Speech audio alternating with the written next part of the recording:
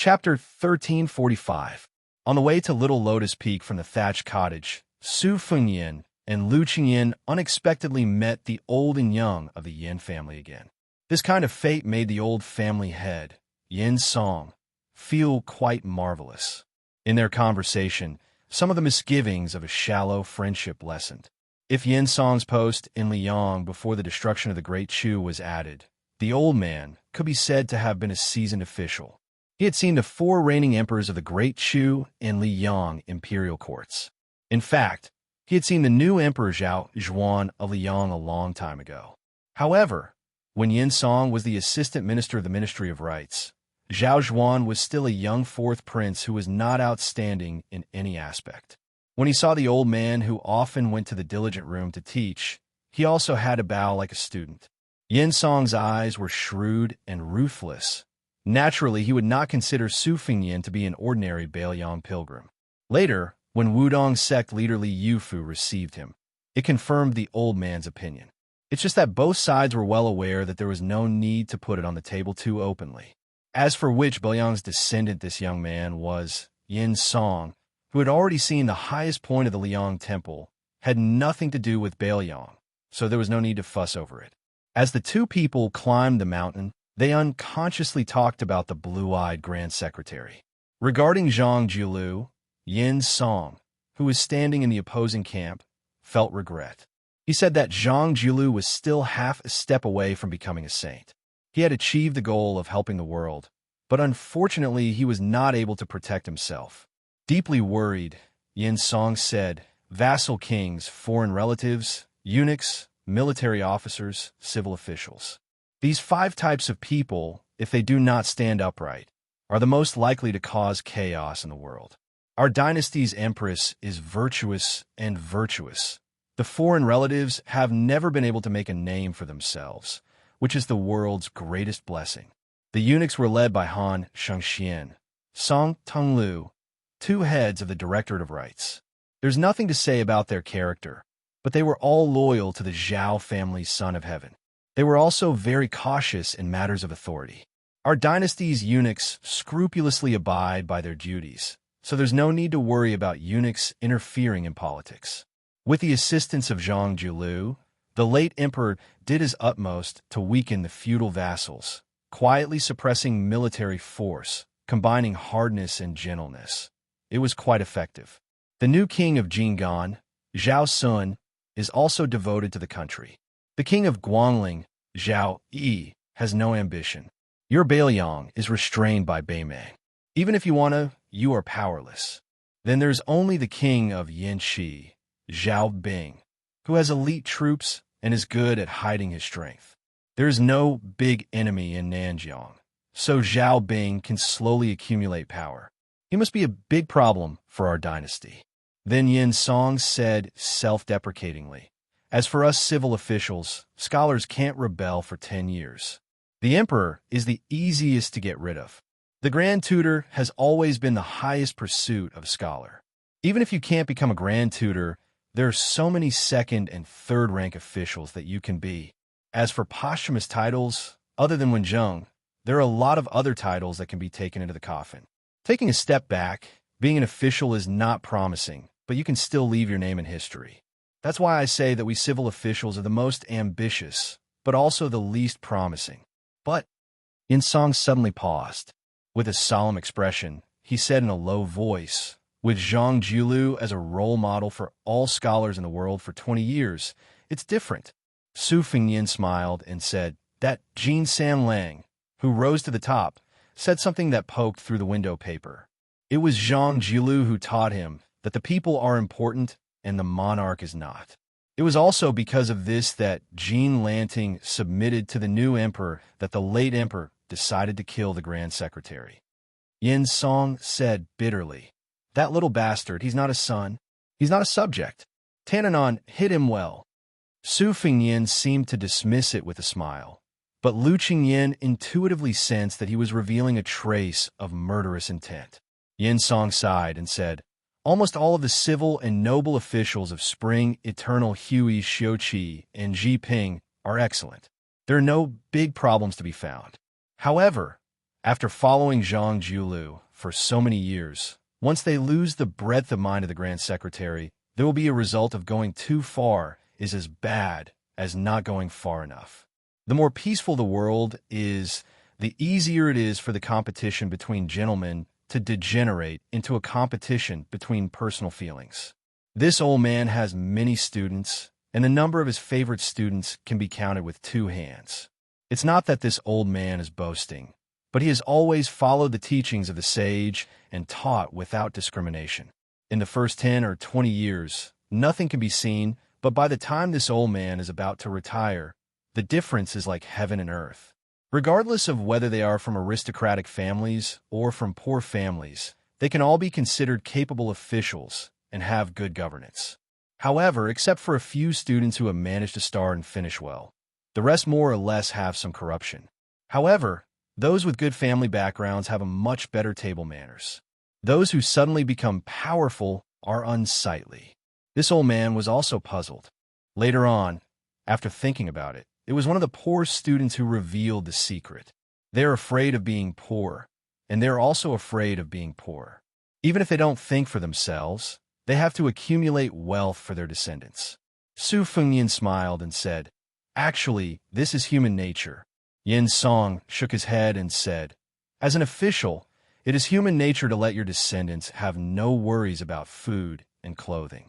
However, to let your descendants sit on a mountain of gold and silver for 10 lifetimes is too much."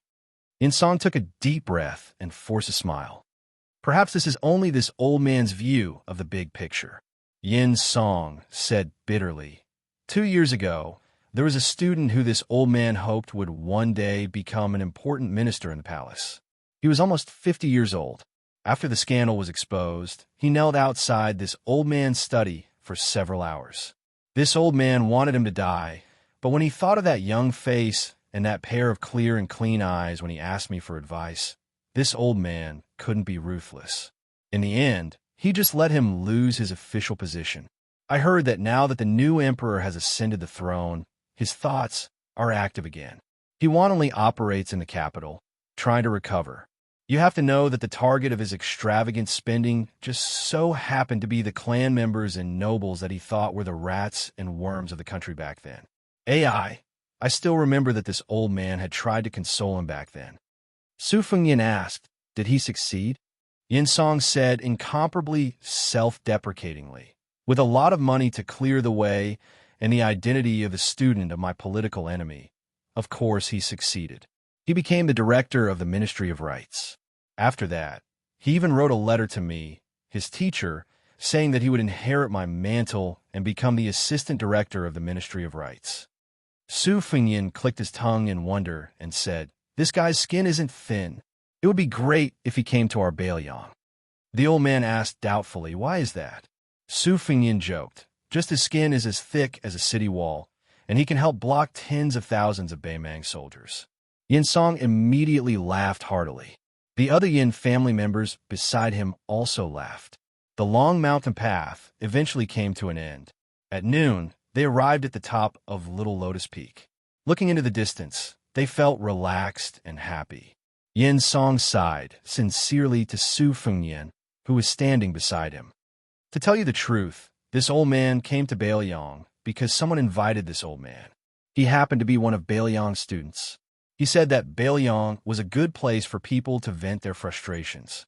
This old man didn't believe him, but that guy wrote 8 letters in one go. This old man was so annoyed that he thought that it would be good to visit the northwestern frontier fortress before he died. He wrote a lifetime's worth of feminine and graceful poems. Who knows, maybe when he's about to die, he'll be able to write 1 or 2 frontier fortress poems that will be handed down for generations. The old man's grandson stood up for him and said, "Grandpa's poems are wonderful." The late emperor praised them endlessly. Even Huang Longshi, one of the top 3 in the spring and autumn period, admired them. What's so feminine about them? The old man, who was in an extremely good mood, laughed and retorted, "Nonsense. What admiration. Don't flatter this old man." Huang Longshi only commented that it was weak and passable. Although he retorted, It was clear that the old man was somewhat proud of this harsh comment that sounded more positive than negative. Su Fengyan smiled and said, "It's not easy to make Huang Sanjia, who never praises people, say that." The old man narrowed his eyes and stroked his beard. "That's right. This old man can only accept such word from an outsider like young Master Su. What's the point of flattering his own grandson?" Lu Qingyan smiled knowingly. This old man was also a wonderful person. Chapter 1346. Lu Qingyan hesitated for a moment and said, "You said that Belyang is powerless among the vassals, but I don't agree." Yin Song turned his head. "Oh." Unexpectedly, Lu Qingyan only said something that did not seem to make sense. She asked, "I think that as long as the general is here, the world will not be in chaos. Belyang will not dare to go south, West Chu will not dare to send troops, and Nanjiang will continue to be dormant. What do you think?" Yin Song was silent for a long time. Yin Song, who seemed to be absent-minded, sighed softly and nodded. "I see. This old man understands." Lu Qingyan quickly said, "I don't dare." The old man looked away with a complicated expression and looked at Su Fengyan. "If I remember correctly, you once said in Taiyan's city that you would do something for the people of the Central Plains?" Su Fengyan asked, "How did you guess?" Yin Song said calmly, "For a woman to have such knowledge, she must be the daughter of a big family.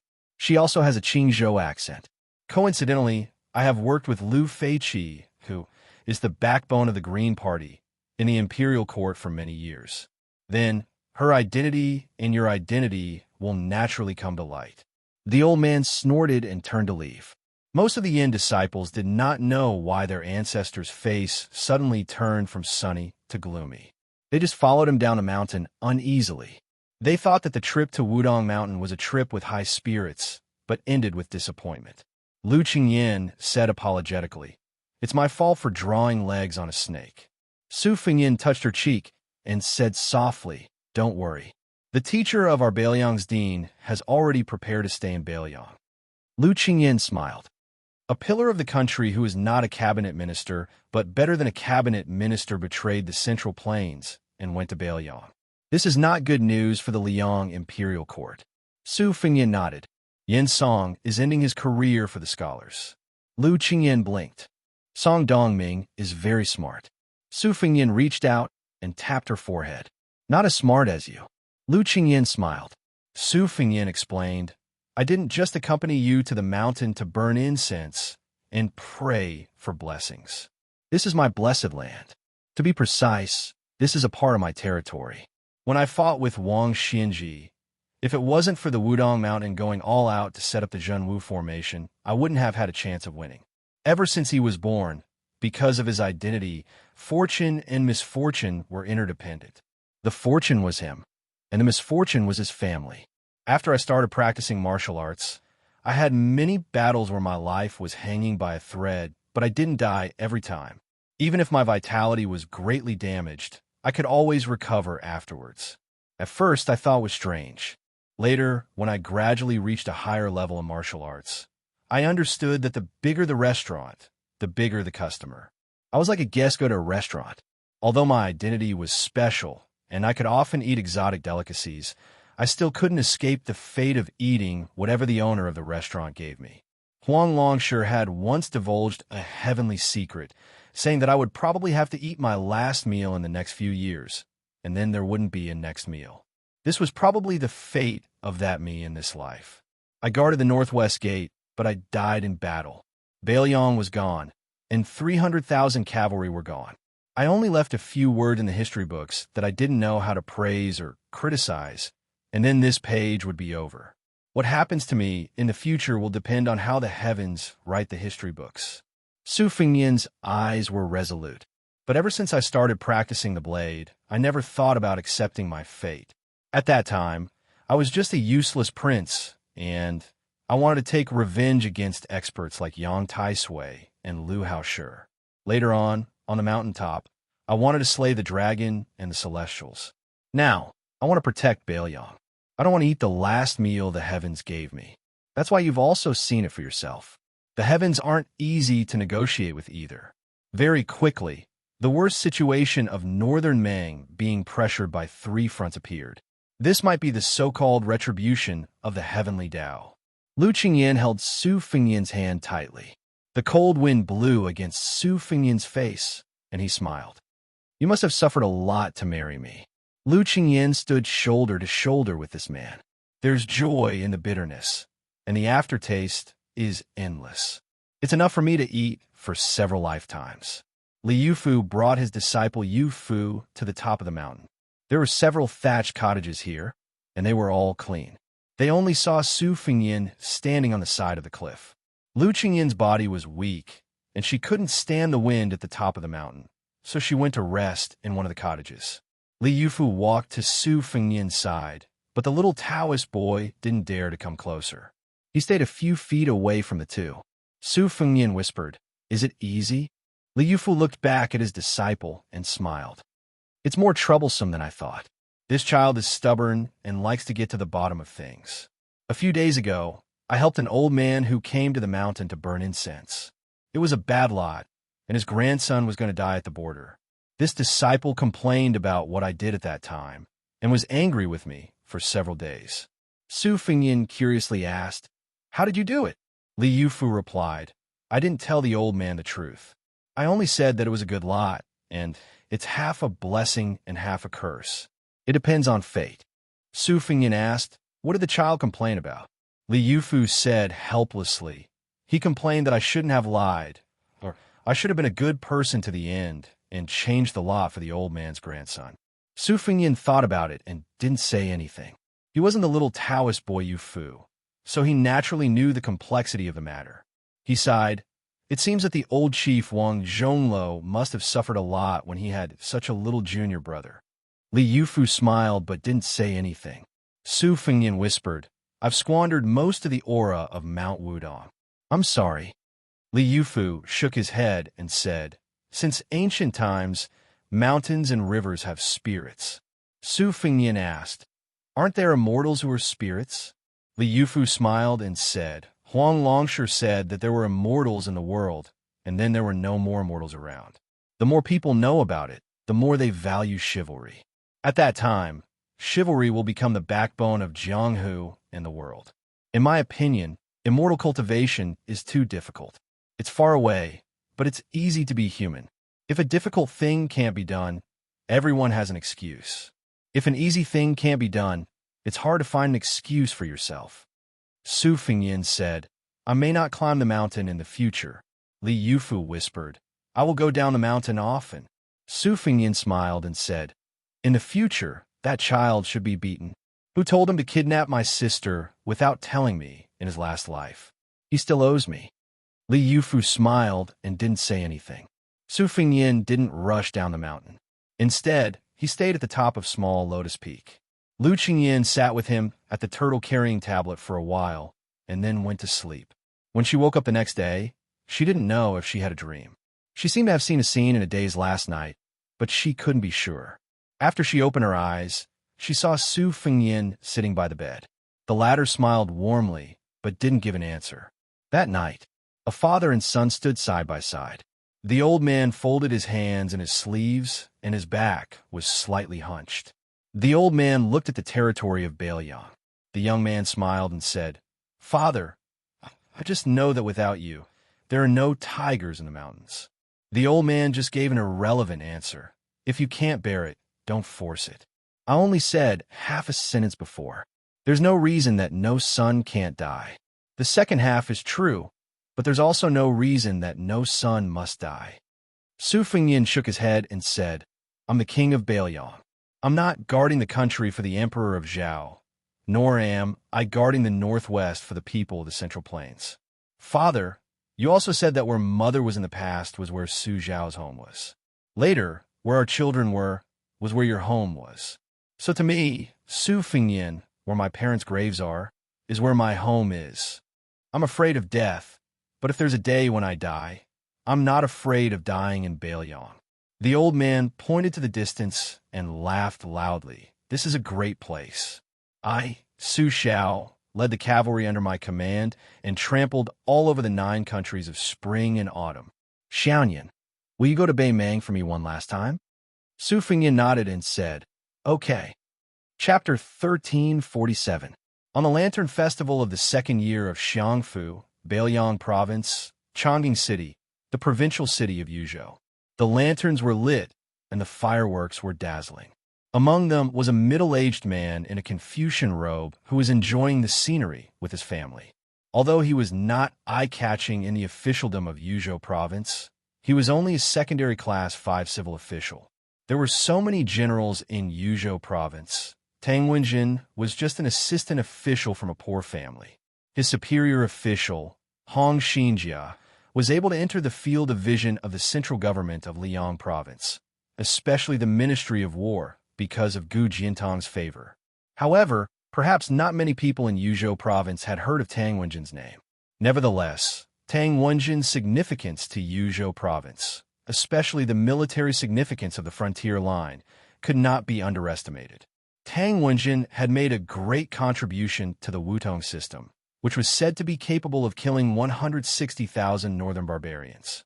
It was Tang Wenjin who had followed Hong Xinjia step by step across the gourd mouth and participated in the whole process from the drawing of the geomancy map, the selection of the Wudong system, and the excavation of the ground. It could even be said that Tang Wenjin had the most meticulous and perfect military map in his mind.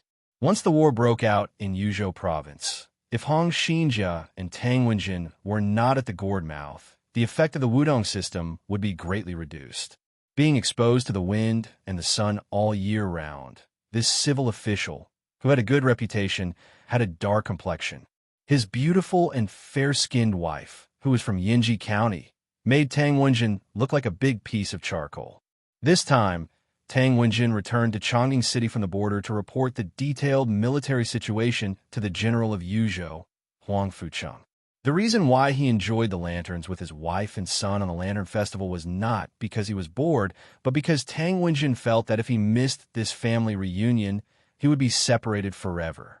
Although Tang Wenjin was a civil official, most of the civil officials in Beiliang could ride and shoot the enemy. Since ancient times, Yinji County had been rich in beauties.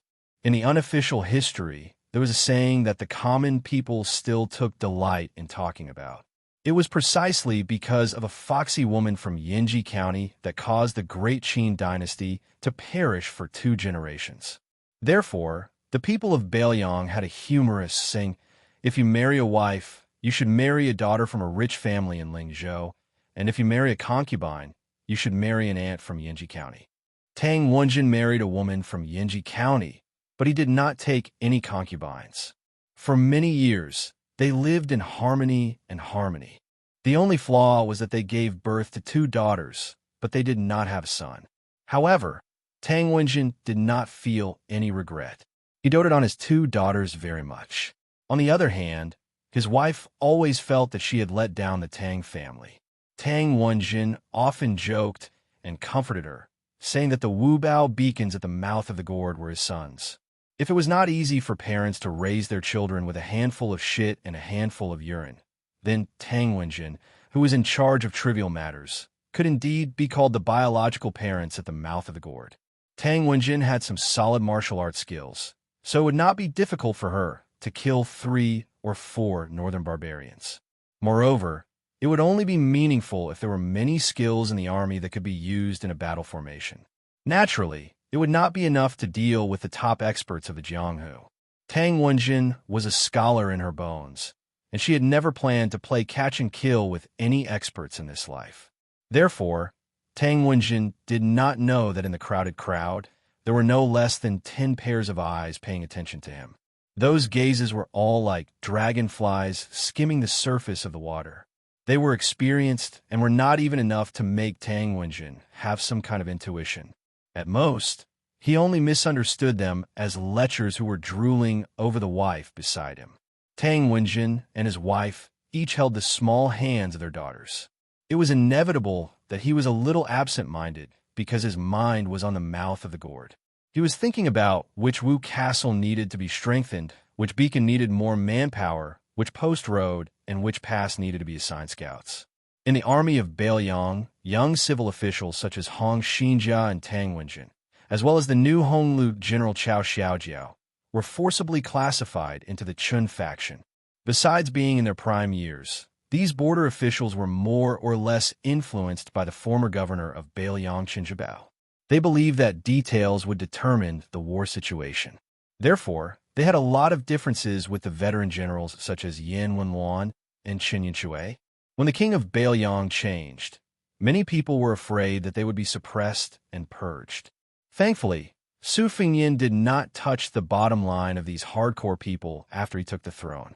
On the contrary, many of these hardcore people were promoted more or less. Undoubtedly, Cao Xiaojiao, the #1 troublemaker in Yuzhou province, was a typical example.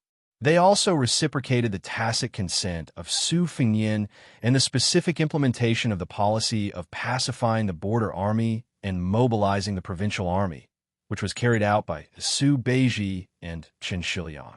Tang Wenjin had no impression of the king of Bailiang. He did not admire or dislike him. As long as he did not come to the defense line at the mouth of the gourd, Tang Wenjin would continue to work for him without complaint.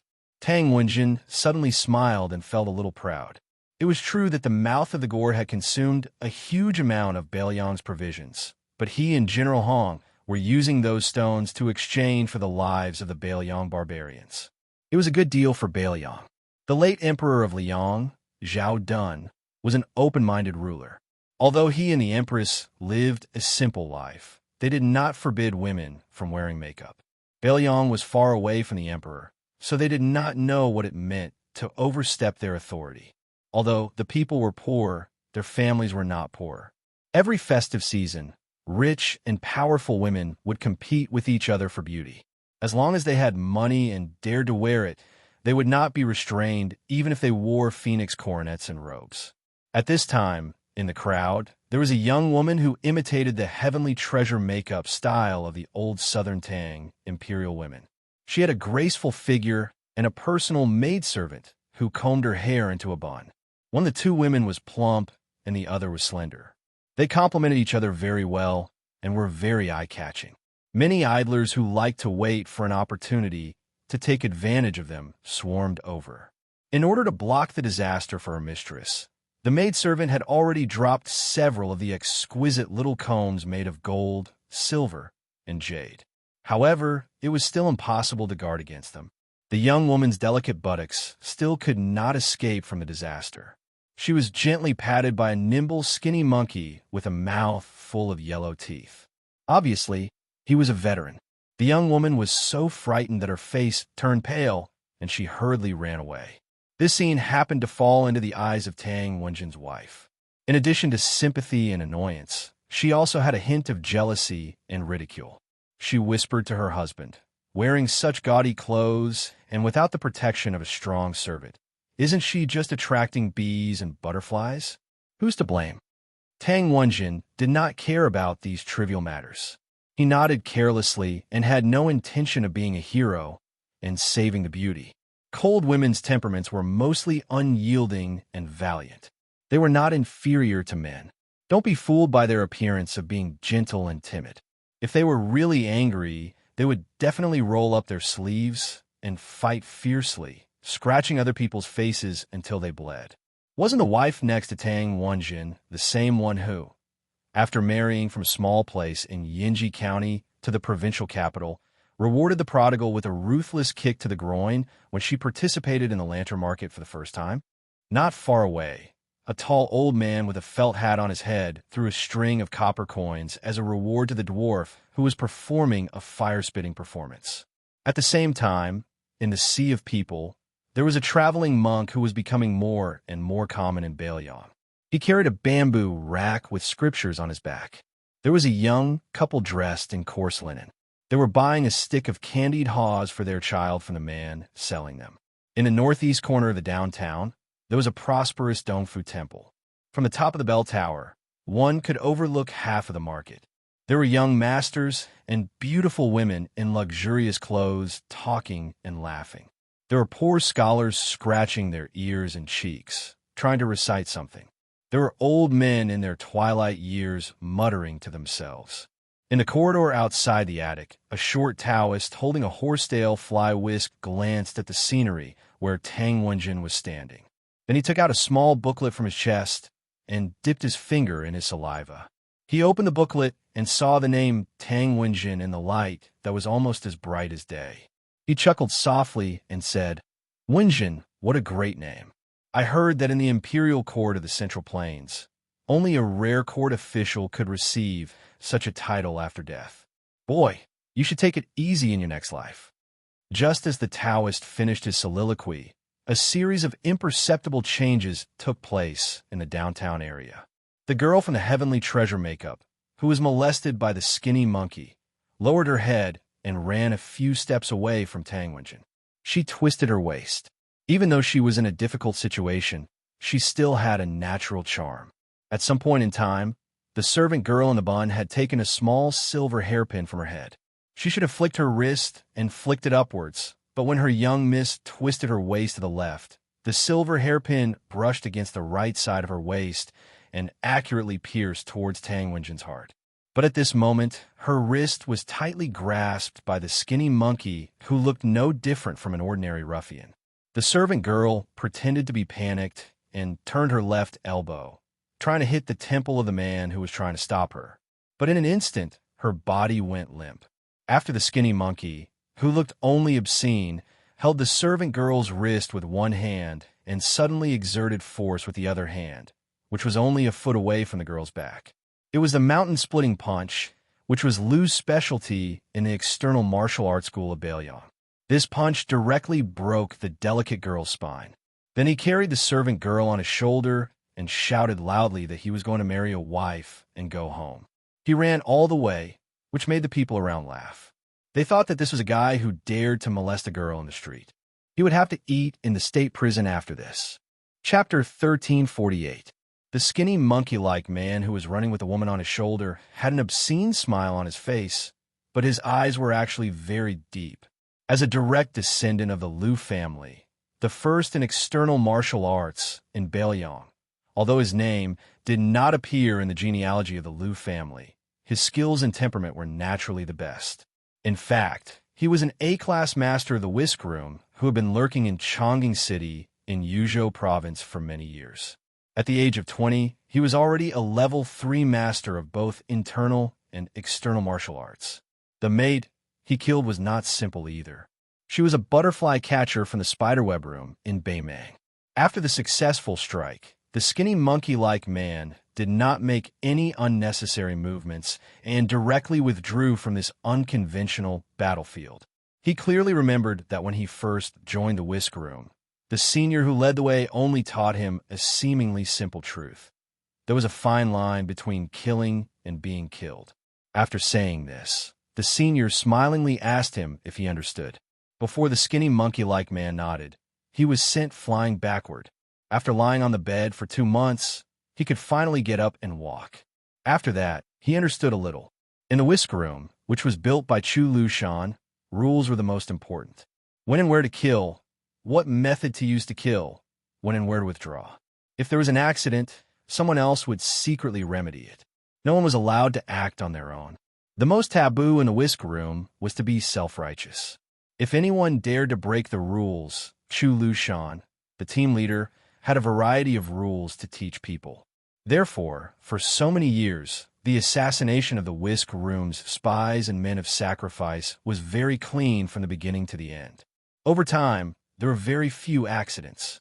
After seeing the butterfly catcher being carried away, the old man in the felt hat who had thrown a string of copper coins to the vaudeville dwarf blocked in front of the man and woman in linen clothes, preventing them from getting closer to Tang Wenjin and her husband.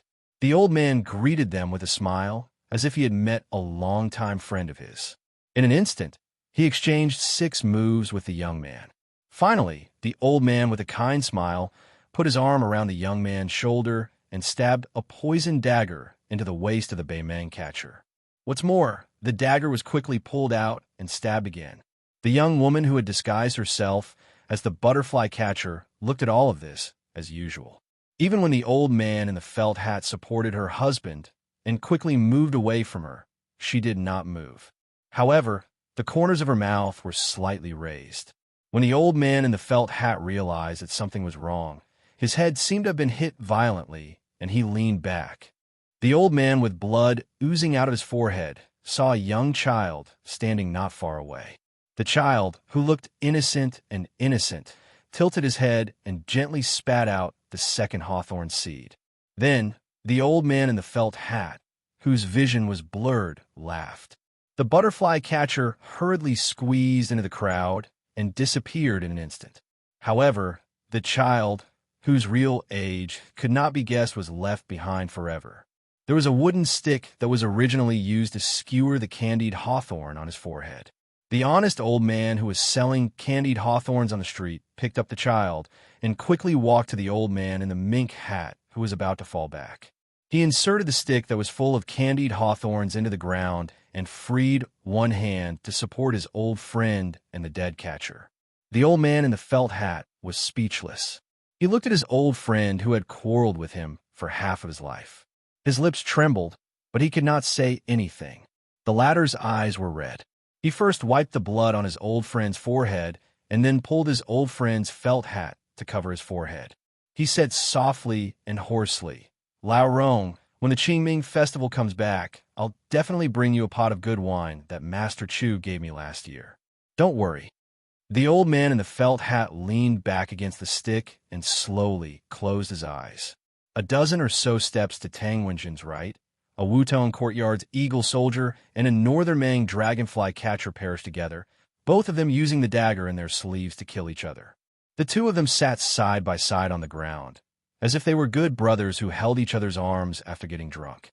The young woman in the makeup that day was indifferent to the changes around her. Her only target was Tang Wenjin.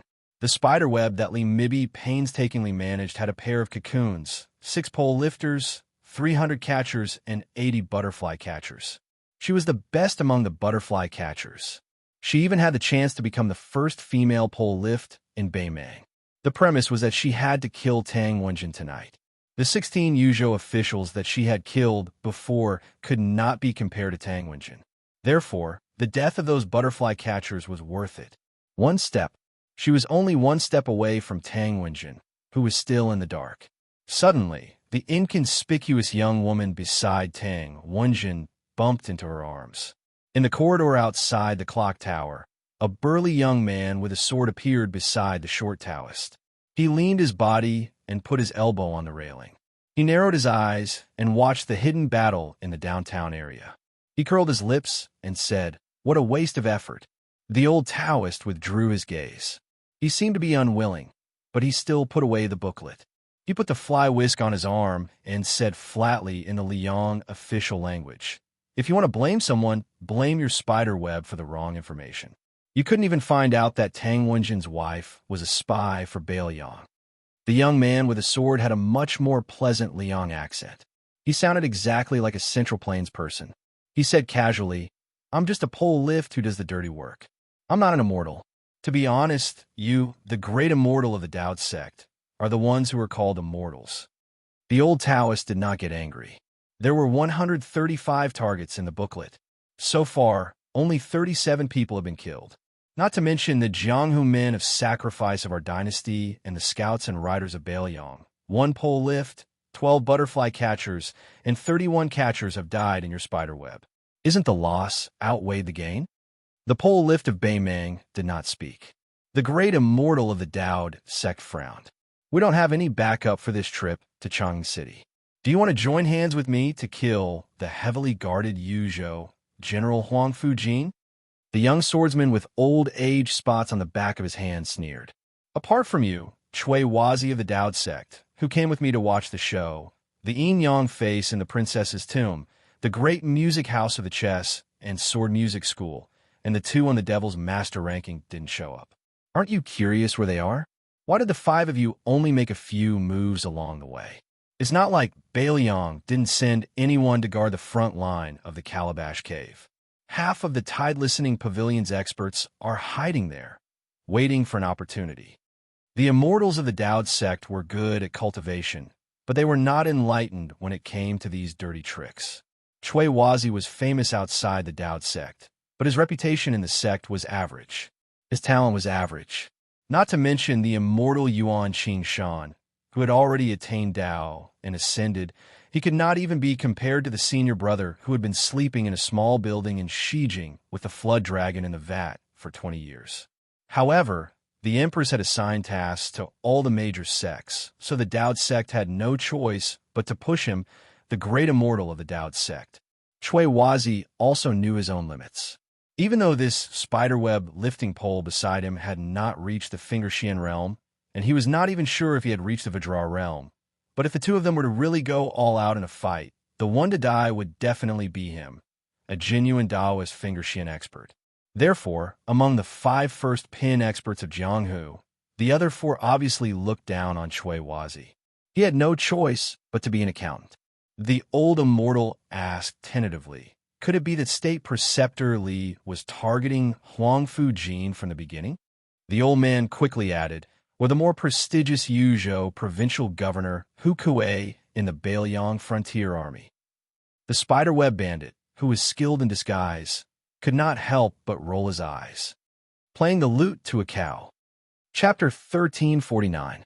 Chui Wazi clenched the handle of the fly brush and said gloomily, I respect Master Li, not you. Don't push your luck. However, the sword did not pay any attention to this virtuous and respected enlightened master of law. Instead, it turned around and stared fixedly at a weak and delicate woman who had previously accompanied a certain silk-clothed young master in a show of cultured elegance. In the general's mansion in Yuzhou, Huang Fujin, dressed in official robes, sat on a red sandalwood chair. In the hall stood an old swordsman who was resting with his eyes closed.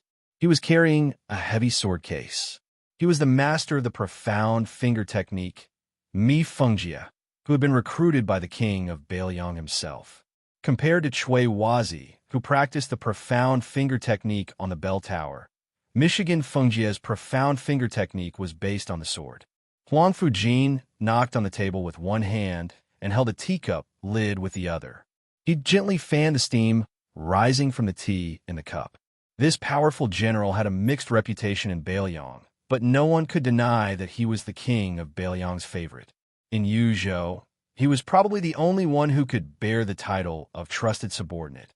Huang Fujin could drink, but he did not like to drink.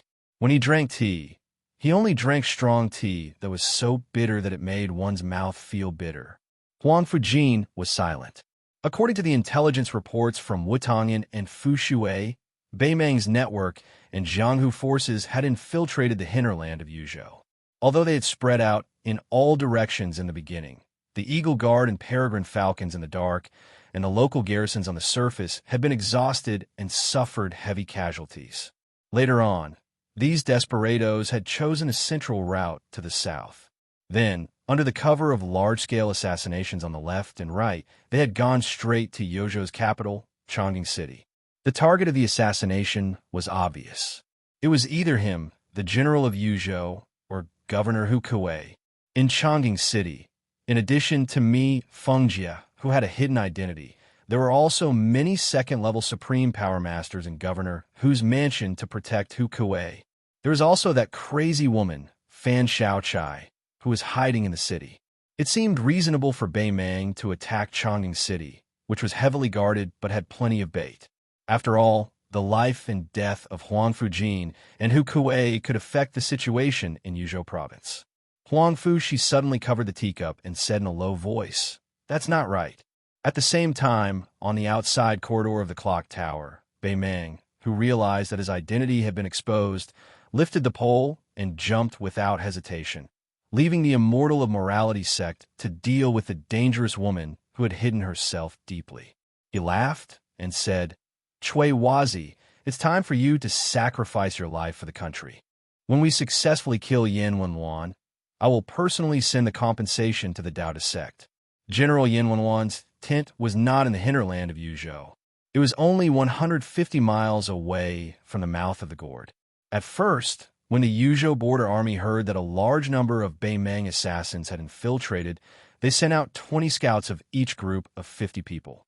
Great Ancestor Gu was different from Qin Yinshui, who was stationed in Yuzhou. Great Ancestor Gu was in charge of the situation at the border of Liangzhou province. Because he was worried about the safety of the commander, He even asked Zhou Kong, the deputy commander of the cavalry army, to send the most elite crossbowmen to the old general's tent. He completely ignored Yin Wenluan's objection and sent them to the old general's tent in case of any accidents. As the spy reports were sent, it showed that the Bei Meng assassins kept coming south. Especially the tent of the deputy commander of the infantry army, Chen Yinshui, was attacked at night. The Yuzhou army suffered heavy casualties. If it were not for the fact that there were enough third-level masters and masters in the ambush, the consequences would be unimaginable. Although the alert of Yin Wenluan's tent did not weaken, everyone was obviously relieved. This day just happened to be the time when the northern Meng cavalry crazily poured in from the other side of the gourd, the smoke of war rising from all directions. Yin Wenluan led 1,000 cavalry to rush to the front lines. Around the 1,000 cavalry, the crossbowmen on the 3 white horses and the first-rate scouts of the Yuzhou infantry were carefully and skillfully scouting. The more they did so, the more uneasy Yin Wenluan's guard commander felt when the 10 of them blocked the path of the 1,000 cavalry. At the end of the road, the person in the lead was a woman whose face was covered by a white veil. Beside her was a middle-aged scholar with thin eyes and a long beard. He had a Xiao Yao bandana on his head and a dark purple bamboo flute at his waist. They were the Princess Tomb and Little Thoughts. Chess and Sword Music School, Great Music House. Behind the 2 of them were 2 of the 10 giants of the Bei Meng Demon Path. A dwarf sat on the shoulder of a giant. It was a weird scene. The Bei Meng Jianghu only knew their nicknames, Iron Horseman and Thirsty Horseman. The latter was especially notorious. Just like the demon Xie Ling who liked to eat people's hearts and livers, they liked to drink the blood of living people. In the most unsociable position at the back, a white-haired old woman was coughing heavily. She had a delicate and beautiful flower on her head. The other 5 were all outstanding first-rate experts of the Bei Meng Jianghu. Yin Wenluan raised her arm, and the 1,000 cavalry suddenly stopped. The old general chuckled and said, "This time, the northern barbarians have quite the appetite." The cavalry commander of the personal army was deeply worried. He urged his horse to Yin Wenluan's side. But before he could speak, Yin Wenluan laughed and said, "Don't worry. There's nothing for us to do today. Just enjoy it. In the end, there's still the existence of 10,000 enemies in the world. We generals who rely on the strength of our soldiers and horses have no choice but to accept it." In the cavalry commander's confusion, one of the cavalry silently stepped out of the formation. A man holding a long spear took off his helmet. This man, who was hailed by the world's famous general, Yin Wenluan, as the enemy of 10,000 enemies, slowly urged his horse forward. Many years ago, during the era when the sword god, Li Chungang, was the champion of the Jianghu, there was a man from Beiliang. 1 man, 1 horse, and 1 spear. He was unstoppable on the Bei Meng grasslands. His name was the Spear Immortal, Wang Xiao. After that, the world only knew that Wang Xiao taught a disciple who surpassed his master, the white-robed Qinzhibao. But even the people of Beiliang, and even the king of Beiliang, Su Fengyin, did not know the reason why Qinzhibao was unable to take away the famous spear, instant after killing his master, Wang Xiao. It was because someone used an ordinary wooden spear to block Qinzhibao, who was wielding the plum ziqing. Looking at the seemingly ordinary cavalry charging with a spear, the leader of the great music house sighed helplessly. "It's Su Yanbing. Our previous plan has become a joke." A gust of wind blew past him and the princess. The great music house felt even more helpless. "You're courting death." The burly steel horseman galloped past them like lightning, and the dwarf laughed cruelly. When the distance between the 2 parties was about 50 steps, Thirsty kicked the giant's shoulders with both legs and used the momentum to leap forward. The thin and small figure's trajectory in the air was very ghostly and gaudy. In the end, it only brushed past him. The 1,000 cavalry behind, Yin Wenluan, did not see how the spear-wielding man attacked. They only saw the devilish dwarf explode into a cloud of blood in the air, and then the burly giant turned around and fled with all his might. They still did not see how the spear-wielding man on the horse moved his spear, but the enemy did not dare to run in a straight line. They circled back and forth, battered and exhausted. The next scene was even more inconceivable. The Baimeng demon, nicknamed Steel Horseman, seemed to have been forced into a desperate situation for no reason. He turned around again and charged toward the horse. In the end, like an idiot committing suicide, he crashed into the tip of the spear, allowing the spear to pierce through his head. Su Yanbing flicked his wrist lightly and flung the giant corpse away. He continued to charge. It was not that Thirsty and Steel Horseman were too weak to withstand a single blow, but that the opponent they chose to attack with a spear had no chance of survival. In the past, when Wang Xiao, one of the 4 great grandmasters, fought against others, even if many of his opponents were on the same level as him, there were still very few who could withstand a single blow from him. Su Yanbing had already surpassed Wang Xiao's peak state by a lot. This was even more so. This meant that the battle between Su Yanbing and Chun Jibao in the future was destined to be a matter of a single spear. Chapter 1350. After the new Jinshi in Liang, they were often not immediately appointed to an official post. Before they were officially promoted to an official post, they were sent to the 6 ministries and 9 ministers to practice their political affairs. This was the so-called Jinshi system. After the new emperor ascended the throne, he went one step further on the basis of the assistant minister of the Ministry of War to patrol the borders established by the previous emperor himself. He created the precedent of the Ministry of War officials observing the borders. This was originally one of the proposals of the king of Jing in Zhao Sun in the past. The purpose was to prevent the Ministry of War from only thinking about military affairs on paper and not being practical. It could be seen that the current emperor of the Zhao family was especially fond of this young vassal king, who was loyal and devoted during the Jingnan crisis. This time, the Ministry of War was leaving the borders of the capital, which attracted the attention of the whole court. The ranks of the officials of the Ministry of War were not high. Among them, the assistant minister of the carriage department, Kong Jinrong, the manager of the military selection department, Gao Tingshu, and the others, and the manager of the military storage department, Yan Qiji. In the capital's officialdom, they were all typical, hairless, young faces. There were 2 reasons why the big shots in the imperial court paid attention to them. The first reason was that the first choice for observing the borders was not the expected 2 Liao provinces, where the assistant minister of the Ministry of War, Su Gong, was already coordinating with the Eastern Front. It was the northwestern frontier fortress of the Great Desert Smoke, Bailiang Road. The second reason was that the officials carefully selected by the Ministry of War were extremely thought-provoking. Among them, Gao Tingshu, the new second place, and Wu Tsongxian, the same year in the officialdom, were able to rise to fame in Tyne City. Obviously, it was not enough to rely on their first or third place status. If it were not for Jin Sanlang, who spared no effort to add fuel to the fire, they would have been eclipsed by the government observation in 2 or 3 months at most. In the Zhao family yamen, where there were many high-ranking officials, the Yonghui era had lasted for more than 20 years, so there was no shortage of Zhuangyin, Zhuangyuan, and Tanhua. As for the Jinshi, there were even more. Who in the world did not know that Jin Lanting, who had helped Gao Tingshu and helped him, had regarded the Bailiang Su family as enemies? In addition, Yan Qiji and Kong Jinrong's accompanying patrol was even more interesting. The Yin family entered the capital because of a woman, and Yin Jieshi and Yin Qiji became relatives of the emperor.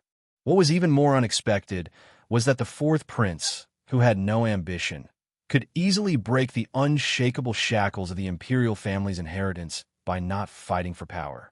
In the end, he smoothly became the emperor in the south.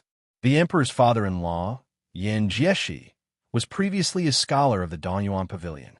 Yin Qiji, who was often teased and bullied by the playboys of Tyne City when he first entered the capital, had now become the emperor's uncle.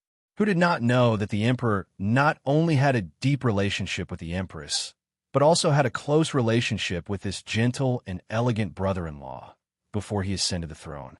Otherwise, how could Yin Qiji, who was also a Jinshi, become the head of the Armory Department of the Ministry of War?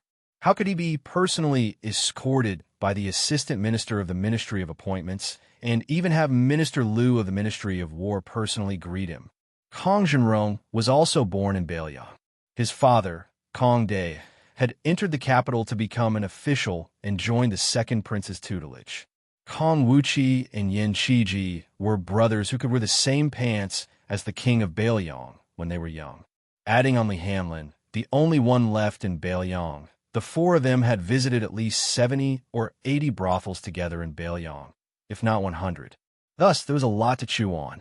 Of the four brothers, not to mention Su Fengyan, the hereditary king of the border, even if Li Hanlin had a father who was a second-level official in Liang.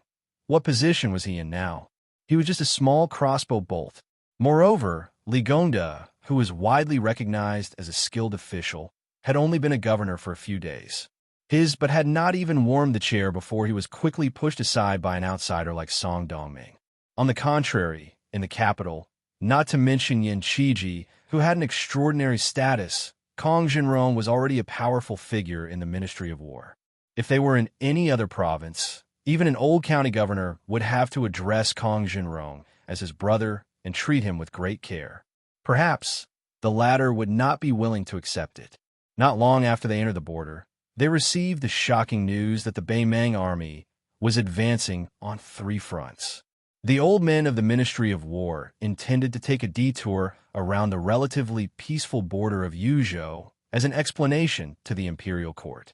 After that, they would immediately set off for Jibei to greet Yuan Tingshan, who had recently risen to power. After that, they would go to Liao province and meet with Gu Jiantang and the right assistant minister of the Ministry of War, Su Gong. It was supposed to be a safe and peaceful journey. However, they did not expect that they would encounter such a tricky situation as soon as they entered the eastern part of Yuzhou. Who knew if that northwest barbarian surnamed Su would feel that he had been disgraced by the imperial court and become so bold that he would order the Beiliang frontier army to disguise themselves as Beimang cavalry and wipe out all the officials of the Ministry of War.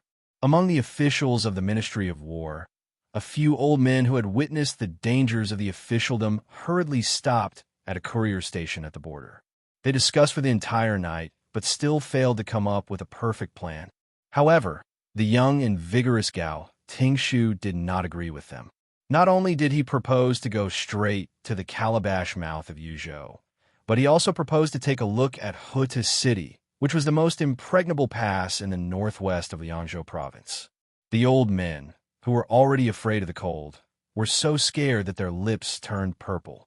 If not for the fact that the bannerman was a junior in the officialdom who had a good impression on both Gu Jiantang and Minister Liu, he would have been kicked out of the Ministry of War by the time he returned to the capital. Compared to Gao Tingshu, who was like a newborn calf that was not afraid of tigers, Yin Qiji, who had been gentle and courteous along the way, was much more amiable in the eyes of those old foxes in the officialdom. After a torturous night at the courier station, they did not know how many times they had picked the wick. In the end, it was Yin Qiji who came up with an idea that made the old men feel more and more appropriate the more they thought about it. The imperial uncle proposed not to go to Yuzhou province or the northern line of Liangzhou province, but to go directly to Beiliang Palace and Mount Qingliang. Liang Shihu, who was in charge of the specific affairs of the department for purging officials, stroked his beard and made up his mind.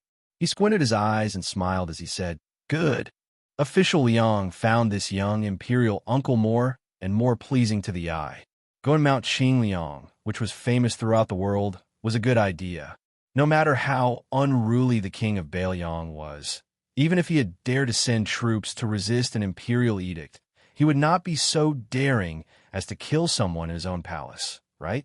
Besides, with the friendship that Yin Qiji and Kong Zhenrong had built up with the king of Beiliang, even if there was not much left, going to Beiliang Palace would not be a hongmen banquet. Besides, who had not heard of the spectacular sight of tens of thousands of carps swimming in Tide Hark Lake? There were so many officials in Grand Peace City, but how many of them had the opportunity to see it with their own eyes?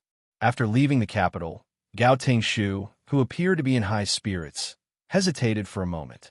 In the end, He did not say anything that would offend the public. It seemed that Manager Yan's status as the imperial uncle was not something that he, the second-rank scholar with an unstable foundation, could provoke. Chapter 1351. When the political observation team stopped at the relay station bordering Liangzhou to rest, Kong Zhenrong, who was returning to his hometown for the first time since he entered the capital, found Yin Qiji, who was reading Sages at night. He sat down and did not say anything. After a few years of polishing, Yin Qiji gradually lost the childishness of a foreigner entering the capital. Furthermore, he had a scholarly temperament. After the Yin family had a meteoric rise, this young scholar with a weak temperament had imperceptibly become more assertive. This made his father, who was the Grand Secretary of the Grand Hall, feel very gratified. Kong Zhenrong did not speak, and Yin Qiji did not take the initiative to speak either. There was only the sound of him flipping the book and the occasional sound of the lamp wick cracking in the room. In the end, it was Kong Wuqi who could not hold it in and asked in a low, muffled voice, "Yin Qiji, do you think Brother Feng will be angry and refuse to see us?" Yin Qiji continued to read and seemed to be unsure. He said softly, "I don't think so." Kong Zhenrong, who had just shaved his beard this morning, touched his stubble and sighed sadly. "You are lucky. You and Hanlin have been together with Brother Feng for a few more years. I ran to the capital a few years before you. The last time Brother Feng went to the capital, my father was muddle-headed and tricked me to go to the south of Jingji early. In the end, we did not meet. Yin Qiji, you read more books.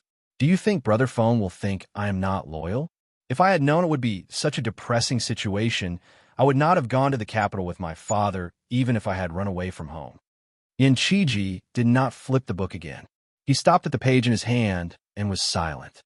Kong Zhenrong asked, "Why don't you go to the Ministry of Personnel or the Ministry of Rights? Why did you come to the Ministry of War? Didn't you hate war and bloodshed the most since you were young?" Yin Qiji sighed. "It is because I hate it that I want to go to the Ministry of War." Kong Zhenrong rolled his eyes. "You scholars have a lot of tricks up your sleeves. You don't say it directly. Others take off their pants to fart, but you wear your pants to shit." Yin Qiji's eyes suddenly sharpened. He looked out the window and whispered, "When you go back, tell Uncle Kong to stop writing to King Tang of Gangnam-do." Seeing Kong Zhenrong's confused appearance, Yin Qiji almost squeezed out word by word. Especially the matter of King Tang sending people to the capital to present the auspicious white deer. Tell your father not to get involved. Kong Zhenrong wondered, "Isn't this a good thing?" Yin Qiji sneered, "You don't have to care about anything. You just need to tell your father that it was an unintentional remark I made after a family banquet. Your father knows the severity of the matter." Kong Zhenrong, who used to be Yin Qiji's shield, looked at Yin Qiji's face and said softly, "Eating chicken, Yin, I don't think I know you." Yin Qiji's originally tense face softened a little. He picked up the book on the table again and said almost to himself, "I didn't want to either." The following trip to Liangzhou made the hearts of the officials, including Liang Zhenrong of the Department for Purging Officials, slowly relax.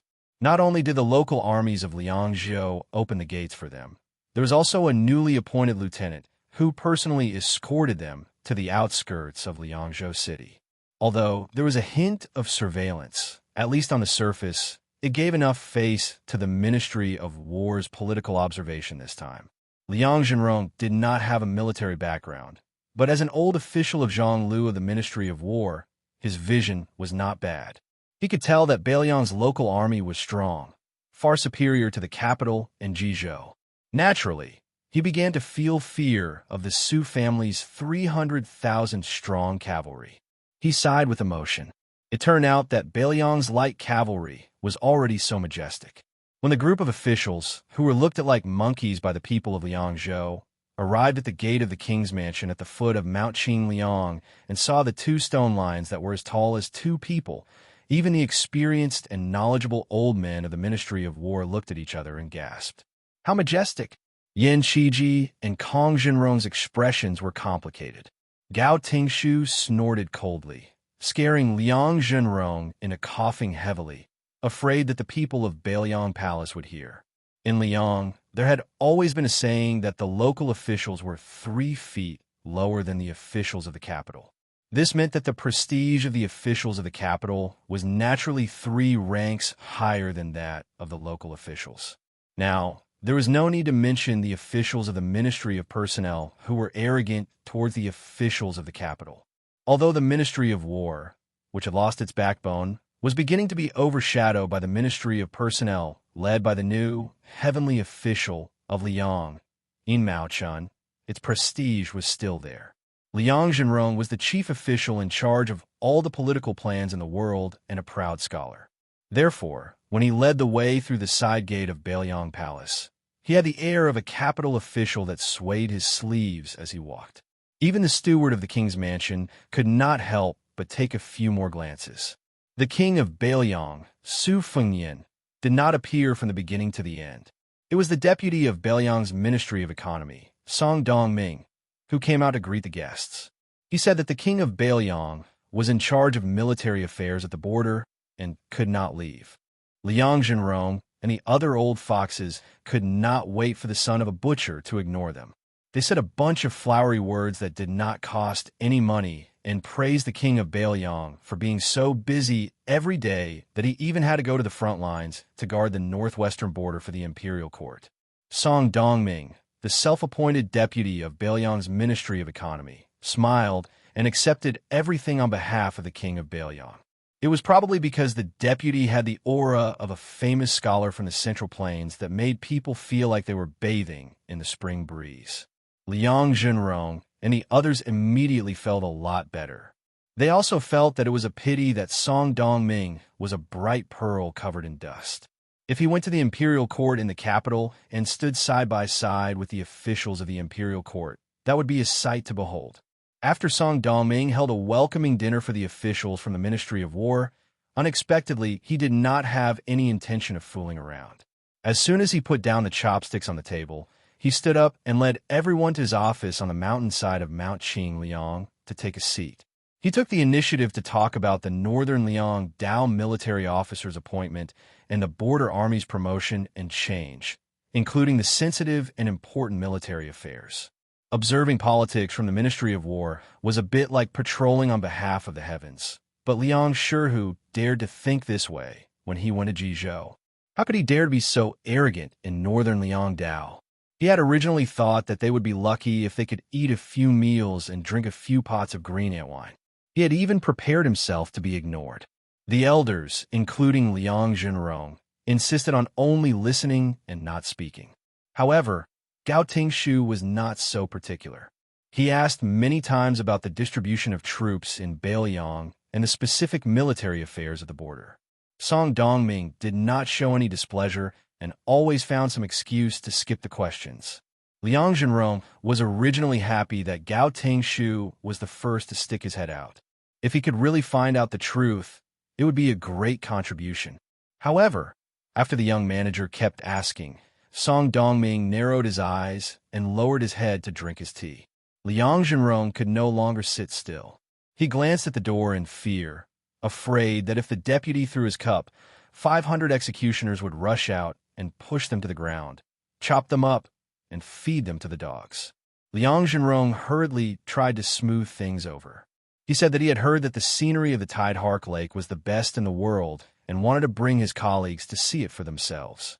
Song Dongming did not stand up this time. He only smiled and let his subordinates lead the officials to Tide Hark Lake. Song Dongming then went to the top of the mountain alone.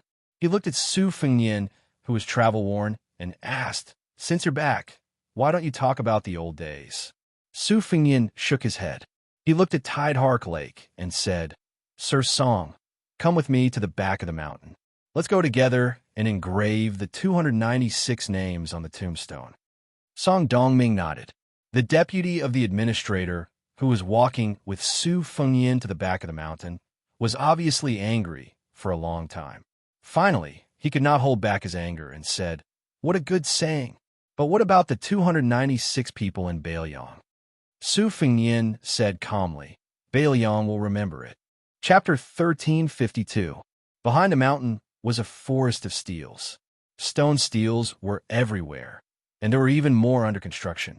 Most of them were still wordless, but there were already several hundred stone steels in the periphery that already had owners.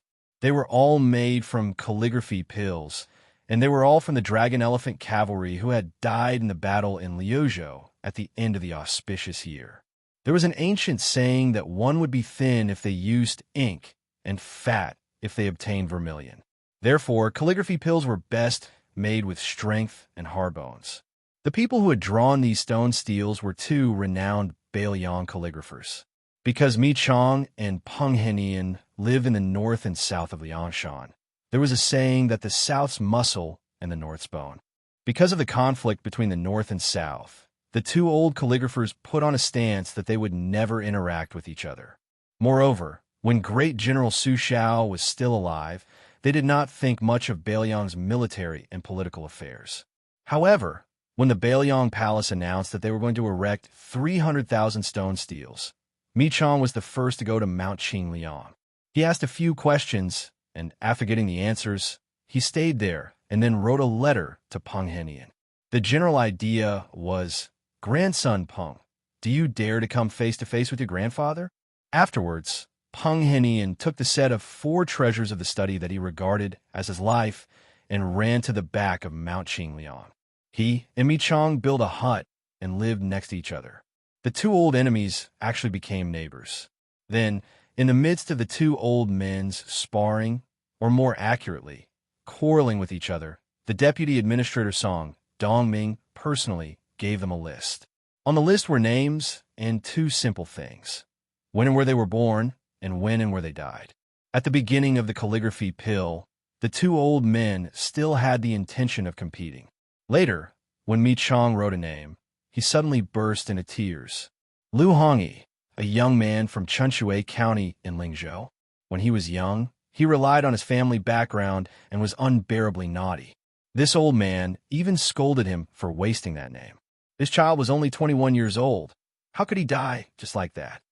After that, Mi Chong Peng Henian became more and more silent. Other than communicating with the stonemasons who were responsible for carving the words on the back of the book, he did not like to talk much. Today, when the Mi and Peng elders heard that someone had arrived at the steel forest, their hearts tightened. With complicated feelings, they took their luggage and ran over to take a look. To their surprise, it was the king of Bailiang who had come in person. The two elders were not used to bowing to anyone, so their actions were very unfamiliar. Su Fengyin hurriedly helped the two elders up, but did not exchange any pleasantries. After a moment of hesitation, he divided the pile of paper into 4 portions, one for him and one for Song Dongming, and the other half for Mi and Peng, the 2 calligraphy grandmasters. The 4 silently began to write on the steel. Behind the 4 of them, there were 2 to 3 skilled craftsmen who had already prepared the tools and were waiting for the carving.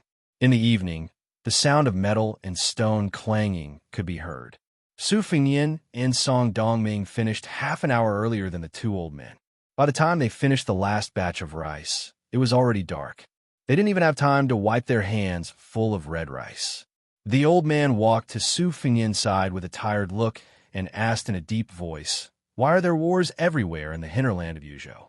Su Fengyin said softly, "The spies of Beimang have infiltrated and are wantonly assassinating the officials of Yuzhou." Mi Chong directly pointed at Su Fengyin's nose, jumping up and down as he cursed. "Back then, when your father was still alive, Northern Mang also had assassins ambushing us. How could they have been stopped outside the pass? How did you become the king of Bailiang? Aren't you the best ace in the world? Su Fengyin, do you only know how to stare all day long? You watch people die in front of your eyes, and then you collect their corpses and pretend to write a few names?" Song Dongming was about to speak when Su Fengyin, wearing a thick fur coat, waved his hand and stopped the deputy administrator's explanation. He looked at the old man and said apologetically, "I didn't do a good job." Peng Henian's personality was not as impatient as Mi Chong's, but he was still angry. However, he still pulled on the latter's sleeve. When Su Fengyin had walked far away, the gloomy-faced Mi Chong spat heavily at the back of the figure. He threw the priceless green crab shell inkstone in his hand onto the ground and said, "I'm not writing anymore." I'm not staying in Bailiang anymore. I'm going to Jiangnan. I'll write the words, Su Fengnian is a bastard for as long as I can live in this life. Not long after, Song Dongming turned back and saw Mi Chong standing in the same place with his eyes closed. Peng Hinian squatted on the ground and sighed. Neither of them picked up the inkstone. Song Dongming bent down to pick up the inkstone. He was not in a hurry to return it to its owner. He looked at the top of Mount Qingliang and said in a low voice, "The two of you probably haven't heard of Beimang Sword Aura is close to Huangqing and who the founder of the chess and sword music school's bronze statue is. Neither of you have seen a real dragon. In fact, I, Song Dongming, have never seen one. But I know two things. First, Huangqing died in Liuzhou. The real dragon raised by Beimang is also gone. Along with it, hundreds of qi cultivators hiding in Beimang's Shijing are also dead. The second thing is that there are two tombstones here. They are almost engraved with two names. Coincidentally, both of them have the surnames Su Longxiang, and Su Fengnian." Song Dongming turned around and returned the ancient inkstone to Mi Chong. He smiled calmly and said, "If Beimang is really gone one day, Su Fengnian will definitely be included on the tombstone. Of course, I, Song Dongming, am an outsider. At that time, I hope that old me will be willing to write it." After saying that, Song Dongming slowly left. Peng Hinian deliberately did not look at Mi Chong, whose face was flushed red. He counted with his fingers and seemed to be talking to himself. "Su Fengnian is a bastard. That's not right, old me. You calculated wrongly. It's 9 words, not 8 words like you said." Mi Chong carefully kept the ancient inkstone. He rolled his eyes and said, "Mi Chong is a bastard, okay? It's exactly 8 words." Peng Hinian laughed out loud and said, "Sure, why not? Isn't your birthday in a few days? I'll write a piece of calligraphy for you. How about that?" Mi Chong did not care about being polite. He flew into a rage out of humiliation and said, "Write your head." Chapter 1353. After that, the two old men did not immediately leave the steel forest. Like last time, they carefully examined the stonemason's carving to prevent any mistakes. Generally speaking, even for the book core, because the stonemasons who carved the book core were often very different in terms of calligraphy, there was often a situation where the book core was out of shape. Although Mi Chong and Peng Hinian did not ask for too much, they still wanted to make it perfect. Perhaps the two old men felt that this was the only thing they could do well. However, the stonemason's carving skills were satisfactory. Although they were not as good as the original, they were enough to express 50 to 60% of the original book core's charm. The stonemason's meticulous carving was naturally much slower than their writing. Mi Chong carried a lantern and checked the steels one by one. Suddenly, he heard Peng Hinian anxiously calling him over. Mi Chong thought that one of the stonemasons had made a mistake and ran over to take a look. He did not expect that Peng Hinian was standing in front of a row of steels. There was no stonemasons working in front of the steels. He only saw old man Peng squatting in front of steel with a lantern. He could not wait to stick his eyes on the steel as if he had discovered the book core. Mi Chong went over to take a look. It was the king of Bailiang's Su Fengnian's book core. At first glance, the meaning was not ordinary. However, in Mi Chong's opinion, although it was indeed superior, it was still far from being a celestial item. It was far from enough to make Peng Hinian make a fuss. Peng Hinian did not turn around. He stretched out his hand and touched the carving. Soon, he staggered backward and fell to the ground. His eyes were closed and tears flowed out of his eyes. He threw the lantern away and covered his face with his hands. His expression was extremely painful. He pointed at the steel and shouted, "Old me, come closer and look with your eyes wide open. But remember, don't look for too long. Remember." Mi Chong raised the lantern and looked carefully. He only felt a sharp chill in his face, making him feel as if he was in an abyss. Obviously, this was not because of the Su Fengnian's book core, but because of the finishing touch of the carving master. Mi Chong's eyes soon stung. He closed his eyes and shook his head hard. He murmured, "The beginning and the end are decisive, like the kundo cutting jade. How could this be carved by the best stonemason in the world in such a short period of time?" This is truly a work of the gods. Peng Hinian sat on the ground and rubbed his eyes. He sighed. Someone wrote it with their fingers. That's the only explanation. Mi Qian said incredulously. Most martial arts grandmasters can make swords with their fingers, but there is no one in this world who can write such charm. Peng Hinian smiled bitterly. Could it be a ghost? Mi Qiong stood up and looked at the night sky with the lantern in his hand. I didn't believe in ghosts and gods before, but now I hope that ghosts and gods really do exist in this world and can bless us, Bailiang, and defeat Bei Mang. Peng Hinian slapped his head. Hurry and have someone tell His Highness about this. Don't complicate things. Su Fengnian quickly rushed over. Beside him were a man and a woman who carried the lantern. There was a great difference in age between them. One was Mi Fengjie, the master of the heavy sword cave, whose realm was still steadily rising. The other was Fan Shaochai, a loyalist of the Northern Han nobility. The former had been guarding Huang Fujin during the Battle of the Spies in Yuzhou and had not accomplished anything. However, Fan Shaochai had killed Cui Wazi, the Taoist priest of the Taoist sect, on a clock tower in Chang'an City. By the time the spies from Wutangan and Fushuai went up to clean up the mess, the scene they saw was truly tragic. Minced meat was everywhere, and the walls were stained with blood. At the time, they saw Fan Shaochai sitting on the balcony railing, fiddling with the fly brush that had been left behind by a Xian finger expert. She did not seem like a powerful top-notch assassin, but rather like an innocent young girl. Su Fengnian squatted in front of a monolith. Beside him was a middle-aged man who was also the leader of Bailiang Palace's guards. The latter was apprehensive as he reported, "We've found it. This stonemason is called Wu Jiang. He should be using an alias. He has been a third-rank servant for 16 years and 4 months. His nickname is Old Ginger because the old man likes to eat ginger regardless of whether he eats or drinks." Last year, when the Monolith Forest was recruiting craftsmen, Wu Jiang was transferred here from the prince's estate. His Highness, this subordinate was incompetent and did not recognize him well. "Please punish me." Su Fengnian shook his head. "It has nothing to do with you. There is no need to blame yourself." Su Fengnian slowly stood up. He turned to Mi Fengjie and asked, "How is it?" Mi Fengjie said in a low voice, "I only saw a word and a sword. The sword aura was unstoppable." Su Fengnian smiled. "Wu Jiang, Wu Jiang, Wu, Jiang, Jiang family, is the Chu without boundaries?" Su Fengnian said softly, "This person has no ill intentions. You don't have to investigate this matter." Su Fengnian returned to Mount Qingliang and walked towards the mausoleum. His parents were sleeping there. After Su Zhao's death, Su Fengnian built a cenotaph for his master, Li Yishan. Su Fengnian walked into the mausoleum path alone and remembered many things. His master said that the words on tombstones were the saddest in the world because the epitaphs were all written by the living in the world of the living to the dead in the world of the dead. The deeper the feelings of the person who wrote it, the harder it was to write it, the more godly it was.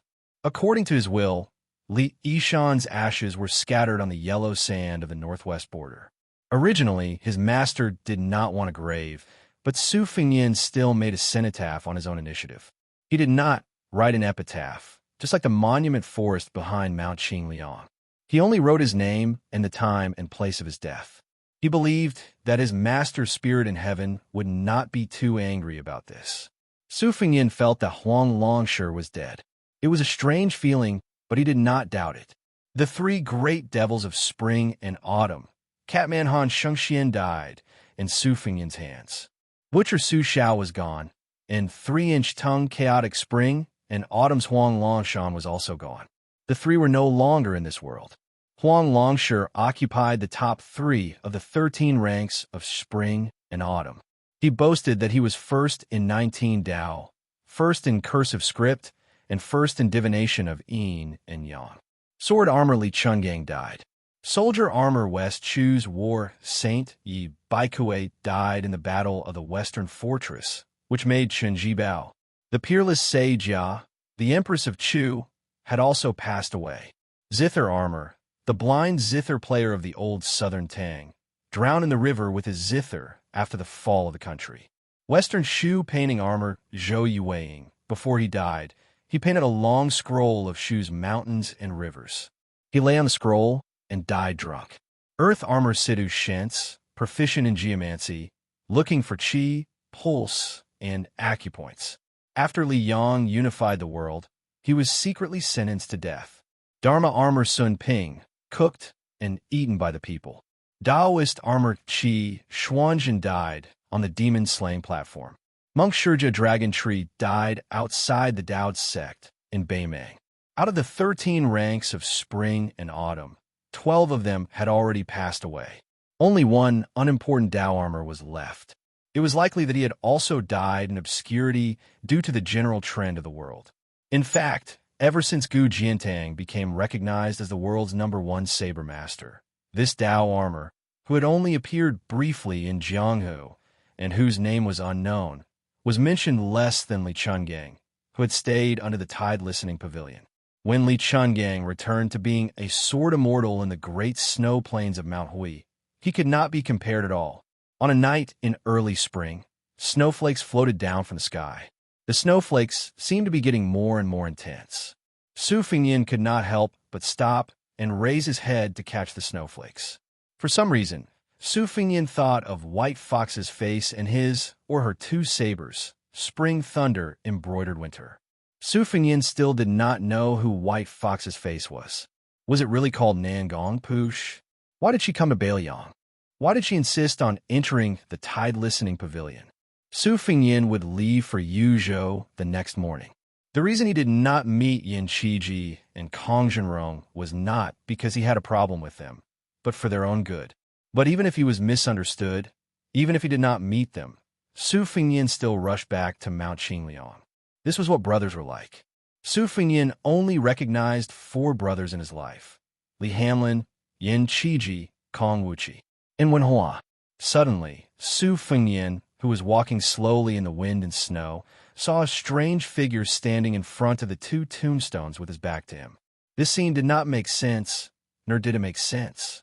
The Bailiang Palace of today could be said to be heavily guarded, compared to the situation in which His Royal Highness had deliberately created a loose exterior and a tight interior in order to fish. Not to mention entering the forbidden area of a mausoleum. The figure turned around and said flatly, "Return on a snowy night." Chapter 1354. Su Fingyin did not know who the person on the stele was referring to, but with his excellent memory, he recognized the old man's identity at a glance. It was the old servant of Mount Qingliang who had temporarily become a stonemason, Wu Jiang, who loved eating ginger. When they first met, the old man was standing among the group of stonemasons. His figure was stooped, his face weathered, and he was not eye-catching. If Su Fingyin had not fallen so much, he might have been able to see some clues at that time. Su Fingyin did not retreat, but instead advanced slowly. Only then did he realize that the old man, who had straightened his back and did not pretend to shrink back, had an excellent bearing. He actually had the powerful aura of an elder in the palace hall. In Su Fingyin's impression, the older generation of masters who were pure Jianghu people, except for Han Shengxian and Sui Xiegu, were easily intimidating. At first glance, old Huang, the old man in the sheepskin coat, and the old Jinren of Mount Longhu, Zhao Shituan, were not even close to the high and mighty masters of the martial arts. This confirmed Su Fingyin's previous guess. Even if the old man, who used the pseudonym of Wu Jiang, was not the West Shu dynasty's master of calligraphy, Qi Lianhua, who was known as the second of the millennium ranking, he was still closely related to the master of calligraphy. It was not difficult for a person to hide one's inadequacies, but it was not easy to hide one's inadequacies in calligraphy. Qi Lianhua, who was born in a powerful family, was recognized as a master of calligraphy with extraordinary talent. However, in the Dechu dynasty, he was only an official in the Han Academy. He only did small things like helping the emperor, surnamed Jiang, write articles on titles and inscriptions on steles. He edited half of the history books of the previous dynasty that died without any illness. Therefore, at that time, he was also nicknamed Qi Lianhua and Tianhualang. The latter implied that Qi Lianhua could only add flowers to brocade and not provide timely help. After the fall of West Chu, the chief family of Guangling declined. Qi Lianhua's whereabouts were also unknown. Qi Lianhua was originally the West Chu's book armor, who was known for his semi-cursive script. As soon as his Warring State style was published, it was praised as the world's second semi-cursive script. Later, Nailan Yusi, who was appointed by the Liang government as the double champion of spring and autumn calligraphy, had the world's first semi-cursive script, Shangguan style, to compete with him. However, the people of the world were not willing to accept this saying. They did not recognize Nailan Yusi as the double champion and only recognized that Qi Lianhua's calligraphy attainment was close to that of the ancient sages. However, as for the spring and autumn book armor, it belonged to none other than Huang Longshi, who was known as the unrivaled champion in cursive script. Later on, Liang impatiently pushed out this old man of the Song family as the first champion of literature, but he was also sneered at by the people of the time. It was fine if this old man of the Song family was content to be the head of the literary world as a lackey of the Zhao family of Liang. However, with the Shangyin Academy's Chancellor Qiyang Longzhu in front of him, how could he be the first champion of literature for the spring and autumn book armor? The Liang imperial court was not satisfied. Although there was no first champion of literature, there was no second champion of martial arts. Therefore, they wanted to push Wang Xianji of the martial arts city as the first champion of literature. However, they were directly rejected by the self-proclaimed second in the world, Old Monster Wang. As a result, there were many dazzling versions of the spring and autumn book armor. Among them, there was a certain number champion of the Taoist surnamed Zhao from Mount Longhu. However, the most widely circulated and most convincing version was still the earliest version. Although many people missed out on the spring and autumn book armor, no matter what, as long as they were nominated by others, they were naturally dragons and phoenixes among men. Su Fengyan's master, Li Yishan, praised Qi Lianhua's calligraphy skills to the extreme. He said that the running script was worthy of being called the best in both ancient and modern times. Therefore, Su Fengyan was naturally implicated. When he practiced running script in his youth, he always copied the few authentic Qi pads that had been handed down for generations. He didn't know how many times he had scolded Qi Lianhua. Su Fengyan was very curious. If the old man in front of him was really Qi Lianhua, how did he become a West Chu loyalist who had slipped through the net of Mount Qingliang? In order to make the Beiliang Palace, which was full of experts, misjudge him, it was not enough to rely on mere forbearance. It was necessary to have the support of terrifying strength. Su Fengyan was not surprised by the old man's hiding in the Su family. Jiang Enai was the only bloodline of the West Chu imperial family. Naturally, the West Chu scholars, who had been raised by the country for 200 years, would not be able to repay the kindness of the king even if they did not die. However, what really made Su Fengyan apprehensive was that the fact that the fallen princess Jiangxi had been brought back to Beiliang by Su Xiao was a huge secret. Otherwise, Chao Changqing would not have secretly investigated the Liang court for so many years without any results. How did the old man in front of him know about this? Su Fengyan did not immediately retreat from this mausoleum.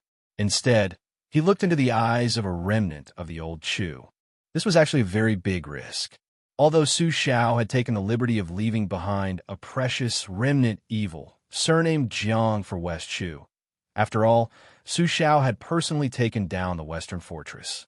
He had also personally led the troops to break down the main gate of West Chu's imperial palace. The emperor and empress had died right in front of Su Xiao's eyes. It could be said that Su Xiao's feelings toward West Chu could only be described as personal gratitude and national hatred. Moreover, the current Guangling road was filled with smoke, and the battle in Liang was not going well. In the eyes of the common people, even if the Beiliang cavalry could not withstand the invasion of Beimang's million-strong army to the south, it was definitely more than enough for them to retreat out of the barren northwest and run to the central plains to clean up the West Chu rebel army. At present, from top to bottom, many people felt that this was undoubtedly the king of Beiliang, Su Fengyan's choice of retreat.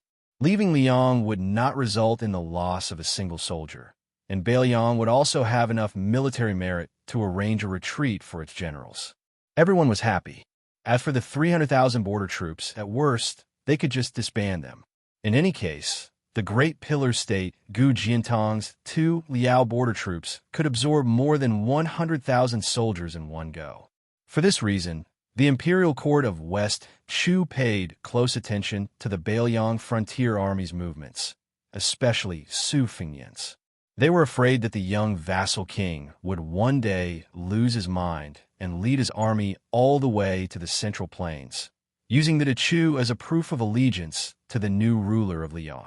At this moment, the only experts at Su Fengnian's side that could act were Mei Fengjie and Fan Shaochai, and they were both outside the mausoleum, forbidden from entering the Forbidden Grounds. The Sword Eater ancestor, Sui Xiegu, and the Wu clan's 100 cavalry were on the northern front of Liangzhou, in case Bei Meng tried to assassinate Chu Lushan in the Beiliang Protectorate, regardless of the cost. Su Yanbing was still single-handedly pursuing that group of top-notch Bei Meng experts that had infiltrated Yuzhou. Tantai Pingjing and the disciples of the Guanyin sect were also working with Su Yanbing, determined to keep that little idea and the great Yu house in Yuzhou. In the past, where in the world would Su Fengnian not be able to go? The old man carefully sized up this somewhat absent-minded young man, a complicated look in his eyes. Perhaps his very existence made the surrounding atmosphere a little more hostile, but for some reason, the old man in his twilight years did not seem to harbor any hostility. Su Fengnian's peak cultivation was no longer present, but his sharp intuition was still present. As a result, when Mei Fengjie and Fan Shaochai realized that something had happened in the mausoleum and rushed into the garden, Su Fengnian only raised his hand, indicating for them to withdraw. Mei Fengjie silently left. Fan Shaochai hesitated for a moment, then continued to stand in the distance. Su Fengnian also did not make a fuss about this female sacrificial warrior's overstepping her bounds. Chapter 1355. The plainly dressed old man put his hands behind his back and said with a smile, "Su Xiao has never done anything that I like in his life, but he did give birth to a good son." Hearing these incredibly disrespectful words, Su Fengnian couldn't help but furrow his brows. However, he quickly felt relieved. The older generation of scholars had always paid attention to strength of character. Otherwise, how could they have the confidence to rule the world together with the emperor? Besides, it was very likely that this person was a lone official of West Chu who had concealed his identity. It was reasonable for him to have a monstrous grudge against Beiliang and Su Xiao. Su Fengnian asked with a smile, "May I ask if you're the master of calligraphy of West Chu?" The old man's expression was somewhat strange. He neither denied nor admitted it. He just stared straight at Su Fengnian. If Su Fengnian, who resembled Wu Su in appearance, was a handsome young master in the eyes of the women of the world, then one could vaguely see that the old man in his prime had a graceful bearing when he was young. At the very least, he could be called an old jade tree. Su Fengnian felt somewhat uncomfortable being sized up. When people looked at him in Beiliang, they mostly looked at him with disdain as His Royal Highness wasted his good looks. Later, in Taiyan City, they looked at him with disdain as the son of a butcher. After the results of his battle with Wang Xianji came to light, there was a great change. Even Beiliang border generals, such as Li Mofan and Wang Lingbao, who were known for their arrogance, had a heartfelt reverence and admiration in their eyes. Only the old man in front of him had a strange look in his eyes. The old man said softly, "Earlier, when I saw your calligraphy on the steel, I could see that you had put in a lot of hard work. You have to thank Li Yishan for being able to bravely advance on a martial path since he started practicing the blade in Wudong. Practicing calligraphy and playing chess are two different things. Once you reach a certain level, you can learn everything. Although not every master of calligraphy or chess can become a capable official of the world or a grand master of the martial path like Li Mi's disciple, it is very beneficial to the molding of a person's temperament. After the hot-tempered Su Xiao became a vassal, his temperament changed greatly. This has a lot to do with the fact that he learned chess in his later years. Su Fengyan did not say anything. When Su Xiao made his fortune in Liaodong's Jinzhou, he was just an illiterate wanderer. It could be said that Su Fengyan's ancestors had nothing to do with any scholarly family or farming family. After Su Xiao came to Beiliang, he became a terrible chess player. It was not without reason that he could play to his heart's content with his second sister, Su Weisheng's master, Chancellor Wang. At first, it was because Su Fengyan's mother wanted Su Xiao to play more chess to temper his hot-tempered temperament. When he was old, it was time for him to cultivate his temperament. At first, Su Xiao always slacked off and escaped whenever he could. Over time, the princess consort did not say much. Later, Su Fengyan fell in love with playing chess. Probably after the princess consort passed away, the relationship between Su Fengyan, the eldest legitimate son, and Su Xiao became strained. Su Xiao probably wanted to spend more time with his son and finally began to seriously learn chess. However, His Royal Highness quickly widened the gap between him and Su Fengyan. After that, Su Fengyan and Li Yishan did not like playing chess with Su Xiao. No matter how hard they played chess, they could always defeat Su Xiao. Even if Su Xiao wanted to humiliate himself, it depended on whether the master and disciple, who were the only people in the world who could not give him face, were in the mood. Su Weisheng had always been able to patiently play chess with Su Xiao. However, perhaps in the heart of Su Xiao, who had never concealed his preference for boys, it was more interesting to play chess with his son. Even if Su Fengyan killed all the chess pieces on the chessboard and left only a few pieces, the old Prince Liang, who had won many battles, and the lame Su, who was recognized as the most ambitious person in the Liang dynasty, would also feel very happy. His peerless achievement in pacifying the spring and autumn period allowed Su Xiao to be on equal footing with the late Emperor Zhao Dun's father when they met. In the future, when he attended court, he would be able to carry a sword into the palace. However, in Mount Qingliang, many scenes always made people, especially outsiders, feel that it was absurd. Su Xiao was being chased in Wutongan, and the one sitting at the head of the table at the prince's manor banquet was the young heir. Not to mention the families of nobles, marquises, generals, and ministers. Even if it was a small family, the father should not spoil his son so much, and the son should not be so disobedient. In the end, Liang dynasty found an unassailable reason to attack Beiliang. If the upper beam was not straight, the lower beam would be crooked. Su Fengyan shook his head gently, forcing himself to focus.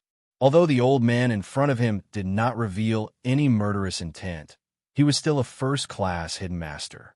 The great battle of Liangmang was on the verge of breaking out.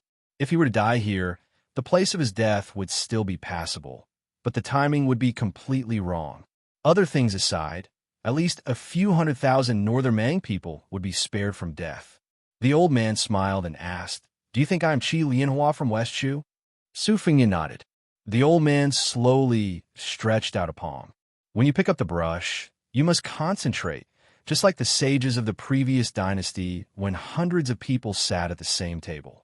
Your heart is righteous and your qi is harmonious. Only then can you understand the mystery and be close to the great way. The way is like the heavy weapons of a national temple. If it is empty, it will be full. If it is full, it will be overturned. If it is only in the middle, it will be flat." The old man's hand gesture changed. The ancient people's wrists were haunted by ghosts. When they wrote, it was as if they were assisted by the gods. Therefore, if the tip is straight, it will be full of power.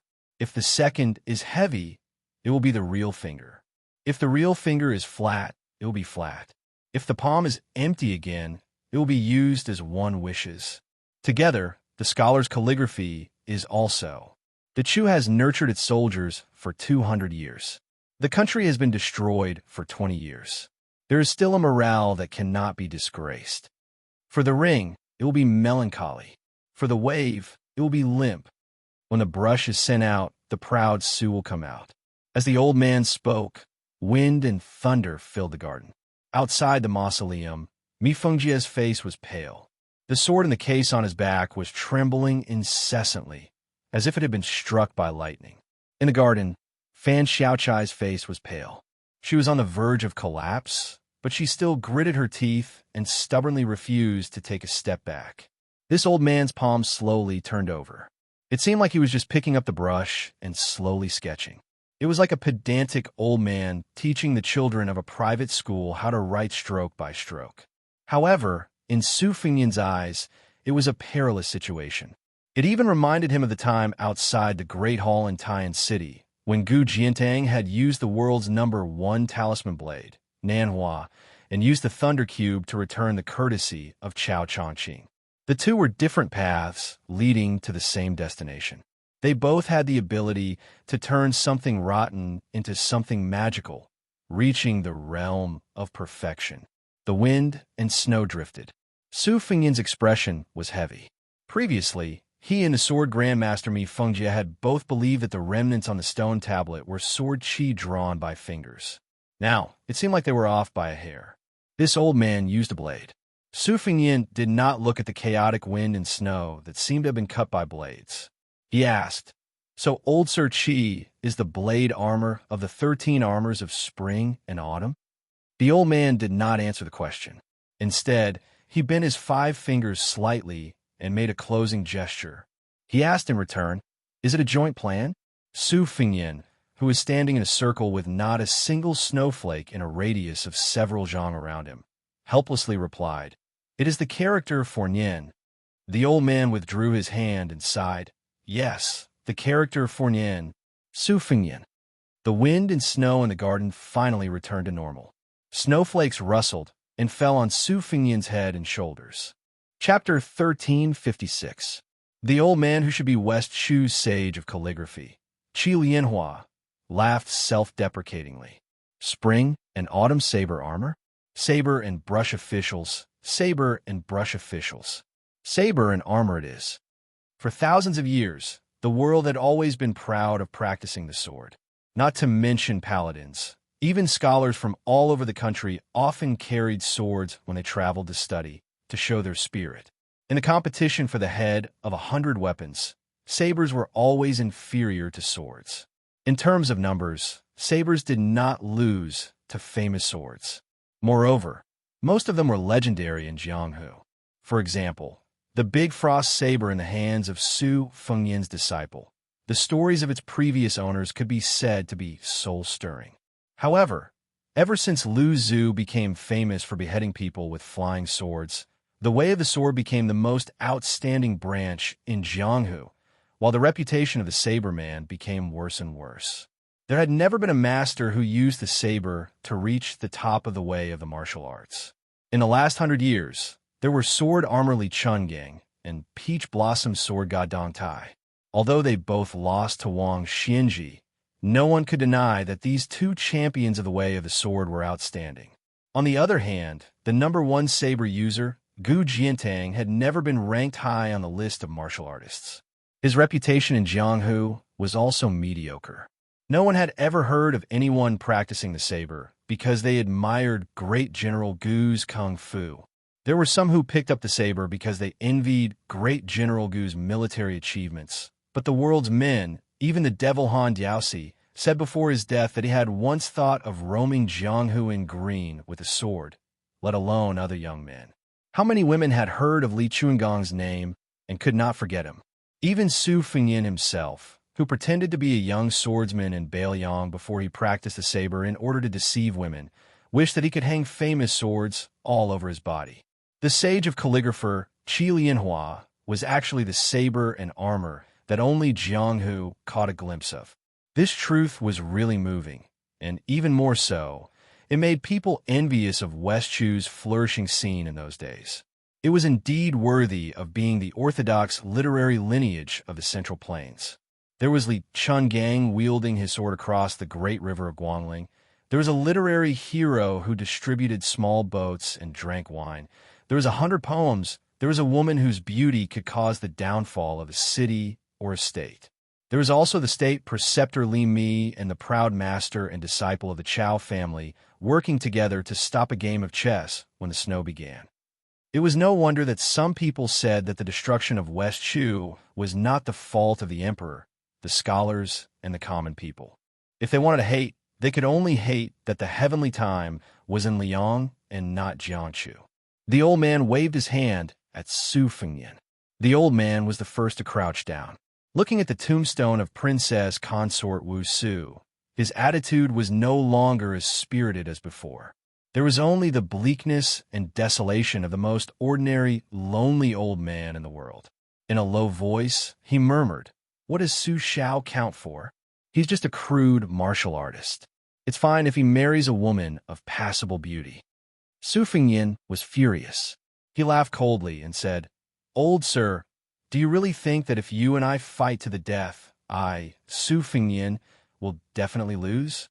Qi Lianhua dismissed it with a smile and asked, "You haven't gone to your hometown in Jianzhou to pay respects to your ancestors, have you?" Su Fengyan didn't answer. In reality, it wasn't just him. Su Xiao hadn't gone to Jianzhou since he was made empress. Su Fengyan's grandfather had passed away very early. At the time, Su Xiao had just left Liaodong and was fighting fiercely with the powers of the vassal towns in the south of Liang. After Su Fengyan was born, he had never seen his grandparents. Su Xiao was the only child, so he didn't have any relatives from the Su family. In the early years, some distant relatives from Jinzhou had run to Beiliang to claim kinship with Su Xiao. Su Xiao, who had been looked down upon in his youth, could be considered extremely benevolent and gave them a share of wealth and glory. As for the elders on his mother's side, Wang Fei Wu Su almost never mentioned them. When Su Fengyan was young, he would occasionally hear his mother mention that his maternal grandmother was a good person who got along well with others. It was a pity that she had passed away early. As for who his maternal grandfather was, his mother had never said a word. Su Xiao also wasn't willing to say much. Only once, when he was drunk, did he angrily say that the old man had died a long time ago. Su Fengyan guessed that Su Xiao must have been rejected outside the Wu family sword tomb when he had asked for marriage. He had been beaten by his father-in-law with a sword until he pissed his pants. From then on, they had formed a grudge and never had any contact with each other again. Su Fengyan also had resentment towards that maternal grandfather. Later on, his aunt at Mount Qingcheng always wore armor and covered her face. It was the Wu family who had made things difficult for his mother that caused his aunt, a sword attendant, to have her face cut beyond recognition by the sharp sword Qi. Although it wasn't his maternal grandfather who had done it, Su Fengyan felt that if that maternal grandfather had said a few words of justice and treated his mother's running away from home, the Wu family sword tomb wouldn't have been so cruel and vicious. Especially after learning that his own uncle, Wu Qi, purposely met in Beimang but didn't acknowledge him. In the end, he went to Shishu to assist Chun Jibao. Su Fengyan really didn't have any good feelings towards relatives and elders with the surname Wu. Even though the current head of the Wu family, who he should have called great-grandfather, had taken the initiative to make up for it once on the Beiliang border, Su Fengyan couldn't help but feel a knot in his heart. The old man let out a long breath and said ruefully, "I once helped the Chu compile the history books of the previous dynasty and read them all. At the time, although my bladesmanship didn't have the name of a grandmaster, it had the strength of a grandmaster. However, when I was compiling the history books, I often felt terrified at night. There was no other reason than the 3 words people eat each other everywhere in the books. Although it is normal for the world to rise and fall, every time there is a turmoil, the suffering of the people is really unspeakable. On the road outside the outskirts, dawn and dusk are like sheep herding. The clamor of eating and choosing the fat part, the swift blade, descends to strive for victory. What kind of tragic scene is this? The road is full of the dead, and the living are ghost neighbors. The common people of the world are half-wandering ghosts. This isn't a poet in troubled times moaning about nothing. I saw with my own eyes that at the end of the spring and autumn period, boys were sold for a few copper coins, and girls were only worth a handful of corn. Later on, some parents couldn't bear it and exchanged children for food with others. In the end, people in the world were no longer human, but worse than ghosts. How can I not hate Liang? How can I not hate Su Xiao, who went all the way south to destroy cities and countries? In the old days, the nobility's house was a place where foxes and rabbits roamed. In fact, it wasn't just the nobility's house that was like this. Su Fengyin grabbed a handful of snow from the ground and held it in his palm. He couldn't help but interrupt the old man's speech. Su Xiao said that a person should know their place. The first-class scholar Qi Jiping. The second-class scholar can also complain for the common people. As a warrior who carries a blade, he only knows how to fight and only fight. If you give him a few thousand people, he will conquer a city. If tens of thousands of people, he will conquer a country. When he has hundreds of thousands of cavalry, what else can he fight if not the world? So later on, when so many people scolded him, he never talked back. He also didn't think that what he did was right. In the Bailiang army, the older generation like Yan Wenwan, Zhong Hanwu, He Zhonghu, and the younger generation like Chu Lushan, Li Mofan, and Chao Xiaojiao, which one of them isn't a notorious veteran ruffian in the eyes of the world. Su Fengyin's expression was firm as he said in a deep voice, but it can't be denied that if someone has to be the butcher who helps Li Yang unify the world, then Su Xiao is definitely the best result. Qi Lianhua sighed.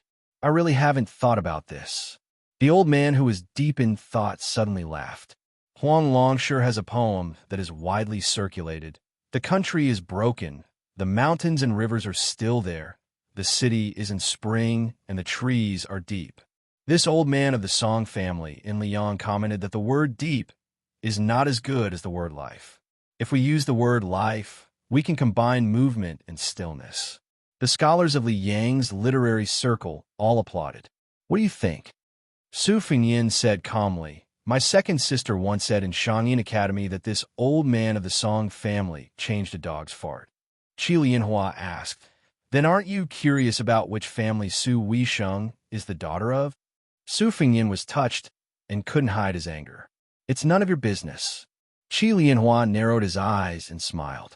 Su Fengyin, oh Su Fengyin, you really are similar to your father, Su Xiao. Su Fengyin took a deep breath. I respect Sir's loyalty to West Shu and your many years of hiding in Bailiang Palace to protect the fallen Princess Jiang and I. But Sir shouldn't think that you can really do whatever you want in the Su family. The old man didn't think much of it and sneered. Oh, at some point, the two of them were standing in a position where Qi Lianhua's back was facing the entrance of the mausoleum and Su Fengyin's back was facing the two tombstones. Then, the two of them took a step forward at almost the same time, but the back of their feet was stepped on by the other's other foot. Su Fengyin used his 2 fingers as a sword and stabbed the old man between his eyebrows. The old man raised his palm and slapped Su Fengyin's chest. The old man's body spun like a top. At the same time he removed the finger sword, his large sleeves fluttered, stirring up a snowstorm and creating the scene of an earth dragon drinking water. Su Fengyin was pushed to the tombstone by the palm strike. He stuck one hand to the back of the tombstone and pushed lightly, borrowing the force to charge forward. Su Fengyin, who was in the air, kept his 2 fingers together and swiped them across the top of the old man's head. Boundless sword chi immediately poured down from the sky. The old man sneered. His footwork was completely different from the martial artists of the world. His 2 feet were slightly tilted inward, one hand behind his back and the other clenched into a fist. He stepped forward in a straight line and avoided the sword chi. His fist just happened to land on Su Fengyin's stomach. The fist was as heavy as a drum. Borrowing the force from the rebound, his 5 fingers immediately loosened and he pushed out with his palm. Su Fengyin's body flew backwards, exploding with ear-piercing sounds like firecrackers in the snowy night. Qi Lianhua's fist, palm, and footwork were all very simple and straightforward. It was easy to associate him with the conceited Wang Xianji, who had once regarded himself as an enemy of the world. He was as fast as lightning and as powerful as a thunderclap. He only used his bare hands to face his enemies and disdained all the divine weapons in the world. Su Fengyin was actually not that heavily injured. He had only been pushed back by the old man's single move. His heart was in turmoil, and the chi in his body that was already in a mess became even more unrestrained, like adding oil to boiling water. This gave him a new understanding of the spring and autumn saber armor. He originally thought that Qi Lianhua was at most on the same level as Sui Xiegu, but it seemed that he was at least a little bit higher. If it was before the Zhanlong in Liuzhou, Su Fengyan was confident that even if saber armor went all out and he was careless, he would not be in such a difficult situation. After Su Fengyan landed, a trace of blood seeped out of the corner of his mouth. However, he did not wipe it away. He did not care, nor did it matter. Su Fengyan had experienced many life and death battles, and this was not the first time he had experienced them. The old man clicked his tongue and said, "With your current terrible situation, you would have at most used 3 moves to put your life on the line. Against a normal Vajra or mysterious finger expert, 3 moves would have been enough. Unfortunately, you met me." Su Fengyan calmly said, "There was no need for 3 moves. 1 move was enough." The old man asked, "Even if you die, you still want to protect the 2 tablets behind you? If you die, what's the point of the tablets? Aren't you, Su Fengyan, the king of Bailiang? Don't you know how to choose?" Chapter 1357. The old man was probably a true old man. He was rather talkative. At this moment, he was still advising him with kind words. "Kid, the world's beauties are like bamboo shoots after the rain. Even if it's a source of soldiers, there's still an endless supply of them. However, there are 2 things that are difficult to replenish. One is the heavy cavalry on the battlefield. One is missing, and it's very difficult to quickly replenish them. The other is the Jianghu experts. Every one of them needs talent, luck, and many years of training to become one. Especially you, Su Fengyan. You have to cherish your life. If you die..." The snow gradually grew heavier. Su Fengyan ignored the old man's nagging. He raised his hand. A snow knife appeared in his hand. However, the old man suddenly became sentimental. He clasped his hands behind his back and looked at the sky. "Bailiang, fighting a country with the power of 1 land. If you die," the old man muttered to himself, his expression bleak. "I don't care at all whether Bailiang has a king of Bailiang or not. However, how can I, Qi Lianhua, not care whether Su Fengyan dies or not?" A hint of confusion appeared in Su Fengyan's eyes. After being struck by Qi Lianhua's fists and palms, the qi in his body actually showed signs of turning from bad to good after experiencing the initial violent tremors. It began to stabilize. The old man's face was filled with anger. He glared and said, "Kid, only now do you understand my good intentions?" Su Fengyan was confused, but he still gripped his snow knife. He asked in confusion, "What are you trying to do?" The old man who had once said that he would return on a snowy night became even more angry. "Kid, aren't you a clever person? Why are you so stubborn?" Su Fengyan was also angry. He glared at him. Looking at the stubborn young man, the old man seemed to remember some things from the past. The stubborn old man who had been unyielding in this world all his life softened a little. His tone was gentle, and he said somewhat helplessly, "I was afraid that you wouldn't be able to guess. Didn't I use the alias Wu Jiang?" Su Fengyan didn't know whether to laugh or cry. "Didn't I already guess that you were Qi Lianhua and the spring and autumn saber armor?" The furious old man suddenly stomped his foot heavily. The wind and snow above the entire mausoleum froze. "Didn't Su Xiao tell you that his father-in-law's surname isn't Wu? Even if that bastard Su Xiao didn't mention it. Sir, he didn't mention it to you either? Didn't I tell you that there was a swordsman surnamed Qi who fought in the Wu family sword tomb for a woman of the Wu family and almost destroyed half of the Sword Mountain?" Su Fengyan turned around. His expression could not be seen clearly, and there was no change in his tone. "No, no." The old man was truly enraged. He pointed at Su Zhao's tombstone and cursed. "You barbarian from Jianzhou. Back then, in order to marry my daughter, you said that you wouldn't kneel to the heavens or the earth, but now you're kneeling to your father-in-law. You're just a small military officer with a few hundred people under your command, yet you dare to threaten me. If I don't agree, you'll definitely lead an army to wipe out Chu. I should have killed you with a single palm at that time." When the old man fell silent, there was only the sobbing of the wind and snow in the courtyard. The old man's eyes were kind, but his face was also full of guilt. He gazed at the back of the young man, who was far more pleasing to the eye than Su Xiao. He slowly said, "The first time I secretly saw you, it was when the Su family's armored cavalry was on their way to Baiyang. It was also a snowy night like this, in a small temple. You were punished by your mother to study all night. You held a book in your hands and sat on the knees of the Buddha statue in the main hall. Under the light of the Buddha statue's everlasting lamp, you read until dawn. Beside you, there were 4 clay statues of heavenly kings. They either carried sabers or swords, or their faces were ferocious. The light of the lantern was dim. Outside the hall, the wind and snow were like female ghosts weeping and complaining. Even an adult would be afraid, but a child like you is not afraid. I watched you from the beam for the whole night. I really liked you from the bottom of my heart. You really are my grandson." The old man's heart surged with a heroic spirit that came from his grandson. "I don't recognize Su Xiao as my son-in-law, but I like you as my grandson. Even if Su'er didn't recognize me as her father, I still shamelessly came to Liangzhou. After Su'er died of illness, I changed my name and became a lowly servant. Who am I? Qi Lianhua. I can win and lose on the chessboard with the Chu's imperial advisor Li Mi. I can drink wine with Tai Fu Sun Shiji and talk about the country. I can stand shoulder to shoulder with Yi Baikuei on the battlefield. I can make Chao Changqing, who is waiting for the imperial decree, call me half a teacher." Su Fengnian, who had his back to the old man all this time, squatted down and looked at the 2 tombstones. He asked, "Why didn't you formally marry my grandmother back then?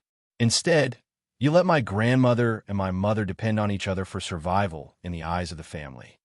The old man was silent. His eyes were full of sorrow and regret. Su Fengnian said softly, "The country is beautiful. The country is beautiful. The country is in front and the beauty is behind.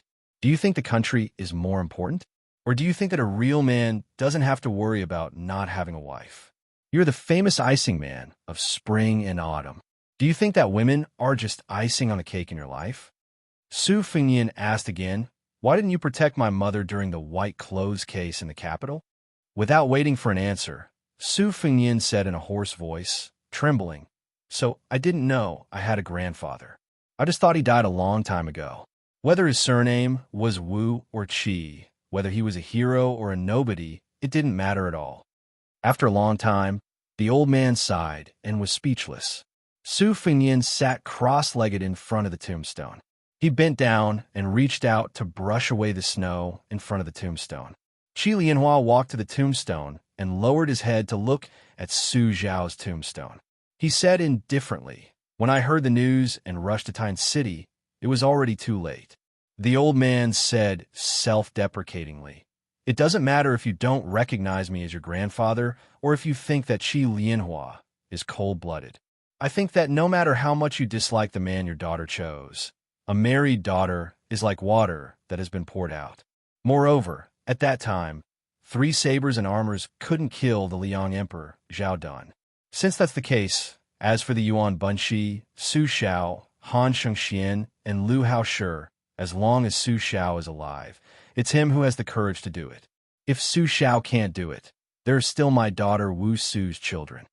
The old man turned to look at Su Fengnian, who was constantly sweeping the snow with his hands.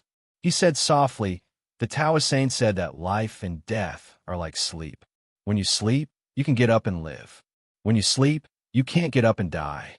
Therefore, there's a great terror in this world. When people are alive, they cry instead of laughing. In the Buddha scriptures, there's also a great terror of life and death." The old man also squatted down and said freely, "Maybe you're right. Su Xiao is much stronger than the spring and autumn saber armor, or to Chu. It's just that I don't want to and don't dare to admit it." The old man looked at Su Zhao's tombstone and said with a smile, "In the end, I couldn't even drink a cup of wine from you." Su Fengnian said softly, "It's too late." Su Fengnian's eyes reddened. "In the past, I couldn't understand why there was a pair of shoes in the box under Su Zhao's bed that didn't fit anyone in the Su family."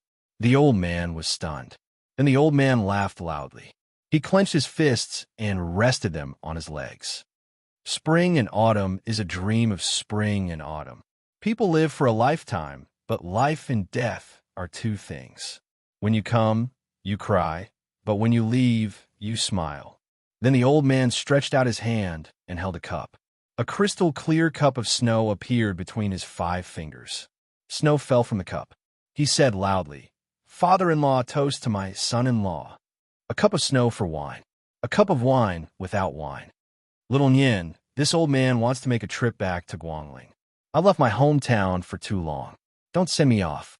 After toasting, the old man turned around and patted away the snow on one of his grandson's shoulders. He took out a yellowed book from his bosom and gently placed it beside Su Fengnian. With one last sentence, the old man stood up and shook his sleeves. He began to stride towards the entrance of the mausoleum. As soon as he left, his figure flashed and disappeared. Su Fengnian, who was a step too slow, was completely unable to stop him. Outside Liangzhou City, the old man walked further and further away. His speed was so fast that even Beiliang's eranked horses could not match him. A cold blade, gradually formed from snow, appeared in the old man's hand. Everyone knew that Chu practiced calligraphy all his life. His favorite characters were Su, Nian, and Chun. His daughter, Wu Su, was gone, but his grandson, Su Fengnian, was still alive, and he was very promising. He had nothing to worry about in this life. It was time to get rid of the nickname of Qi Bamboo. There was no harm in making the name of Qi Tianhua a reality. Little Nian, take it as your grandfather's last selfish act. Let the world know that after your father died, you still have an elder in this world. With me, Qi Lianhua, there is no one who could disgust Beiliang without paying the price. The great pillar of the country, Gu Jiantang, can't. The new emperor of the Zhao family can't either. Little Nian, you just need to guard the northwest gate of the Central Plains. Su Fengnian's figure flew quickly and stood alone at the top of the city wall. However, all he could see was a vast expanse of whiteness. After standing for an entire night, at daybreak, Su Fengnian remembered the old man's last sentence and muttered to himself, "Can I really do it?"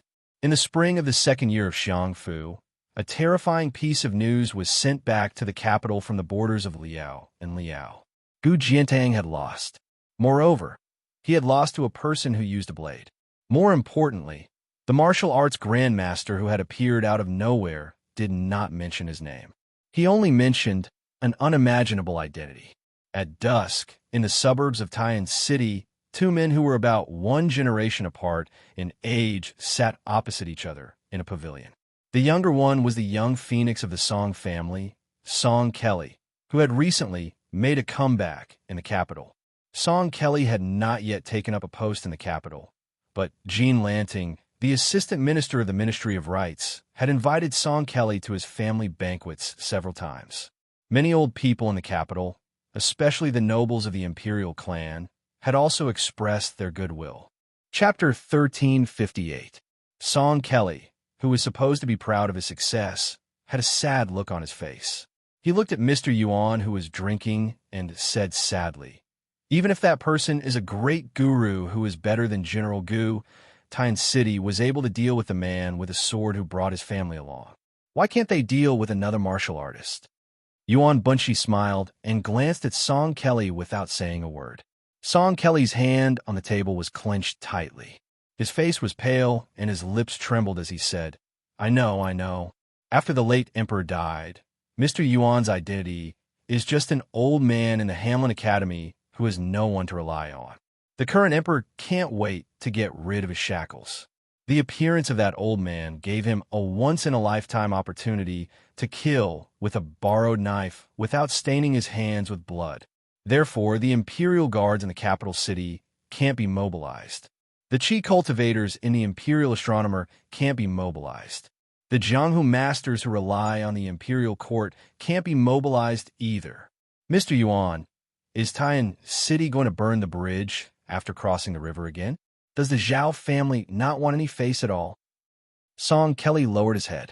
Mr. Yuan once taught me that serving the emperor as a subject is akin to burning a stick of incense for a Buddha. A new emperor brings in a new subject, and it's because the incense is broken.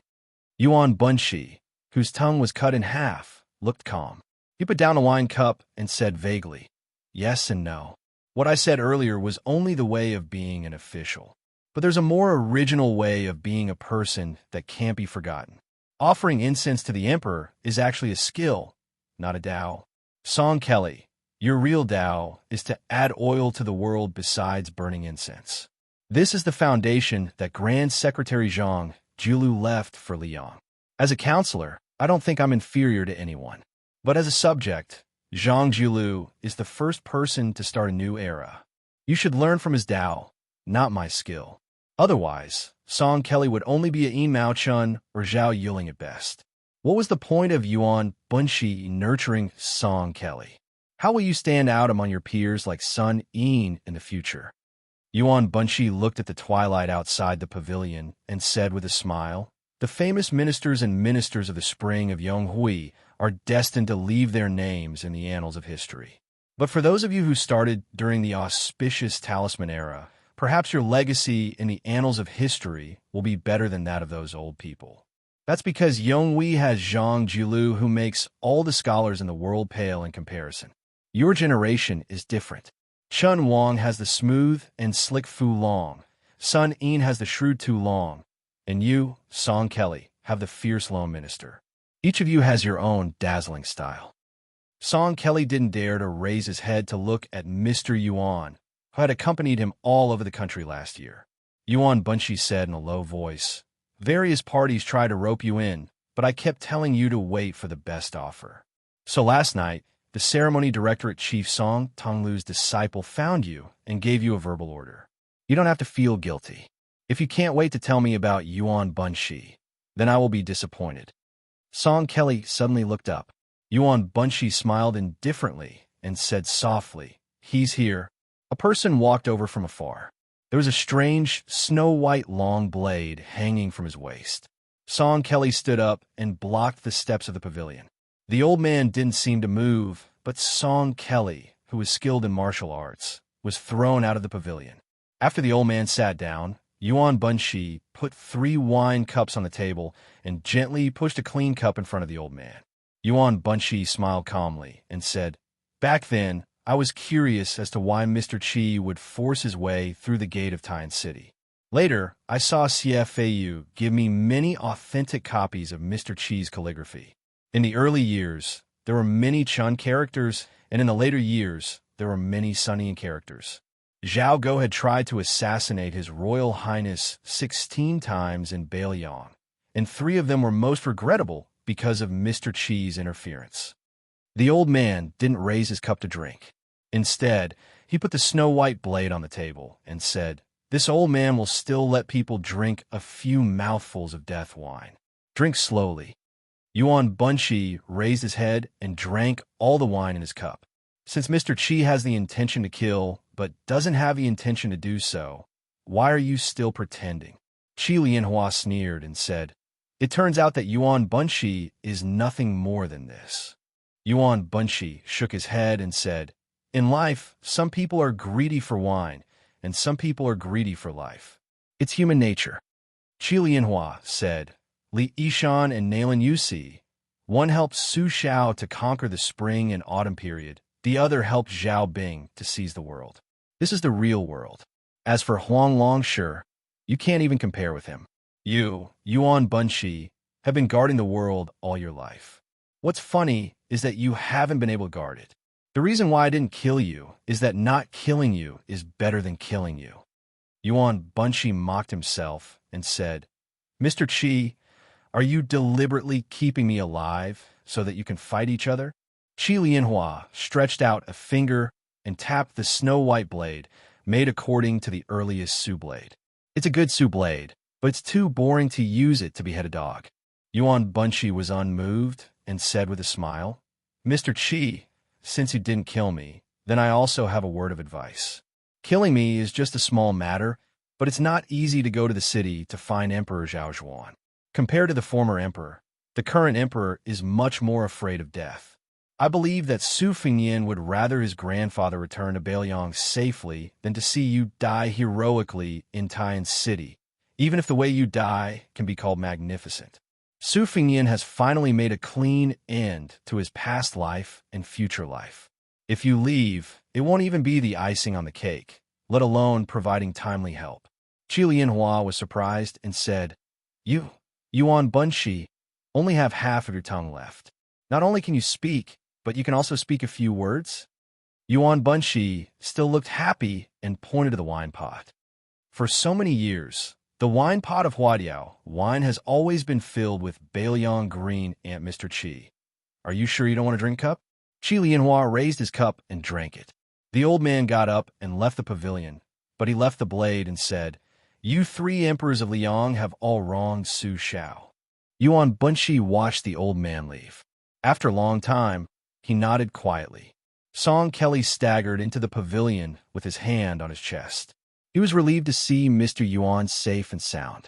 After Song Kelly sat down, Yuan Bunshi stood up and looked at the sky. He said sadly, The sky is going to rain, and the mother's going to get married. But I don't want some things to happen just like that. A smile appeared on Yuan Bunshi's face. Mr. Qi, I'm just saying good words when I'm about to die. When Mr. Yuan turned to the stone table and held the coal blade, Song Kelly suddenly had a bad feeling and his face turned pale. Yuan Bunshi looked into the distance. It should be Song Tonglu waiting. Zhao Zhuan doesn't have the courage to do that. Yuan Bunshi withdrew his gaze and tossed a brocade pouch to Song Kelly.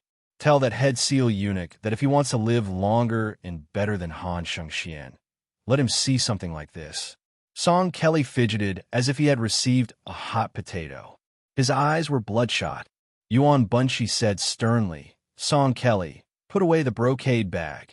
Get up and take the blade. Song Kelly stood up subconsciously, but he panicked and took a few steps back. He didn't look like a young phoenix of the Song family anymore. Yuan Bunshi took a step forward and handed him the cold blade. Song Kelly shook his head frantically. The master of Liang rebuked him with a ferocious face. If you don't kill Yuan Bunshi, how can you stand by the emperor's side? Song Kelly's face was full of tears.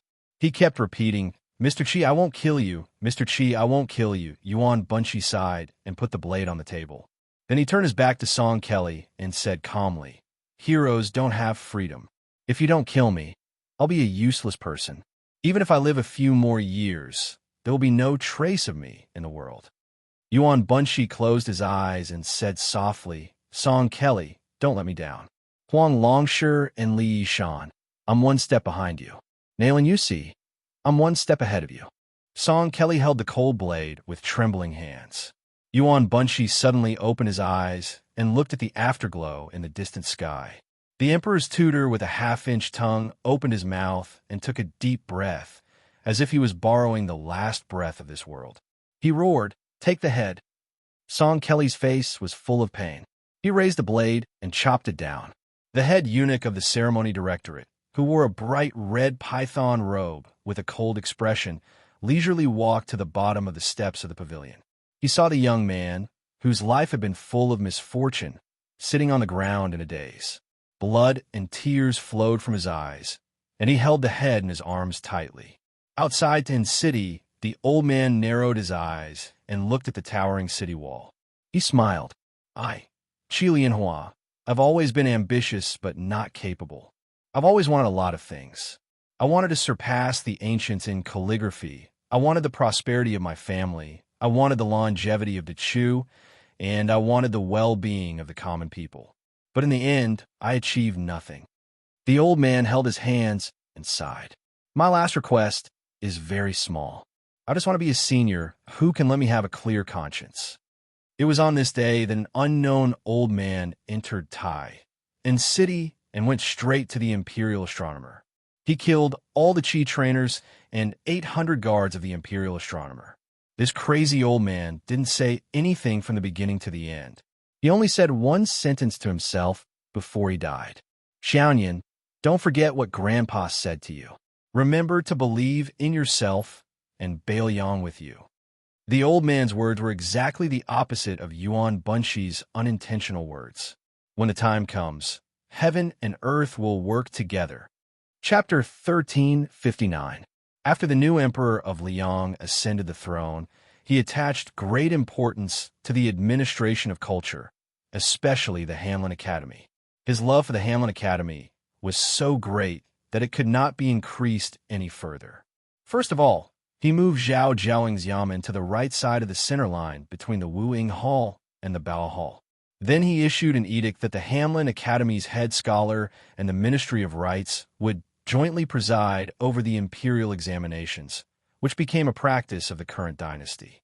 Therefore, the saying, "In the future, those who are not from the Hamlin Academy are not allowed to enter the pavilion," spread everywhere in the capital. Today, the Hamlin Academy, which was holding a grand housewarming ceremony, could be said to be a gathering of heroes. What a dazzling lineup of splendid scenes.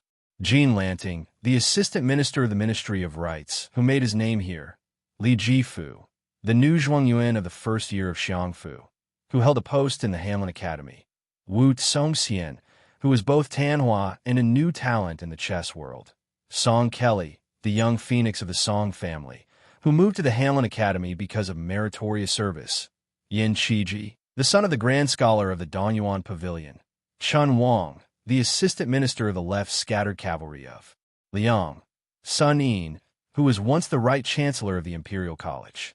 Before this group of young talents, the oldest of whom was no more than 30 years old, gathered together, many important officials and officials who had a relationship with the Hamlin Academy had already left one after another.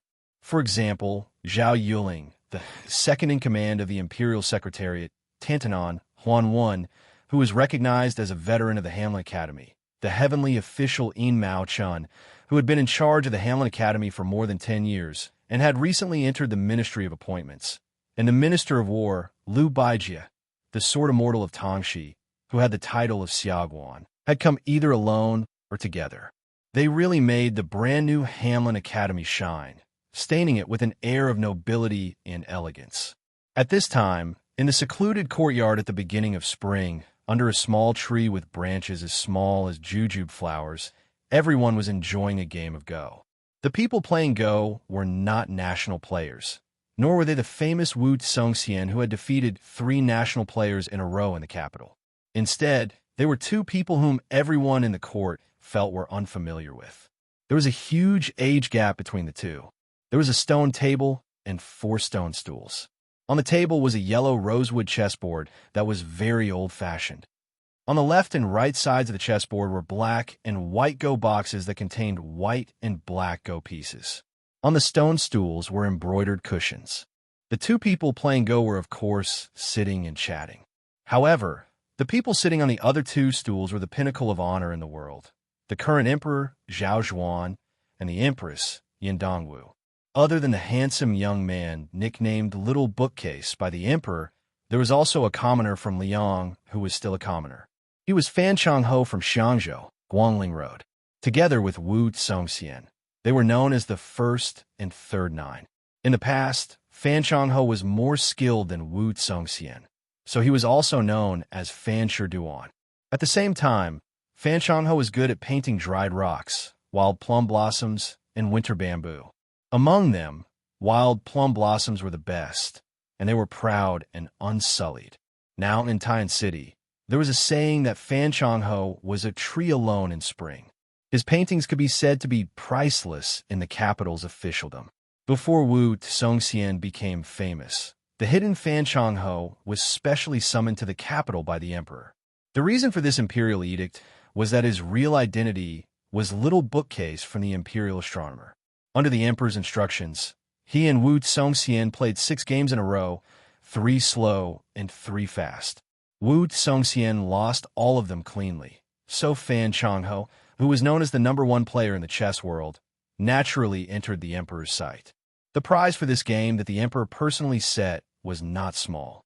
If Fan Changho won, then he could directly stay in the Hamlin Academy as the Yellow Gatekeeper. Now the Hamlin Academy was the well-deserved Dragon Pavilion for all the scholars in the world. The spectators were the smartest few people in the Liang dynasty. In fact, they were well aware that whether Fan Changho won or lost on the chessboard was not important. To simplify the emperor's heart, Fan Shiduan had already won outside of the chessboard. Little Bookcase was probably endowed with extraordinary talent, but in the end he was still a child. He did not have a good sitting posture. His body was slanted, one hand supporting his chin, the other hand moving quickly. It was almost as if he was hitting the board when Fan Chong-ho placed a piece. On the other hand, the plainly dressed Fan Chong-ho was at a disadvantage in terms of the demeanor of an otherworldly master. But this disadvantage was only in terms of the eccentricity of the imperial astronomer. In reality, Fan Chong-ho was sitting calmly and attentively. Whether it was slowly picking up a piece from the chessboard or not moving when he was thinking long and hard, they both had the demeanor of a grandmaster. Fan Shi-duan's response to little bookcase's aggressive attacks, both inside and outside of the chessboard, was neither too fast nor too slow. For the time being, there was no sign of victory or defeat between the two of them, including Emperor Zhao Zhuan. The people who were able to stand aside and watch the game, not to mention Wu Congxian, who was very good at chess, even Chen Wang, who had never played chess with anyone before, had good eyesight. Even Empress Yin Dongwu, who was known as the female scholar of Beiliang in the past, could not take her eyes off the game and was very focused. Yin Shiji was standing right behind his elder sister, who was known as the mother of the empire. He was the only one who gave up halfway when he went to the border to observe the political affairs. He parted ways with the Ministry of War, who was sent from Jibei to Liaoxi, and returned to the capital alone. This incident had damaged Yin Shiji's reputation in the scholarly circle. However, with the great protective talisman of the imperial uncle, no one dared to jump out and criticize him. Yin Shiji looked at the intrigue on the chessboard. He quietly raised his head and looked at the old Chinese parasol tree, whose branches were filled with the joy of spring. His face was filled with fatigue. If the trip to Liangzhou had disappointed him and Kong Wuqi, then the trip to Jibei had angered Yin Shiji. The defense line in Jibei had been an important military base for the Central Plains to defend against Beimeng since the Han family. Although Liang paid more attention to the two Liao provinces, the generals who held the military power in Jibei were all carefully selected by the Ministry of War and candidates who were placed high hopes on by the imperial court. But what did Yin Shiji see in Jibei's northern pass? It was retreating before the battle and shrinking the defense line. Faced with his reprimand, the few border defense generals were vague. Gao Tingshu, who was picky in Beiliang, was surprisingly silent. Obviously, he had received instructions from someone in the capital. Yin Shiji retracted his gaze and looked coldly at Jin Sanlang, who was not far away from him. The latter also sensed the unfriendly gaze from the young imperial uncle, but he responded with an impeccably gentle smile. Yin Shiji met his gaze. Suddenly, Yin Shiji felt his sleeve being pulled. He lowered his head and saw his sister pointing at a spot on the chessboard. She smiled gently and said, "Eunuch Zheng seems to have made a wonderful move. Don't you think so?" When the child heard the emperor's praise, he raised his head and smiled brightly. Yin Shiji sighed softly. He stopped arguing with the assistant minister and turned to watch the game. Fan Zhongho's response was still lukewarm. This made Chen Wang, who was also a relative of the imperial family like Yin Shiji, see him in a new light. Ordinary poor scholars would spread their tails like peacocks if they wanted to see the face of the emperor. It was not easy for Fan Zhongho to be so relaxed. The Zhuangyin, Li Jifu, was the son of a wealthy family in Liaodong. In terms of poetry, he was not as good as the second place, Gao Tingshu. In terms of the four arts, he was far from being as good as Wu Congxian. Thus, most people in the court thought that he was not worthy of the title of Zhuangyuan. In reality, in the poetry club founded by Jin Lanting, it was rare to hear Li Jifu speak so loudly. However, a few days ago, the Minister of Revenue, Baikwa, had asked to borrow Li Jifu from the Hanlin Academy. This made people realize that perhaps Li Jifu was not as unlikable as he appeared on the surface. Today, the only person in the group who could compete with Jin Lanting, Chun Xiaobao, only spoke a few words with Li Jifu. Wu Congxian had originally wanted to go up and get familiar with the left Sanchi's assistant minister, but soon there was an awkward silence. Compared to everyone present, Song Kelly's appearance today was the most unexpected. The two masters of the Song family who had dominated the literary world for decades were not worthy of the words extremely tragic. After their deaths, their posthumous titles were only below average. At the time, Song Kelly had been demoted from the noble Hamlin Academy to a county magistrate. Jean Lanting, who was more familiar with the rules of the officialdom, was very curious. How could the young phoenix of the Song family, who had fallen from a high branch into the mud, return to the capital? Who had he latched onto? For the time being, the nobles of the imperial clan did not have this ability. Tananon had always had a bad impression of the Song family, so all the old people of Zhonglu did not have a good impression of Song Kelly. He had also not heard of the head of the secretariat, Qi Yonglong, having any interaction with the Song family. Jean Lanting pondered for a moment, but could not understand the main point, so he was too lazy to bother. Song Kelly's ups and downs were destined to not affect the overall situation. In the past, Jean Lanting did want to take the initiative to show goodwill to the eldest grandson of the Song family, who was also a member of the Hamlin Academy. He even wanted to personally send him a few hundred knives to make his own signboard, but now, even the assistant minister could turn a blind eye to this person.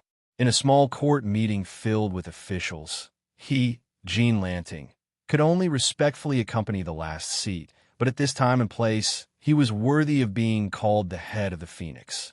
As the Hamlin Academy rose in status in the Liang Imperial Court, the position of the Ministry of Rites would also rise. It was certain that he would be in charge of the Ministry of Rites in the future. When the time came, the Ministry of Rites would be in charge, and the Hamlin Academy would be in charge. Then he, Jean Lanting, would be the common teacher of all the scholars during the auspicious era. Jean Lanting smiled and bowed his head, looking down at the chessboard. He placed one hand on the suet jade belt on his waist that the emperor had personally bestowed upon him, and the other hand quietly clenched. The literary vein of the world was in his hands. Why should he worry about the connections in the imperial court? Chapter 1360. Wu Congxian was probably the one who cared the most about the outcome of the game. With a complicated expression, he looked at Fan Zhongho, who had played against him many times, and felt bitter. Fan Zhongho, a remnant of the spring and autumn period, also known as the son of Buddha, was a thorn in Wu Congxian's heart that he could not remove. No matter how much they talked in public or in private, Wu Congxian knew that he both despised and envied this person. He despised Fan Zhongho for ignoring the imperial examinations, and envied Fan Zhongho for having heavenly beings by his side to scheme for him. Before and after he had defeated 3 national chess players in a row, Wu Congxian had not once mentioned Fan Zhongho. However, the well-informed capital quickly learned that there was a Fan Sherdwan in Xiangzhou. Before the emperor summoned Fan Zhongho to the capital, he had a relaxed monarch and minister question and answer session with him. Wu Congxian could only bite the bullet and say something insincere. Fan Yuetian and I are evenly matched. Unfortunately, he still could not stop the emperor's curiosity, especially after he had suffered consecutive crushing defeats to the child who was practically the reincarnation of a chess immortal. According to Jean Sabin, the emperor had urged the Ministry of Rites almost every day to ask when Fan Sherdwan would enter the capital, to be able to receive such special treatment. The previous one was the prime minister who had said, "If I don't come out, what will the common people do?" When Fan Zhongho returned to the capital alone, Wu Congxian went to the courier station that night and earnestly told Fan Zhongho about that child prodigy style of chess. The first move looked sloppy, unintentional, and powerless, but in the middle of the game, it suddenly changed. It was as if a towering building had suddenly risen from the rubble and ruins, with the momentum of a lion hunting down a rabbit from above. Of course, Wu Congxian knew that this kind of illusory saying was equivalent to not saying anything. After Fan Zhongho heard it, it was useless. As for why he only said the middle game and not the end game, it was not that Wu Congxian wanted to hide it, but that Wu Congxian had never played more than 200 games with the child. Wu Congxian, who valued face and reputation the most, was too embarrassed to say anything. Wu Congxian had, with great difficulty, made a name for himself in the capital. So how could he be willing to let Fan Zhongho steal his limelight in Grand Peace City? He wanted nothing more than for Fan Zhongho to suffer a crushing defeat. Simply put, Wu Songxian, one of the top 9 chess players in the world, could lose to the genius youth rumored to have come from the imperial astronomer. It was like the world's top martial artist losing to an immortal on Earth, without any damage to his reputation. But he absolutely could not lose to Fan Zhongho by too much. This was just like how Li Chungang had lost to Wang Xinji, and then Wang Xinji had lost to Su Fengyan. Fan Zhongho's slow play was only compared to the lightning-fast speed of the imperial astronomer's little bookcase. 2 hours later, after Fan Zhongho had made more than a dozen consecutive moves, he had made his first decisive move. The child with a carefree expression seemed to have seen his opponent for the first time. He no longer rested his chin on his hand or looked left and right. He sat up straight, but he did not look at the game. Instead, he stared straight at Fan Zhongho, who was rolling up his sleeves with his head lowered. Everyone present, including Wu Songxian, could not see the essence of this move, let alone the other spectators. Among them, Jean Lanting could not help but turn his head to ask Wu Songxian in a low voice. The latter did not dare to speak carelessly. Sun Ying stretched out 2 fingers to rub his earlobes and yawned. Song Kelly narrowed his eyes and pursed his lips tightly. Chun Wang was carefully observing the changes in the expression of the imperial astronomer. Li Jifu carefully looked at the emperor, who was leaning forward with a frown. Yin Qiji, whose mind was on the chessboard, bent down and whispered to his sister, Yin Dongwu. If the calm and composed Fan Zhongho was included, not counting the Emperor Zhao Zhuan, the Empress Yin Dongwu, and that imperial astronomer Jian Zheng, then today, under the green Polonia tree of the Hamlin Academy, there were as many as 4 people from the northern Liangdao: Chun Wang, Sun Ying, Yin Qiji, and Jean Lanting. Gangnam-do had Wu Songxian, Guangling had Fan Zhongho, Liangliao had Li Jifu, and the capital had Song Kelly. From this, it seemed that the current emperor was more magnanimous than the previous emperor towards Bailiang. The emperor looked at the little bookcase with interest. For the first time, he showed a fierce expression toward a certain person. He tried to smooth things over. Let's close the game for now. You two can play later. Little bookcase, Fan Zhongho, try your best to make this game a famous one. If the ending is even better, I will ask the masters in the palace to paint for you. I have to go attend a small court meeting. If I am late, I will be nagged by Tananon for half a day. Jean Lanting, dressed in purple robes, quickly bowed slightly and made a path for the emperor and the empress. The emperor held the empress's hand and left with a smile. Yin Qiji saw them off alone. As the assistant minister of the Ministry of Rights, Jean Lanting also had to attend the small court meeting. However, the emperor did not say anything, so he could not stick to the emperor's side. After all, he could be suspected of using the emperor's power to intimidate others. After the 3 families left, he purposely pulled Wu Songxian out of the Hamlin Academy. The latter had been observing politics at the Ministry of Rights. Compared to the quiet Li Jifu, who had a higher ranking in the court examination, Jean Lanting favored Wu Songxian, who was also a pillar of the poetry club. He also had a higher opinion of Gao Tingshu, who had already made a name for himself in the Ministry of War. Yin Dongwu asked softly, "Why do you think so highly of Fan Zhongho?" The emperor turned his head and winked at the empress. He said softly, "Winning in chess is just a small matter. What benefit does it bring to the country? However, King of Jing and Zhao Sun has a blind chess player, Lu Su. As the emperor of a country, how can I not have a Fan Zhongho by my side?" Yin Dongwu could not help but laugh. "You can be angry over this? Your Majesty, are you still a child?" The emperor said with a face full of resentment, "Am I old in your heart?" Yin Dongwu suddenly remembered that his younger brother, Yin Qiji, was still following behind him. He coughed lightly. The emperor laughed out loud and did not take it to heart. He purposely slowed down his pace, allowing his brother-in-law, who had been snubbed in Jibei, to catch up with him. Then, he comforted him softly, "I won't advise you to do anything regarding Jibei. I just want you to not be anxious." I heard your sister say that she does not want to stay in the Ministry of War anymore. Where do you want to go?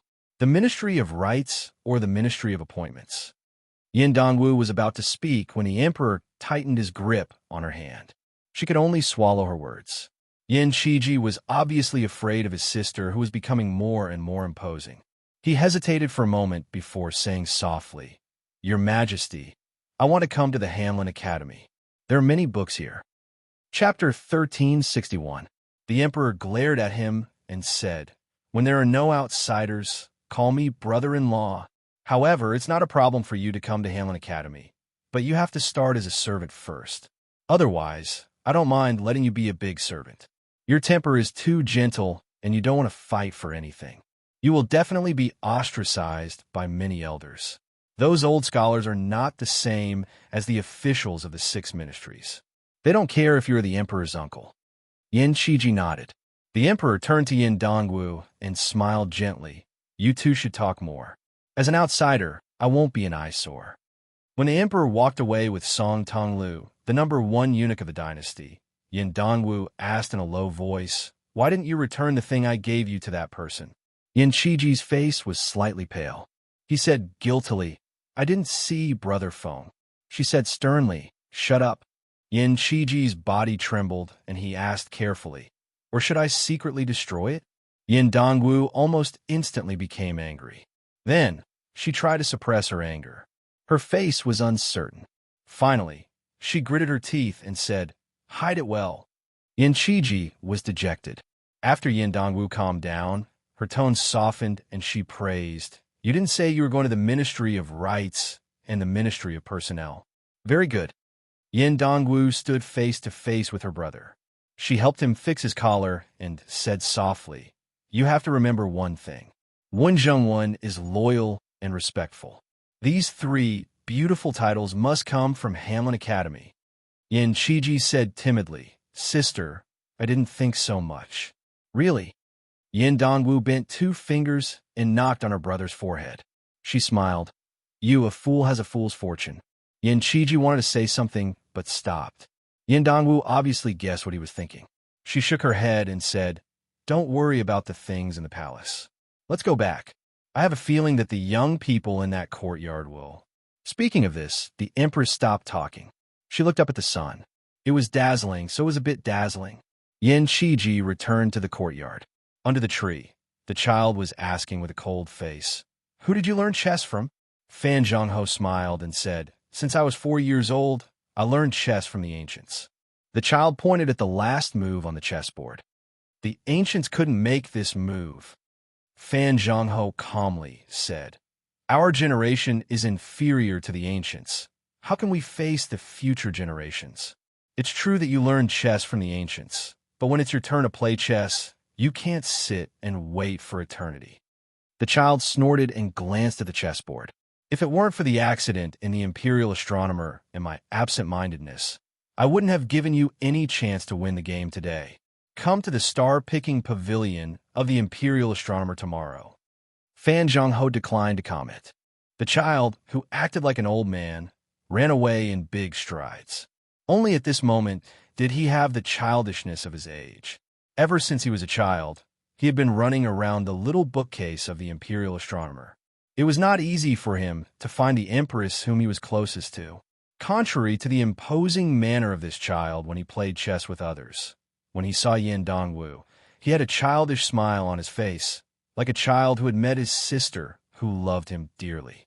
Yin Dongwu rubbed the little bookcase's head and said sympathetically, "It's been hard on you. The Imperial Astronomer has suffered such a huge accident, and His Majesty still wants you to play chess with others. I'll help you scold him later." In the accident in the tight blockade not long ago, there were more than 800 guards who had died in the battle. Most of them were elite Imperial soldiers who were highly skilled in martial arts, and there are also dozens of masters who had koi fish pouches. Especially the latter, when they were escorting something to Guangling Road, more than 100 of the top Jianghu people who had been recruited by the Ministry of Justice of the Imperial Court had all died mysteriously. Zhao Guo had already been seriously injured, and this loss was no different from adding fuel to the fire. But compared to the real loss, the death of the Qi cultivators in the imperial astronomer was nothing at all. Among these so-called immortals, there was no lack of experts with a mysterious finger divine ability, and they were indispensable to the imperial court of Lyon. Their existence in itself was a kind of magnificent deterrence that could symbolize the majesty of the heavenly Tao. The emperor was the person who was destined by heaven, so he was under heaven's command.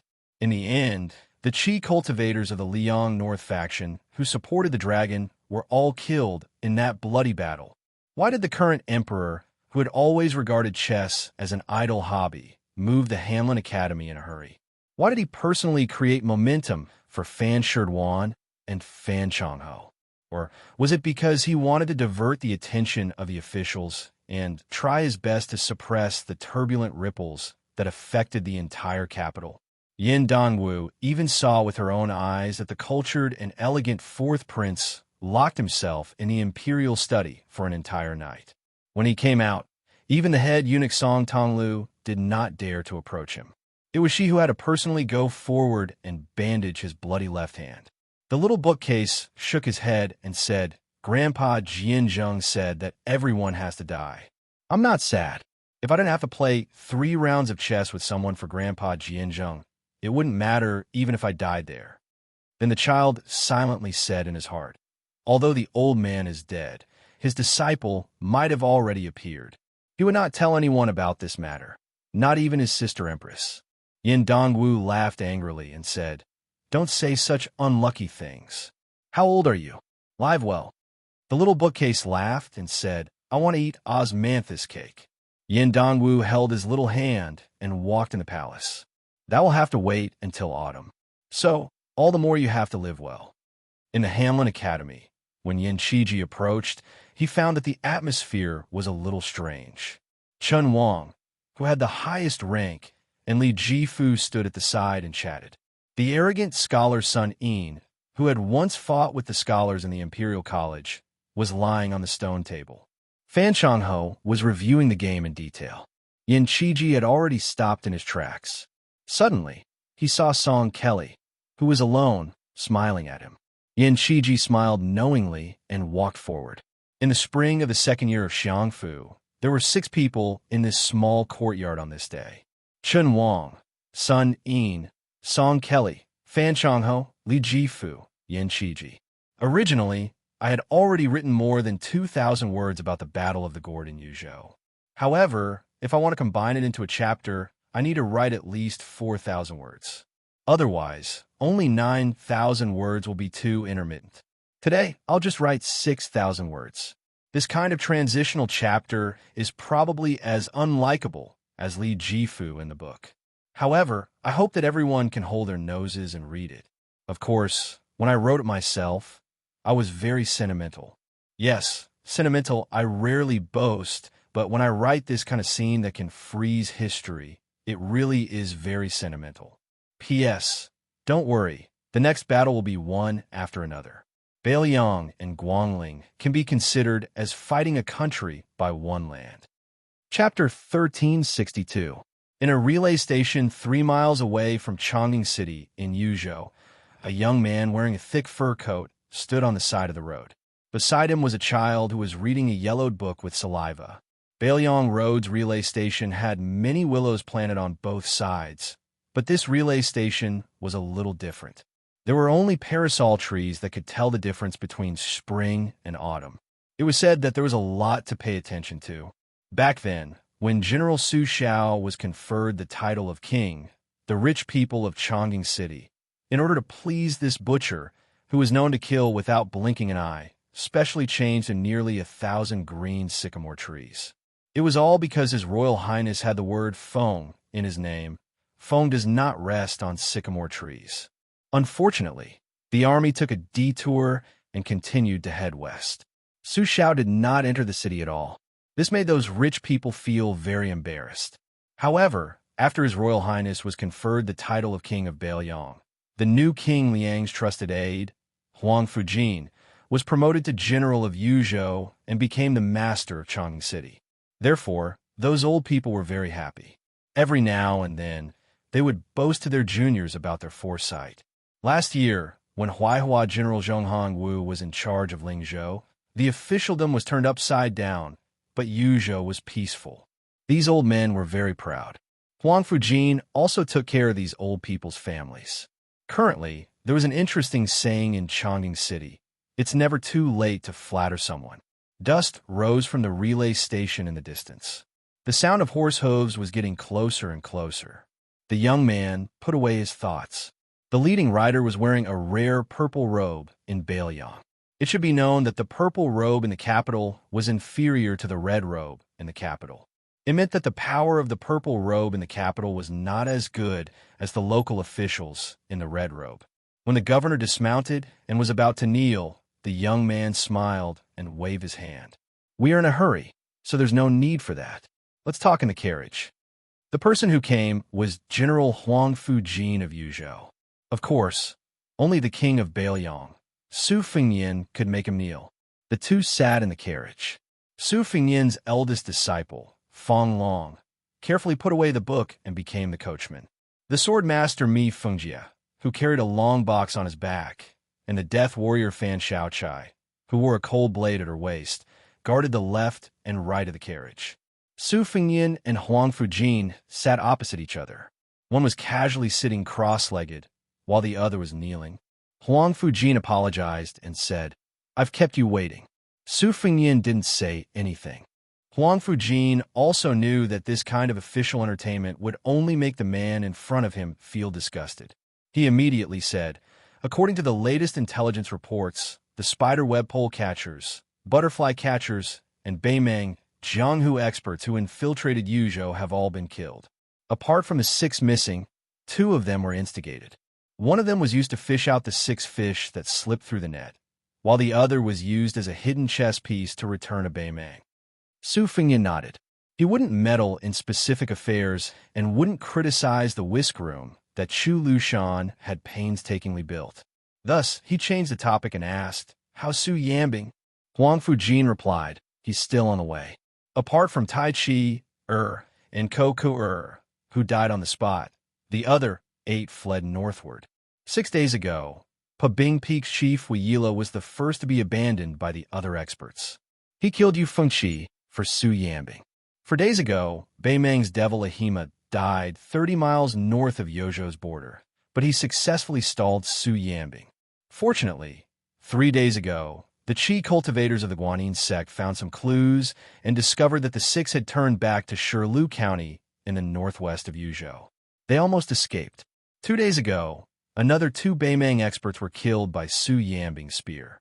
Su Fengyan chuckled softly and said, "Then there's only the small idea of the princess's grave left.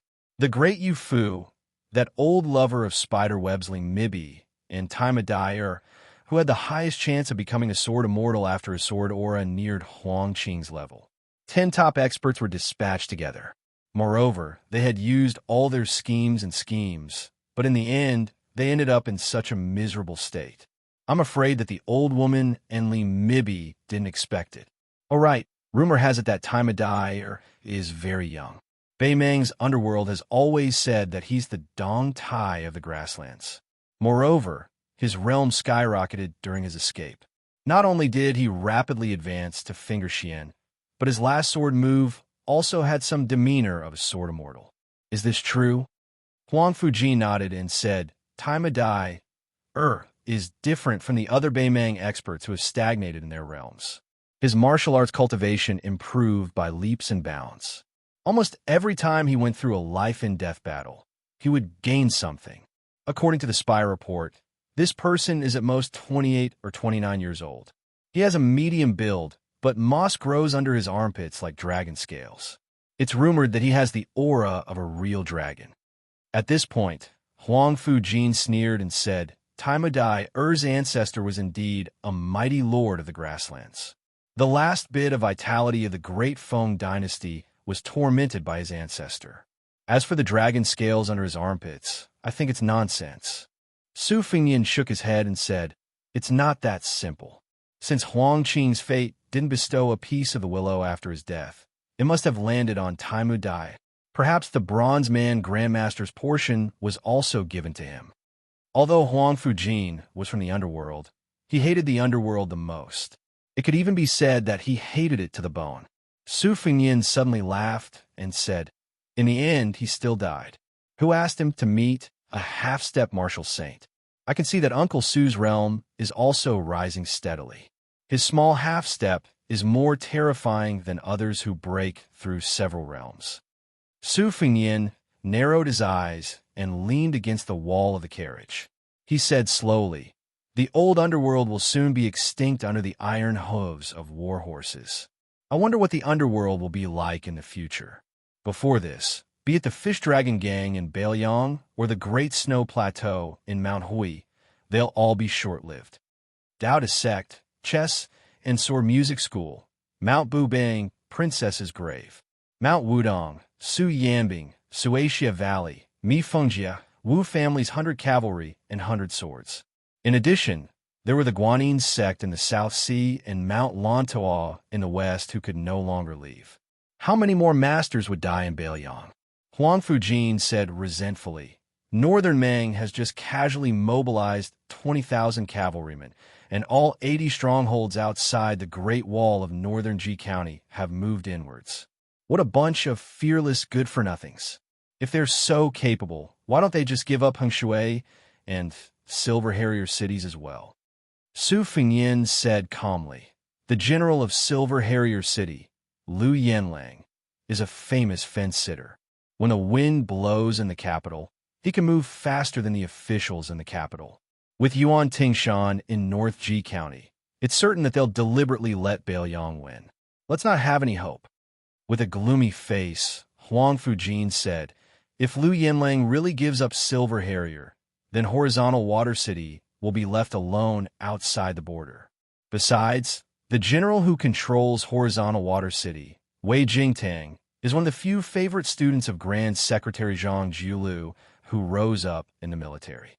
For many years, this man has always had a strong hostility toward Bailiang.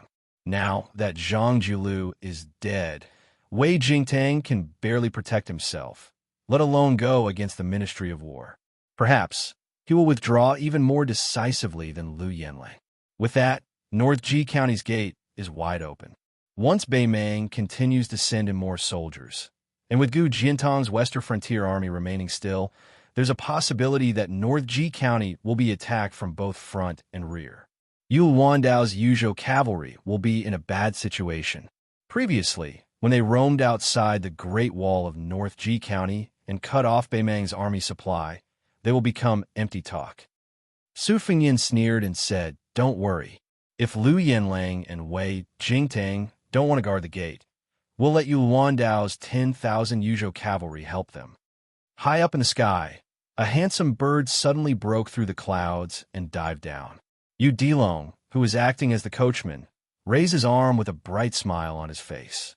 The bird landed on the child's arm with its claws like hooks and a powerful force. Fortunately, Yu Dilong's chi was strong and vigorous. This Falcon, a 6 years phoenix, came from Liaodong. It was brewed by Chu Lushan himself and gifted to His Royal Highness. The tributes from Liao were divided into 9 grades. Among the Falcons, which were said by the hunters of Liao, 9 years death and 1 life is rare. The 3 years dragon and the autumn yellow were the 2 rare breeds, and the 6 years phoenix was even harder to find. Su Fengyin was traveling Jianghu for the first time. Other than Old Yellow and the inferior horse, he was accompanied by this 6 years phoenix. Yu Dilong cheerfully called out, Master. Su Fengyin poked his head out of the curtain and took the spear falcon. He intimately patted its head before untying the string on its leg. Then he lightly shook his arm. The 6 years phoenix spread its wings and flew high up. It circled above its master's head a few times before suddenly rising up and flying away. The information that came back was only 3 simple words, guard to the death. The meaning was very clear. Wei Jingtang would guard Horizontal Water City to the death. Su Fengyin sighed softly and said, the wind knows the strength of the grass. In his joy, Huang Fushi asked doubtfully, why would Wei Jingtang risk his life to guard Horizontal Water City? Could it be Protector General Chu's secret plan? Su Fengyin shook his head and said, no matter how skilled Fu Shui Fong is, he can't bribe a scholar like Wei Jingtang.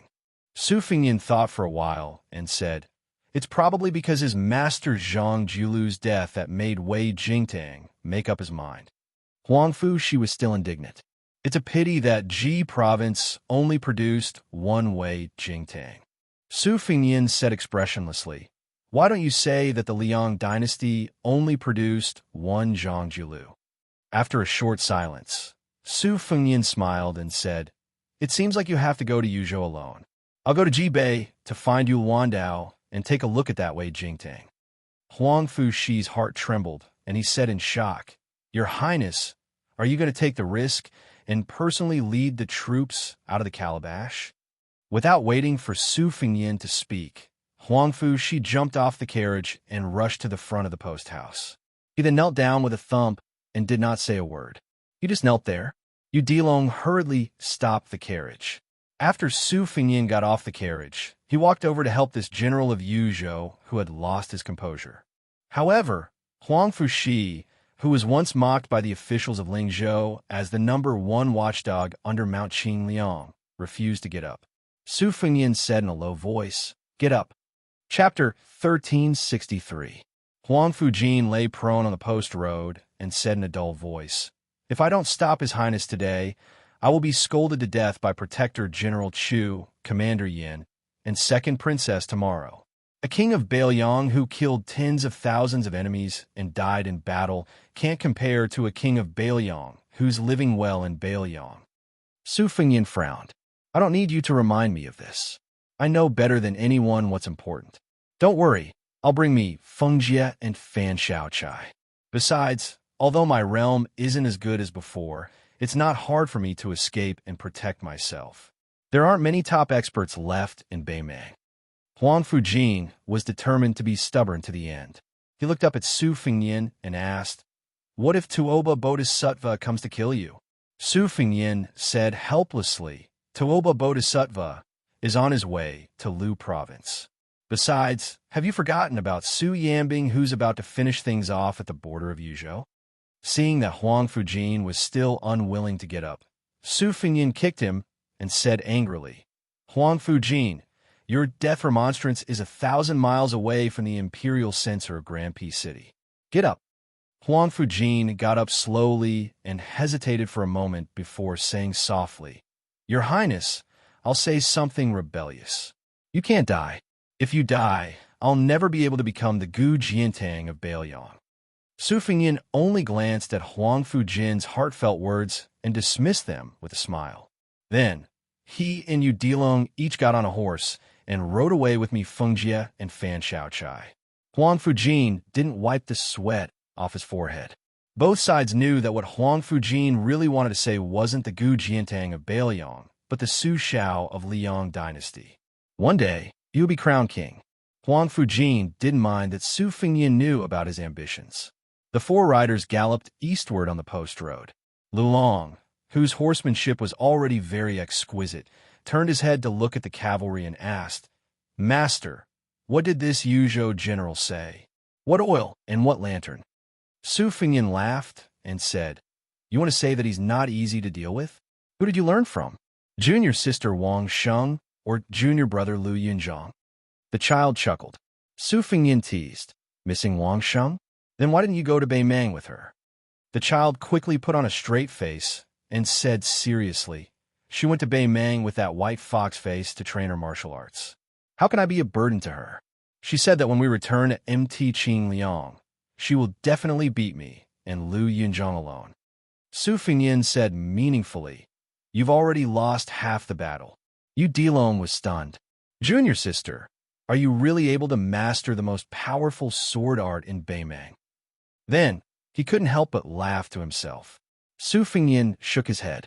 The taciturn me, Fengjie, said worriedly, In the end, Ji province is not Beiliang. There are many hidden spies. Your Highness should be careful. Su Fengyin nodded. Mi Fengjie secretly glanced at the female sacrificial warrior, Fan Shaochai. This mysterious grandmaster didn't understand why Su Fengyin wanted to bring her along. Mi Fengjie was determined to keep a close eye on her, just in case. Fan Xiaochai looked ahead with an indifferent expression. Ji Province was once part of Northern Han. In fact, it wasn't just the Han family of Ji Province. Northern Han's rule had lasted for more than 160 years. Too many aristocratic families had once been Northern Han subjects. As for her Fan family, it had been loyal for generations. Su Fengyin suddenly said, "This time, you might not have the opportunity to visit the graves of the Fan family's ancestors. If you decide to stay in Ji Province, I can agree to it right now. You don't need to be in a hurry to answer. We can talk about it when we get there." Fan Xiaochai suddenly bit her lip, causing blood to seep out. Her eyes were crazed. She laughed. "I don't have the face to visit the graves of my ancestors. Since I can't kill you, and don't even dare to attack you, I can watch you die on the battlefield with my own eyes." The famed sword in Mi Fengjie's case shook violently. He angrily shouted, "Fan Xiaochai, are you seeking death?" Fan Xiaochai's shoulders trembled slightly. Her laughter grew louder and louder. Sitting high on her horse, her face was full of disdain. TSK, a mysterious finger expert. "I am truly afraid of death." Su Fengyin calmly said, "Enough." Mi Fengjie took a deep breath. Fan Xiaochai immediately retracted her crazed aura. Their mounts paused for no reason. The neglected child, Yu Dilong, looked at the old man who reached out to support the sword case, and then looked at the young woman whose fingers were a little green from holding the reins. This eldest disciple of Su Fengyin secretly curled his lips. Su Fengyin closed his eyes. He knew that many people had already begun to die in Yuzhou. The Hanlin predecessors of the Liang dynasty were not stingy with their writing when they wrote the history of Northern Han. Unlike the deliberate belittling of Vietnam and Tang, they were especially appreciative of Northern Han, especially Ji Province. They called it, "Ji Province is full of heroes." They were all brave warriors who died with a clear conscience. However, in the confrontation with the butcher Su Xiao, the Fan family, the mainstay of the Northern Han army, had one soldier after another bravely sacrificed themselves. After the Han family had submitted to the Liang dynasty and had their entire family executed, the veteran General Yang Xinxing was the first to be trapped in the Guangling circuit. Ji Province was like an old man past his prime who refused to accept his old age. In the end, it was truly old. As the sun set in the west, two people stood side by side on the city walls of Transverse Water City, located at the forefront of Northern Ji. The man wearing the uniform of a Liang civil official was in his 40s. He had a scholarly and refined temperament, but his face had the rough and weathered appearance of someone who had lived on the border for a long time. He was Transverse Water City's garrison general, Wei Jingtang, second in the imperial examination in the 9th year of Yonghui. However, he did not choose to use the Hamlin Academy as a springboard for his career. Instead, he first observed politics in the Ministry of War for half a year. Very quickly, he requested to be transferred to the border of Liaodong. As a result, Wei Jingtang came to Ji Province. First, he served as the county magistrate of southern Ji. As his official rank grew higher and higher, the area under his jurisdiction grew closer and closer to the border of Ji Province. Finally, he became the commanding officer of the military administration of Transverse Water City. He was only at the 4th rank. In terms of profiting, as long as he did not touch the border trade, he could not even compare to the county magistrates of Jiangnan. In terms of official prestige, he was far inferior to the outstanding figures who had passed the imperial examinations. There was a man from the same hometown as him who was only a top 3 Jinsher. When he was young, he had a grudge with him. In the capital, he was only the commanding officer of the Ministry of War. Over the years, he had been making things difficult for him. Previously, when the Ministry of War was observing politics at the border, there was a man from the same year who brought a letter to Wei Jingtang. In the letter, he asked Wei Jingtang how the sandstorm in the northwest tastes. He even threatened to make Wei Jingtang drink in this godforsaken place for the rest of his life. Wei Jingtang smiled at this. That fellow student who had clung onto the capital's 3rd Prince Jean would probably never be able to understand how the barren desert frontier fortress in his eyes was, and how it could make a scholar give up his brush and join the army without regret. The young general standing beside Wei Jingtang was the young commanding officer of the Yuzhou cavalry, Yu Wandao. Previously, when the Beimang cavalry demonstrated their power outside the pass, Liu Yanlang gave up on Silver Sparrow City, leaving behind only a few old and weak soldiers and a dozen or so officials who didn't know how to show respect to their superiors. Yu Wandao's cavalry wasn't in a hurry to enter the city. Instead, they set up camp outside Silver Sparrow City. When they realized that there wasn't any movement in Transverse Water City, they entered the city alone 2 days ago to find Wei Jingtang. After that, Yu Wandao's subordinates took over the granary of Silver Sparrow City. Wei Jingtang had the right to control it, but he just turned a blind eye to it. Some of his subordinates were angry, but Wei Jingtang only said one sentence: Transverse Water City can't touch Silver Sparrow's grain. If we take even one grain, someone will lose his position. However, instead of being treated as an invasion by the Beimang barbarians, what's wrong with handing it over to someone who is willing to draw a blade against the Beimang? The extraordinarily handsome Yu Wandao didn't just have the peerless blade passed down from his ancestors, Great Luan. On his waist, he also had a brand new coal blade that was equally eye-piercing. He asked softly, "Lord Wei, I still don't understand. However, I still want to thank you on behalf of the Beiliang." Wei Jingtang was silent. His expression was resolute as he gazed at the endless desert of yellow sand. Not moving south was a crime. Allowing the Silver Sparrow's grain to be taken by the Yuzhou cavalry was an even greater crime. If that official from a Ministry of War returned to the capital and wrote a report saying a few words of incompetence in governance, it would be another crime. Being punished for several crimes was already enough for Wei Jingtang to lose his head.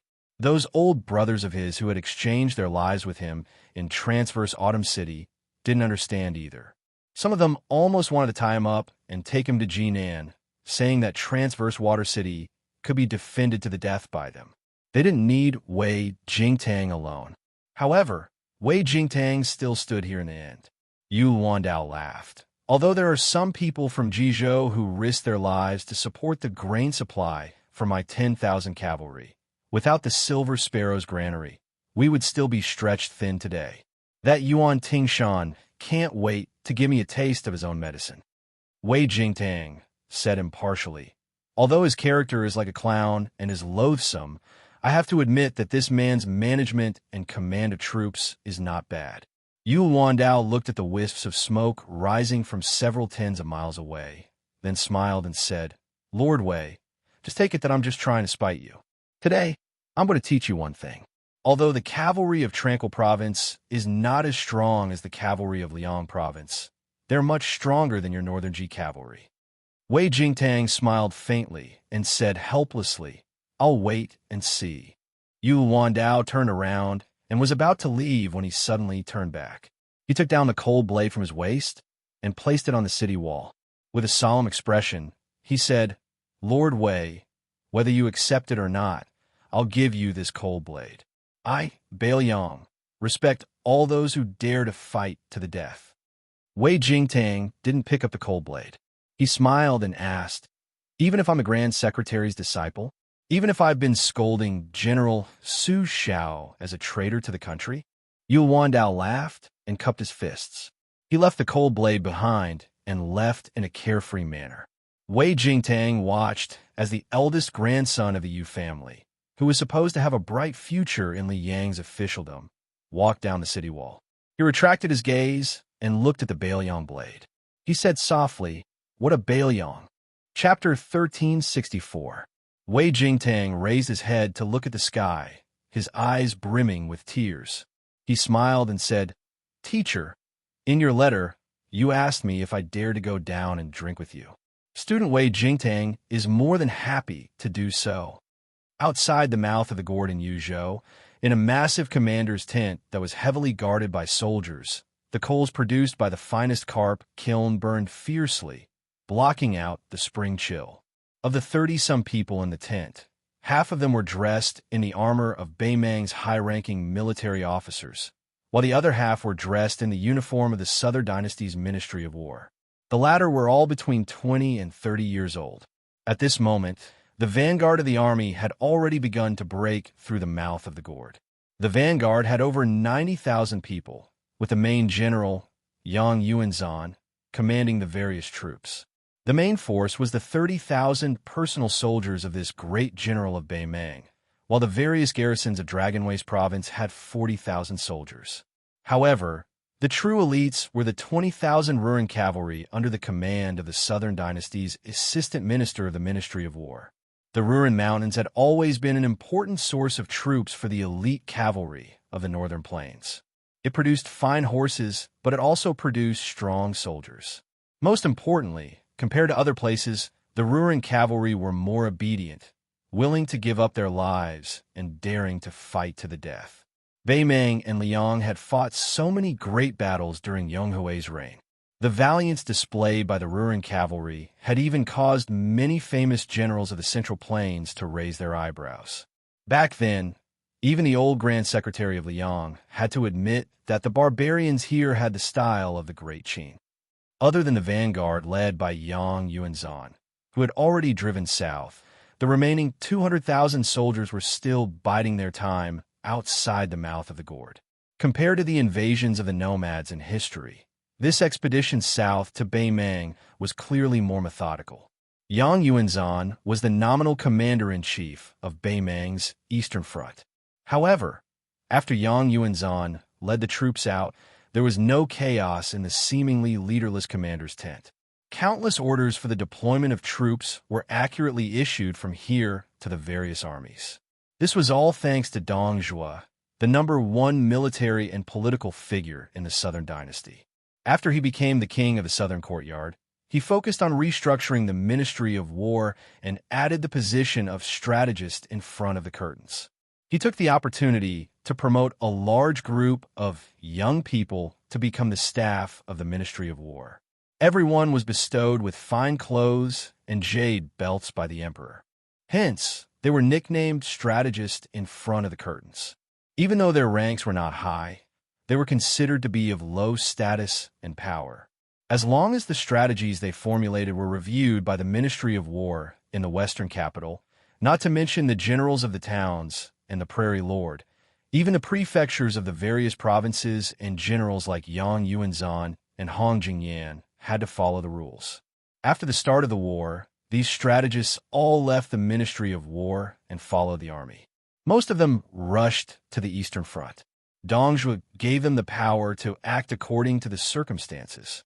Of course, it was impossible for there to be no opposition in the imperial court in the Western capital. However, Fatty Dong didn't pay much attention to them and even shamelessly used Her Majesty's imperial edict as a shield. Furthermore, the young people who rose to the center of the imperial court overnight were mostly from the Yelu and Murong surnames, or the flaming and plump aristocrats from Longwan. They were the young talents from the north, 7, south, and 3 surnames, A in Beimang. It could be said that Dong Zhuo's exceptional promotion had captured almost all the top aristocrats in Beimang in one fell swoop. As a result, the saliva in the western capital didn't even need to be refuted by the king of the South Courtyard, who knew how to conduct himself. However, Beimang soon realized how insidious and cunning Fatty Dong was. These strategists were divided into 2 groups. One group went to the Eastern Front to impede General Yang Yuanzhan, and the other group went to the Western Front where General Liu Gui was.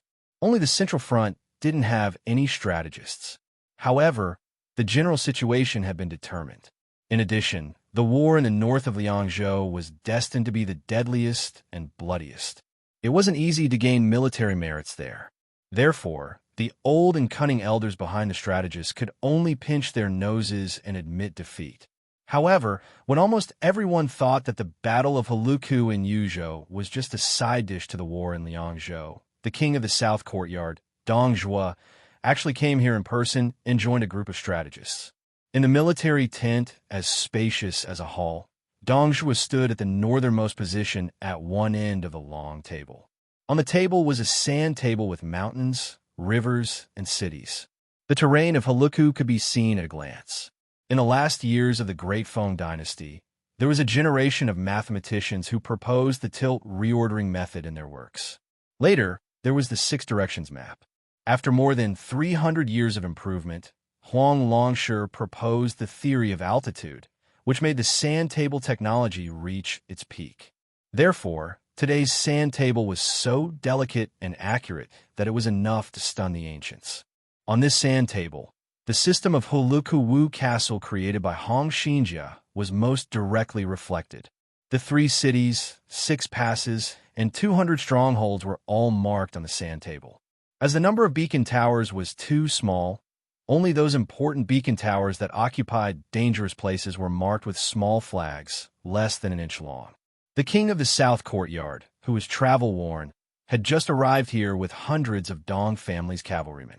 After drinking a mouthful of coarse milk tea with a strong smell of mutton to drive away the cold, he asked a young strategist from a major clan in Gusai province to tell him the progress of the Battle of Hulukku Wu Castle. The latter, who was holding a slender long pole made of jasper, drew a big circle on the sand table and said loudly, "Bailiang put Hong Xinjia in an important position. By the beginning of this spring, he has built 214 strongholds in Hulukku in Yuzhou province." The Battle of Mount Daxing in Liang province started in the first year of Yonghui province. Upon hearing this, a prairie lord, who was planning to come to Yuzhou province to snatch food, people, and military exploits, could not help but roll his eyes and say, "Don't talk about those boring things. Just tell us where our sons have fought their way to Hulukku Wu Castle and how many heads they have chopped off. It's easy for you to say it, kid, but King Dong, and we can also hear it clearly. Every time I hear you people who have read books talking about it, I feel like I'm going to doze off." Dongzhu did not even look at that big talker, but stared at the sand table and said slowly, "Go on." The prairie lord immediately shrunk his neck and dared not to act rashly. The strategist continued, "Mount Daxing in Liang province was first proposed by the Han family of Ji province. Their original intention was to reduce the pressure of grain and fodder supply when Liang province launched the war in the early days. Later on, Liang province took the opportunity to withdraw all the border armies in Ji province and move them inwards to strengthen the internal defense and shorten the transportation distance of grain and fodder. Once the war broke out, they could use the fort to slow down the vanguard of the enemy, and then the main force in the rear would wait for an opportunity to strike. However, over the past 10 years, Liang province has purposely placed more emphasis on the 2 Liao provinces and neglected Ji province. Obviously, they have the intention to use Ji province, a soft persimmon, as the opening of Yuzhou province. As long as our army chooses Ji province as the breakthrough point, Bailiang and the 2 Liao provinces will be able to launch a pincer attack." The strategist pointed at somewhere north of Hulukku Wu Castle with a long jasper pole in his hand. Bailiang's fort is especially majestic. The big fort has more than 1,000 steps around it, and the small fort has more than 800 steps around it. The big fort has 600 steps around it, and the small fort has 300 steps around it. Moreover, the fort has never had a fixed shape. It is closely connected to the geography of Hulukku Wu Castle, tightly controlling the river valley. Most of the walls are made of rammed earth, and some of them are covered with bricks. Many forts have several layers inside and outside, with different heights. If we are careless, even if we successfully break through the fort's gate, we will still have to fight a tough battle. This is enough to show Hong Xinjia's sinister intentions. For example, the group of forts here at Hulukku Wu Castle, with the Jujube Horse Fort as the core and the Green Wind Fort be Rising Fort and the other 18 forts surrounding and protecting them. In total, there are 3,400 garrison soldiers. The first fierce battle between the two sides will definitely take place here. The jade pole in his hand shifted slightly to the south. If Bailiang's Hulukku Wu Castle was only blocked by these forts, it would not be worth mentioning. However, after Qin Jibao became the governor of Bailiang, 3 towering and sturdy cities were built at Hulukku Wu Castle. Although they are far inferior to the #1 town in the northwest, Huta City, they are definitely not to be underestimated. This crouching bow city, built against a mountain, is one of them. In fact, all the forts in the northern line of defense at Hulukawu Castle are attached to Crouching Bow City. Unlike the forts that only defend to the death, the three cities of Hulukawu Castle each have a different number of elite cavalry troops from Yuzhou. A major third-rank general from Zhu province laughed and said that Yuzhou also has a capable cavalry troop. I thought that Yin 101's subordinates were only a group of soldiers crawling like turtles. The story of turtles crawling like turtles had been circulating in Beimeng for a long time. In the past 20 years, most of the battles in Liangmeng took place on the northern line of defense in Liangzhou. Yuzhou had always been sparse. Beiliang infantry commander Yin Wenwan, this old tiger, had no power to speak of in the eyes of Beimeng. The younger Beimeng generals were somewhat convinced by Beiliang governor Chu Lushan or the new cavalry commander Yuan Zuozong. After all, Yuan Zuozong's military achievements in the several large-scale battles in the hinterland of Beimeng many years ago were obvious to all. That Lu Qiu'er even chased the current king of South Courtyard for almost 1,000 li. Moreover, Beimeng's cavalry was like the wind. How could they pay attention to slow infantry? Therefore, Yin Wenwan had the nickname of Turtle General in Beimeng. Dong Zhuo finally spoke with a solemn expression. All of you are clearly aware that my Dong clan army consists mostly of infantrymen. But perhaps all of you aren't aware that I, Dong Zhuo, learned from Yin Wenwan when I first trained my infantrymen. Although now it's enough to look down on most of the Yuzhou infantry, Yin Wenwan, who you laughed at as Turtle General, has 1,000 heavy armored soldiers under his command. His fighting strength is still worthy of being called the world's #1 infantry troop. How's the fighting strength of Dong infantry? I need to boast. Dong Zhuo raised his head and looked at the people present with cold eyes. The Yuzhou cavalry is not good enough? Don't forget that the Longxiang army that turned our Gusai province into a sieve was based on the Yuzhou cavalry. Dong Zhuo smiled gloomily, revealing his white teeth. Right, I forgot to tell you a secret. After General Yang Yuanzhan learned that he was going to fight Yin Wenwan, he had already made arrangements for his funeral. If you think that I, Dong Zhuo, am boosting the morale of others and diminishing my own prestige, it's fine. I'll say the ugly words first. When the time comes, whoever is hurt by the Yuzhou garrison, remember not to complain to me or His Majesty. Chapter 1365. The armored generals present were all a bit resentful, but the strategists who had been treated with disdain recently only felt pleased. A while ago, the latter patiently explained the terrain, structure, and distribution of troops to the vanguard generals in detail, down to the details of each fort and each beacon. This seemingly trivial information was precious military intelligence obtained by Beimeng spies with their blood. Only at that time, most of the military officers in the army were just yawning. In their eyes, wherever Beimeng's iron cavalry went, those who surrendered would be killed, and those who didn't would be killed even more. War was just that simple. Why would they need to embroider like a woman? This kind of deep-rooted understanding could not be changed by the strategists who were only minor 6th rank and major 7th rank. However, the arrival of South Courtyard's King Dong Zhuo, who was currently in the limelight, made all of the generals more or less alert. This was especially true when he mentioned Great General Yang Yuanzhan's funeral arrangements. It made several of Yang Yuanzhan's trusted generals break out in cold sweat. Under the hint of Dong Zhuo's gaze, the strategists who felt refreshed began to speak tirelessly. Using continuous forts to block our army's attack was just the naive view of the civil officials in Li Yang's imperial court more than 10 years ago. In fact, back then, the embryonic form of North Ji Castle had already clearly told both sides that without a majestic city as the core of the defense, Li Yang's idea of making Mang cavalry unable to penetrate deep into the enemy was too naive. There were many forts in North Ji Castle at that time, with some 50 li away and some 30 li close. They could be said to be closely distributed to the crucial points of defense. However, back then, our great Mang used countless successful surprise attacks to prove one thing, that forts were indeed the key points of defense. Wanting to stop a nimble cavalry army from advancing south was just a pipe dream.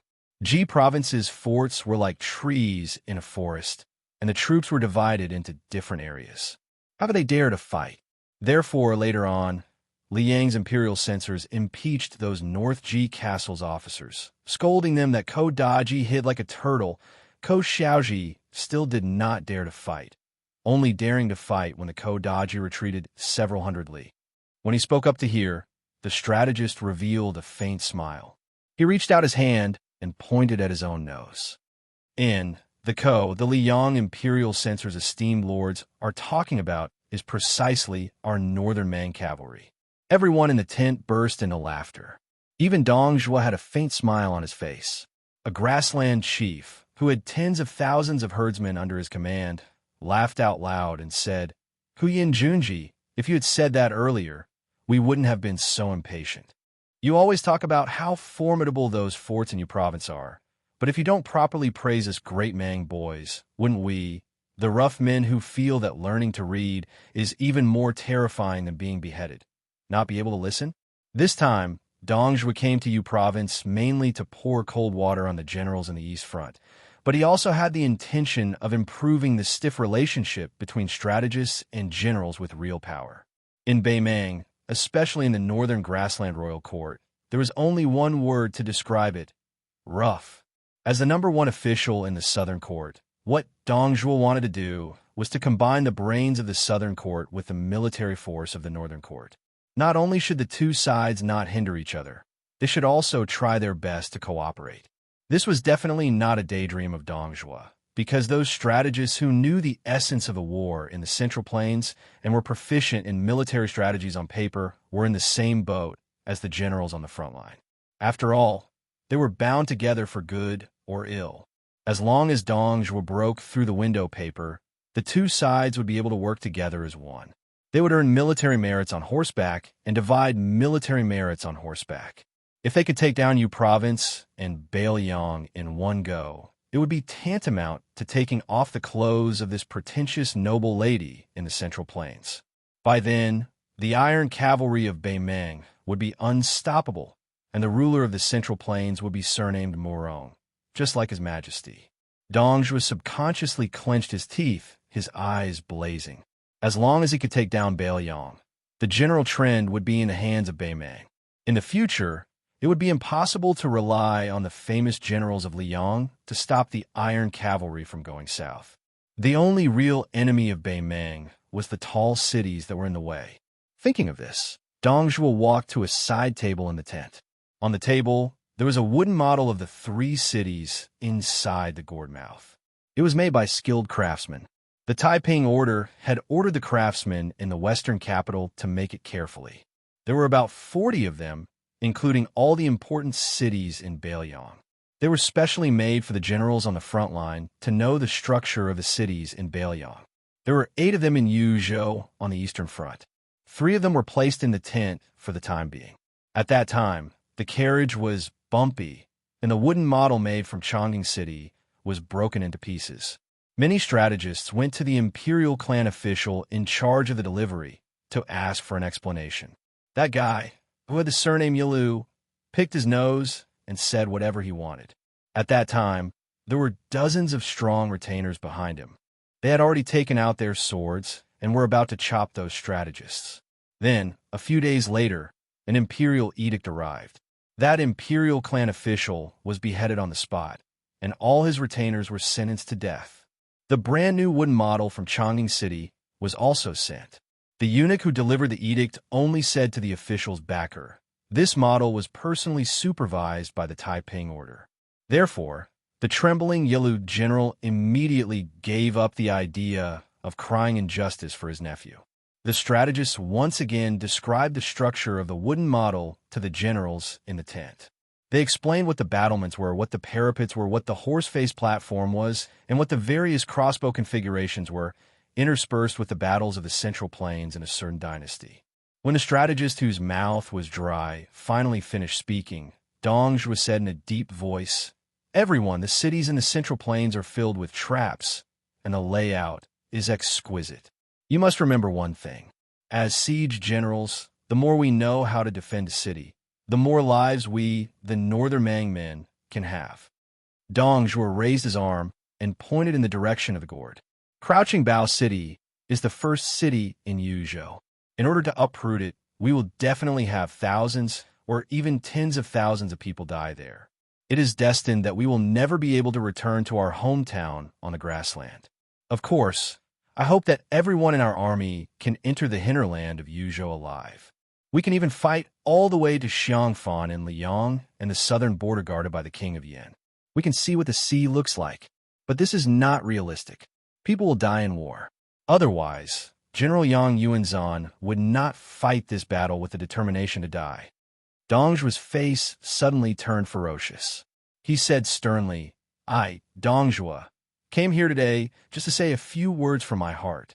Even if my Beimang men have to die, they will die in a place further south." Chapter 1366. If I have to die, I don't want to die in Bailiang, where the land is barren and the territory is narrow. I want to die in the rich central plains, under Grand Peace City, on the shores of the South Sea. Beimang's 90,000 vanguard troops poured into the mouth of the gourd like a flood bursting through a dam. Those forts were like unremarkable pebbles on a shoal, instantly submerged. The northernmost beehive fort at the mouth of the gourd, together with the 6 beacons and 197 Yuzhou officers, all died in battle, without a single arrow remaining. Clear Phoenix Fort was broken through. 362 men, all unsheathed cold blades, died in battle. White Horse Fort was broken through. 213 men, without a single place within the fort, all died in battle. At the heart of the northern group of forts at the mouth of the gourd was Jujube Horse Village. Corpses were strewn everywhere. Apart from the Beimang cavalry, who had been seriously injured and flustered, who added a blade to the back of the corpses, not a single person died while fleeing. Their wounds were all in front of their bodies. Apart from the last Chicken Crow village in the south, all of the 18 forts around Jujube Horse Village were broken through by the Beimang army. Not a single person surrendered. Chicken Crow Village was different from the other forts, which were mostly built in river valleys. It was located on a precipitous cliff of a short mountain. Countless Beimang cavalry quickly passed by the 2 sides of the mountain, whistling through the air like the wind. Most likely in pursuit of speed, they wanted to push out of Crouching Bao City as quickly as possible. They didn't pay any attention to this isolated and unimportant little village. Within the village, there wasn't even a commander-in-chief, but a mere deputy commander-in-chief. When all of the soldiers were gathered together, there were more than 230 of them. Everyone could clearly hear the loud trampling of Beimang horses at the foot of the mountain, as well as the strange cries of those northern barbarians as they galloped forward. Chicken Crow Village's deputy commander-in-chief, Tang Yanchao, was a tall, middle-aged man. He was a classic veteran ruffian from the border. Alcohol was prohibited in the army, and there were several times where he had messed up matters because of alcohol. This man, who could have become a commander-in-chief long ago, was wasting his time in Chicken Crow Village. Every time he drank, Tang Yanchao would brag to his mostly young subordinates about how he had once been the personal guard of the previous cavalry deputy commander, Wei Taizhan, and how he had followed the commander-in-chief in his early years and slaughtered his way through Beimang territory. The youngsters in the village at first, but after years and years of listening to those things, calluses. As a result, every time Tang Yanchao bragged after drinking, many people would shake their heads and make faces. If Tang Yanchao wasn't drunk to death and saw these little bastards imitating him behind his back, he wouldn't get angry to see these little bastards to not know how to respect a hero to respect. And, in the past, even when Yuzhou generals came to patrol the village, Tang Yanchao, who didn't wear his armor neatly, was dressed meticulously for the first time. Even his sloppy beard had been shaved off, making him almost unrecognizable as the great deputy commander-in-chief. If it were any other time, there would definitely be a few bold young soldiers who would approach him with a mischievous smile and say, "Oh, the deputy commander-in-chief looks like a dog. Why haven't you found your sister-in-law yet?" However, at this moment, most people only had heavy hearts and couldn't squeeze out a smile. The elders from the stronghold stood beside Tang Yanchao and were also silently inspecting the armor and crossbow sabers. Tang Yinshao looked around and said indifferently, "Those who aren't over 20 years old, and those who are the only children in your families, stand obediently where you are. Those who aren't, take a step forward." Not counting Tang Yinshao and the 7 people on his left and right, more than half of the 221 people in front had walked out. Tang Yinshao looked over and suddenly pointed at a baby-faced soldier and scolded with a smile. "Bai Youfu, if I remember correctly, you're only 18 years old. You don't even look like you're 15. Scram back." Look, the great deputy commander-in-chief had finally put on some airs of this official, but he was immediately exposed after a few words. He deserved to be called this old man for the rest of his life. The soldier named Bai Youfu blushed and said loudly, "Father said that it's a matter of course for soldiers to fight and be paid. Then it's also a matter of course to go to the battlefield and kill the enemy." Tang Yinshao put one hand on the Baoyang saber at his waist and said with a smile, "Then didn't your mother secretly tell you not to fight with your life?" Bai Youfu's face was full of embarrassment. He said softly, "She really did." Laughter immediately broke out. After Tang Yinshao raised his hand, the village returned to its previous silence. This deputy commander-in-chief, who probably hadn't even heard of the Yuzhou provincial governor, said in a deep voice, "General Yin previously ordered that our Calabash fort only needed to defend to the death and not go out to meet the enemy." Tang Yinshao paused for a moment. "Therefore I, Tang Yinshao, am going out to kill the barbarians this time because I, Tang Yinshao, have disobeyed military orders. Those who stand in place and stay in the fort, and those who step out don't need to go down the mountain. Yes, once we go down the mountain, we'll be stuck at the foot of the mountain for the rest of our lives. There's nothing to hide. No one's an idiot. I, Tang Yinshao, have lived for 40 years and have gone to the battlefield more than 40 times. If we count it up, it's more than once a year. Other than not being able to find a wife in this life, there's nothing else to say. You kids who haven't even reached the age of 20, it's still too early for you to live long enough. Live well." Tang Yinshao pointed to the north and said fiercely, "This old man can't become a commander-in-chief or a high-ranking official. It's not embarrassing. But Li Jing, Hu Lin, and Lu Ziyuan in the fort in the north must have died in battle. If this old man hides and doesn't die, I can't afford to lose this face. Even if this old man can afford to lose this face, our pheasant fort can't." Tang Yinshao roared angrily, "Those who step out, follow this old man. When we get down there, and there's no military law to control us, Tang Yinshao will drink to his heart's content with my brothers." On this day, Pheasant Fort's vice-captain, Tang Yinshao, was the first to die at the foot of the mountain outside the fort. Soon after, the remaining 80 people who were under the age of 20 also died in battle. Among them, Bai Youfu was stabbed in the neck by a Baimang cavalryman who was charging at full speed. Before he died, he only had one thought. It would be even better if he could fight his way in a Baimang territory and die there. Not long after, a white-haired, dignified old general stopped his horse at the foot of the mountain. After dismounting, he looked at the bloody battlefield where the corpses had been split into 2 groups. The old man calmly asked a general whose armor was stained with blood beside him, "How many people did we lose?" The general wiped his face fiercely. "The bows and crossbows of the fort in Yuzhou are extremely sharp, and everyone fought to the death. I only know that over 4,000 of us died in battle, and even more were injured." It was precisely the commander of the Eastern Front, Yang Yuanzhan. His expression was grave as he sighed heavily. They still hadn't seen crouching Bao City of the 3 cities at the Gourd Gate, nor had they seen Yin Wunalwan's elite infantry. Yang Yuanzhan looked at the pheasant fort on the mountain that was destined to be empty and muttered to himself, "There's no way to fight this battle." Chapter 1367. After Su Fengyin entered Jizhou, he donned a mask made of roots. This mask was the handiwork of the witch of the southern border, Shu Xiao. When Su Fengyin had snuck into Baimang, it was thanks to these ingenious items. The 4 of them crossed the border. The spies of the Fu Shui chamber had long since prepared 4 impeccable travel documents. At present, The tyrants of Baelyang were like a swarm of ants that had been disturbed by a child. They all fled for their lives. Su Fengnian's meager group of 4 was completely inconspicuous.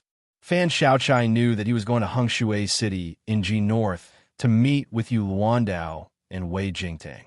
However, although the 4 of them traveled day and night without rest, they did not take the shortest route. Instead, they traveled directly into the heart of Jizhou. Ultimately, they arrived at Dazhan City, which had been built during the last years of the Great Feng Dynasty. Su Fengnian was in no hurry to enter the city. Instead, he reined in his horse and stopped on the official road outside the city.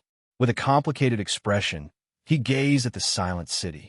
As the former capital of Northern Han, it could be said that the city was filled with the relatives of officials, and nobles.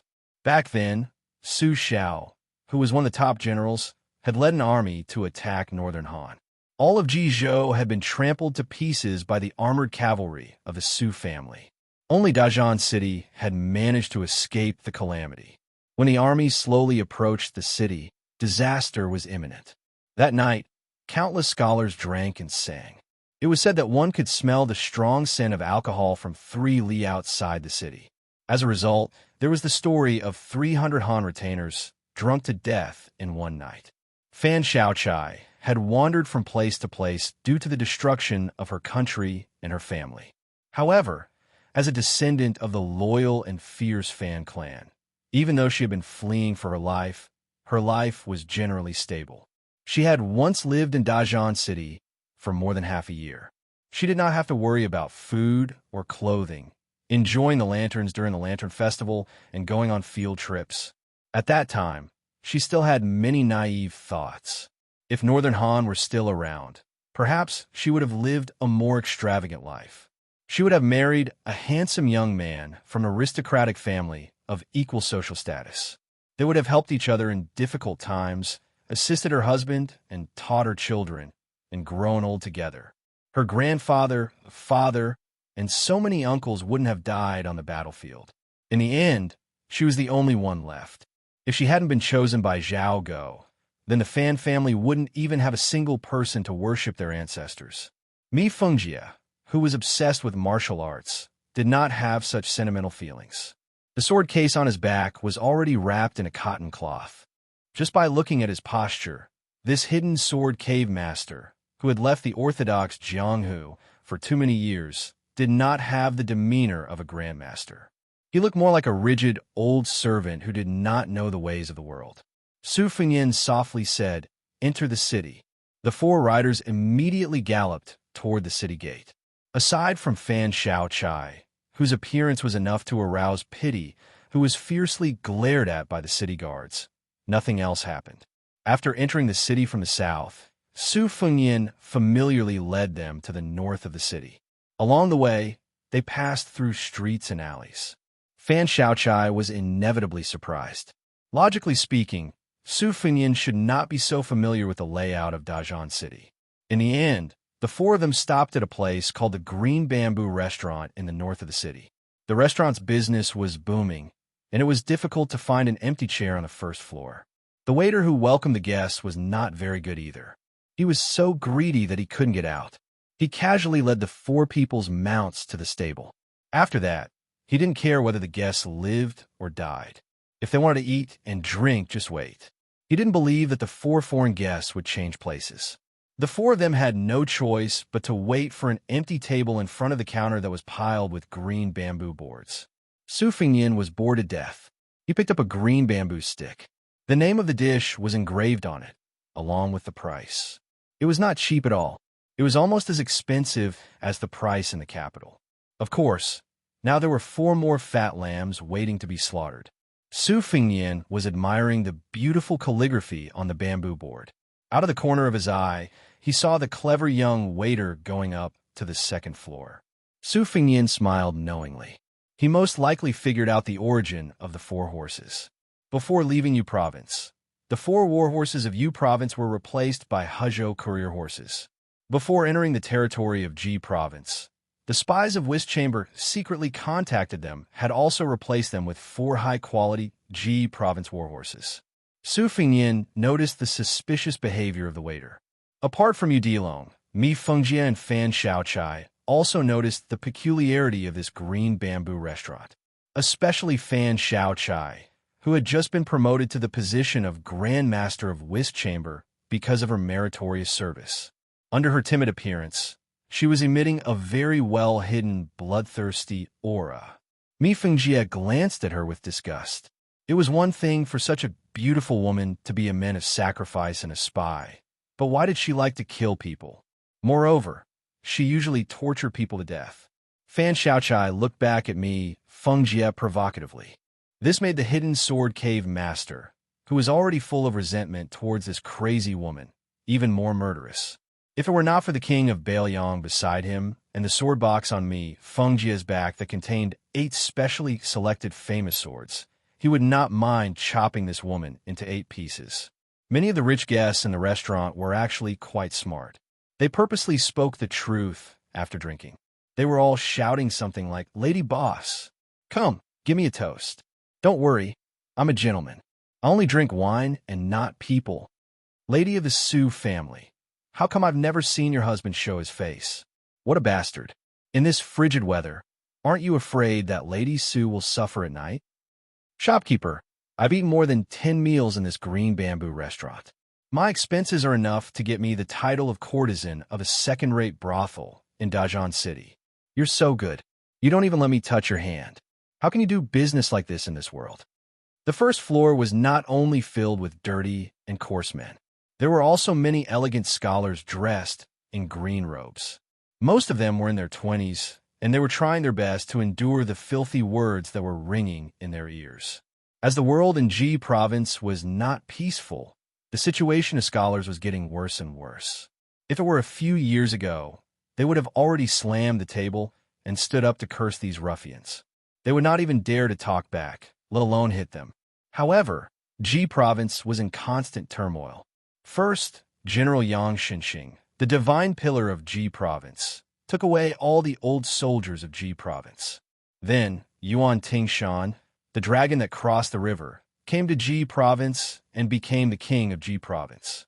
Not only was he the son-in-law of Gu Jiantang, he also abducted a woman from the Li family of Yanbao in Ji province to be his concubine.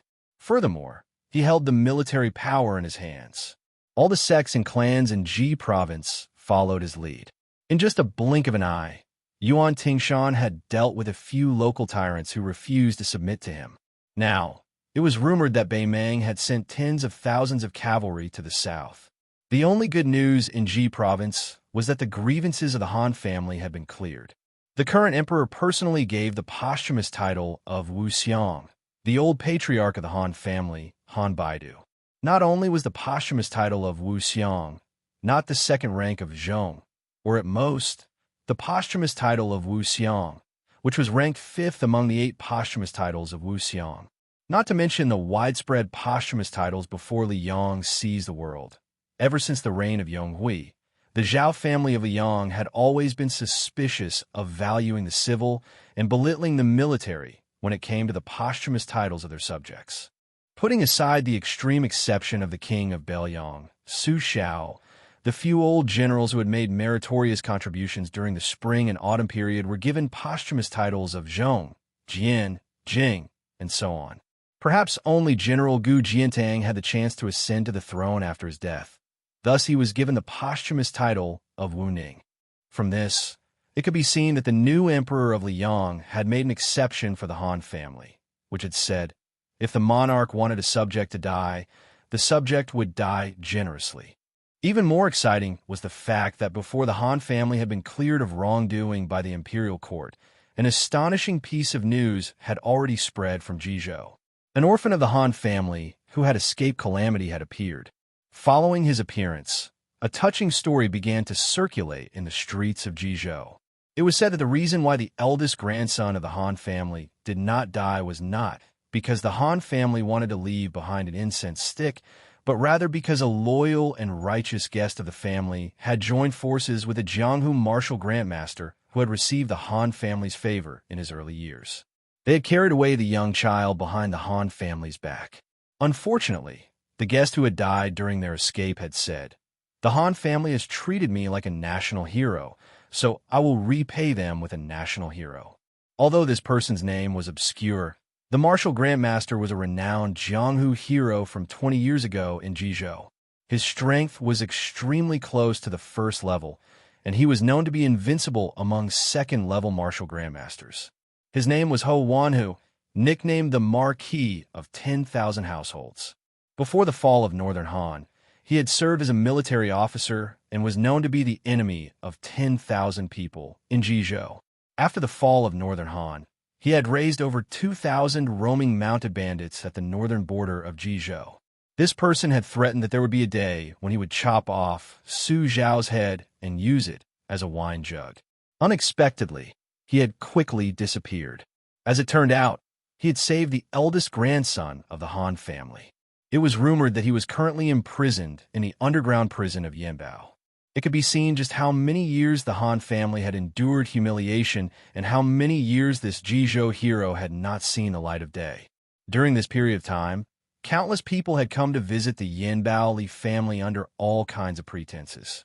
If it weren't for Yuan Tingshan personally dispatching a cavalry with bright crossbows to deliberately station on the main road of Yanbao, perhaps Yanbao wouldn't even have a moment of peace.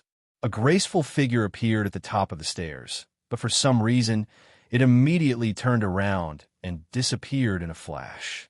The sharp-eyed men downstairs immediately hissed. They slapped the table with their hands and knocked the bowl with their chopsticks.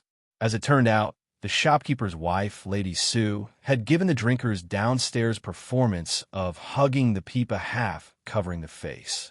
How could these men, who never lacked money, let it go? They screamed again and booed to death. This caused those young scholars who couldn't bear it any longer to glare angrily at the neighboring tables. Those with better tempers rolled their eyes, while those with worse tempers directly spat on the ground. There were also some who used hand gestures to greet the scholars' many generations of ancestors. Speaking of which, it was strange. It was true that the proprietress's appearance was outstanding, but she couldn't be considered a devastatingly beautiful woman. However, regardless of whether it was the coarse men or the refined scholars, even if they didn't fall in love at first sight, the more they looked, the more they liked her.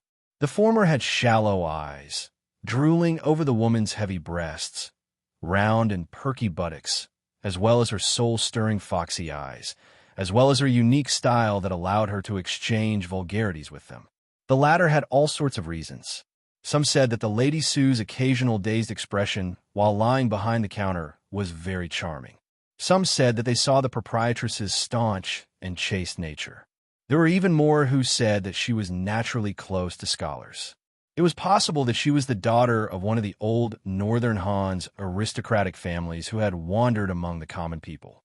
Chapter 1368. However, there is only one reason why customers only dared to take liberties with their mouths and did not dare to lay their hands on them.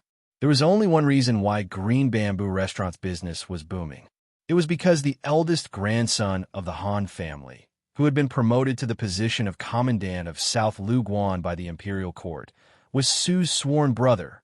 The waiter had a bright smile on his face, but he was full of suspicions as he ran downstairs. He respectfully invited Su Fengyan and the others to take a seat upstairs. Su Fengyan took out a piece of silver and tossed it to the waiter. The waiter's smile became even brighter as he shouted, "Thank you, young master, for your reward." The waiter was not surprised that the four of them went upstairs, but it was strange that they went directly to a private room on the third floor. There were so many rich guests in Dijon who came here with ulterior motives, but none of them had such an honor. The waiter led the four of them to the door of the room on the third floor and stopped. Su Fengyan pushed the door open and entered. Mi Fengjie stood at the door, while Fan Shaochai followed Su Fengyan over the threshold. Fan Shaochai glanced at the woman who stood motionless with a face full of surprise. She was indeed somewhat enchanting, especially the view on her chest, which could make ordinary men want to run over and hold it with both hands to reduce the burden. However, that was all there was to it. Fan Shaochai's beauty was above the woman's, and her style was the complete opposite. Generally speaking, Each of them had their own merits, so they minded their own business. After Su Fengyan calmly sat down, he smiled and said, "Qing Zhenyang, why are you standing there like a fool? Pour the wine. Even if you want to go back to your old business of selling human meat buns, you still have to get the customers drunk first, right?" The woman who was called Qing Zhenyang by Su Fengyan, who was wearing Zhang Shangyan's mask, covered her mouth. It was unknown whether she was crying or laughing. She was none other than Qing Zhenyang, whom Su Fengyan had met in Beimang's Juzizhou.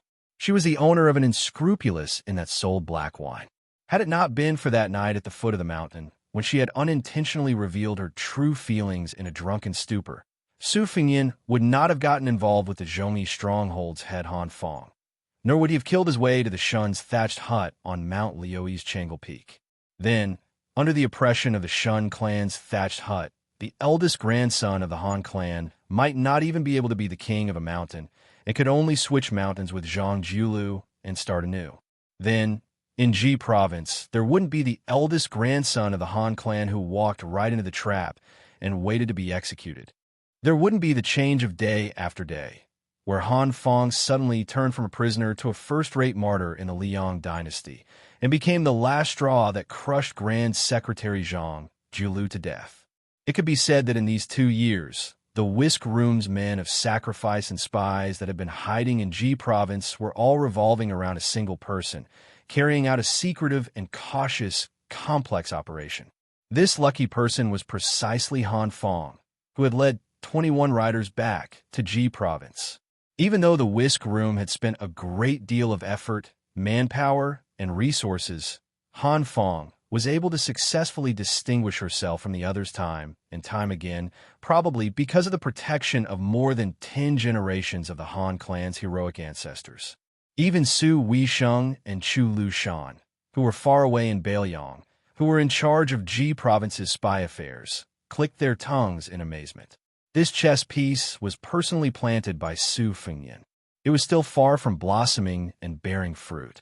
However, for Beiliang, who was now in an even worse situation, with and without Han Fong in Ji province, there was definitely a world of difference. Su Fengyan's trip to Zhan City in Ji province this time was not to meet Han Fong, but to meet Zhang Xiuqing, who claimed to be an outer disciple of the Taote sect. At that time, Zhongyi stockade had fallen and scattered. Only this person had firmly placed his bet on Han Fong and regarded her as a Tao enlightened immortal, who could help him rise to the top. Reality proved that this Beimang Taoist, who was born as a scholar in the Southern Dynasty, had not only made the right bet, but also made a lot of money. Now, he had the official position of Liang official and was assisting Lieutenant Han Fong in Nanlu Pass. Of course, Su Fengyan would not recklessly meet Han Fong directly, even though the Liang Zhao Go, who had been severely injured, was no longer as strong as before in Ji province. The old military chief Yang Xinxing had left, and the new noble Yuan Tingshan had arrived, causing the Zhao Go in Ji province to be severely reduced. Han Fong's luck was good, but Su Fengyan did not have much confidence in his own luck. After Qing Zhenyang sat down, she poured a cup of Huadiao wine for Su Fengyan. The wine's aroma quickly filled the air. After the excitement, she was obviously a little uneasy. She asked softly, "Su Lang, why did you come to Dazhan City?" Qing Zhenyang did not know about Han Fong's identity as the orphan of the Han family until he was imprisoned.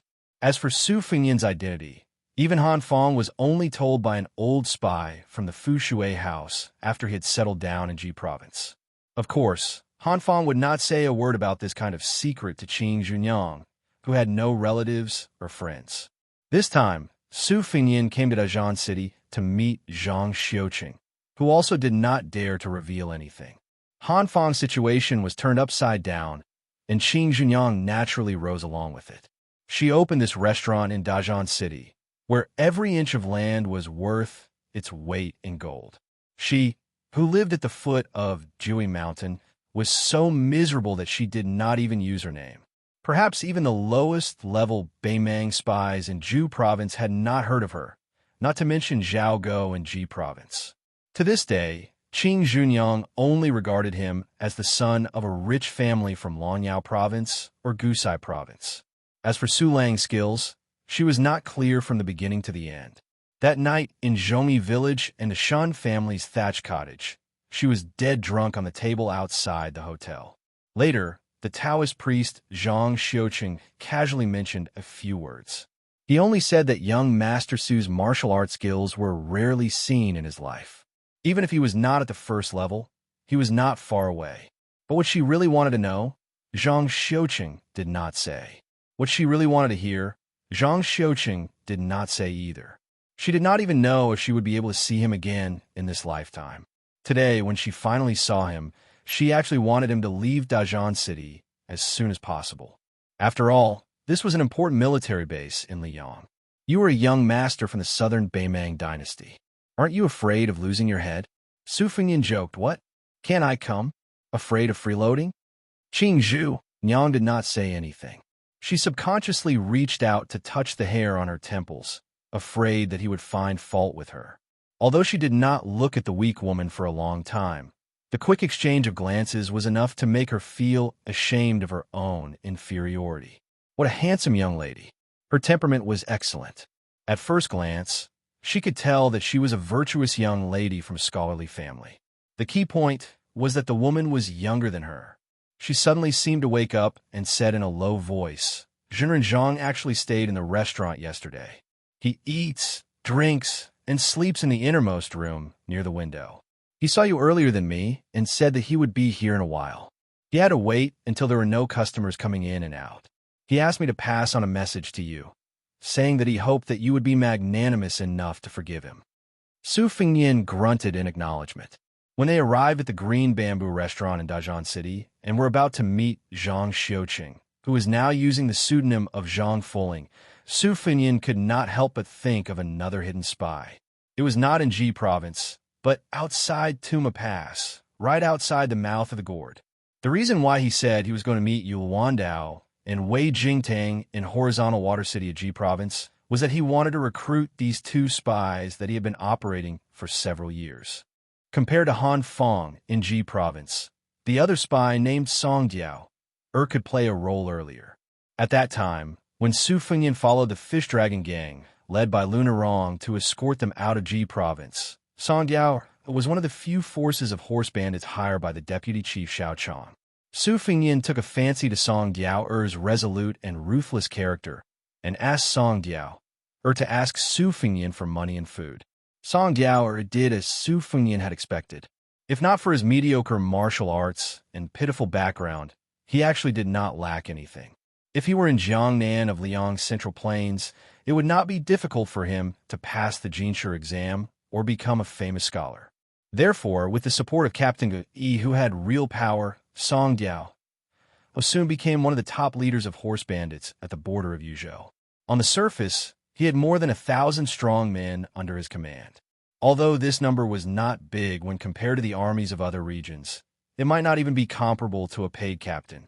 However, Song Diao was able to roam freely outside Ji Province with only 36 horse bandits. The 1,000 horse bandits under his command, who had not been equipped with excellent equipment, were probably equal to the 3,000 cavalrymen of Ji Province. If it was said that Northern Mang already had an idea of Yu Wandao's 10,000 cavalrymen and had prepared a backup plan, then Song Diao's 1,000 mounted bandits who came and went like the wind, as well as the Song clan bandits who could suddenly grow stronger, they could stab Northern Mang's Eastern Army at any time and any place. As for whether they would stab Northern Mang's waist or shoulder, Su Fengyan would personally make the arrangements this time. In addition, when Beimang's cobwebs and Jianghu forces infiltrated Yuzhou, Su Fengyan also took the opportunity to quietly disperse many of his men outside the Great Wall. Just as immortal Cui Wazi of Dao Dissect thought, half of the tide-listening pavilion's eagles and hound were hidden in the Calabash fort as a smokescreen.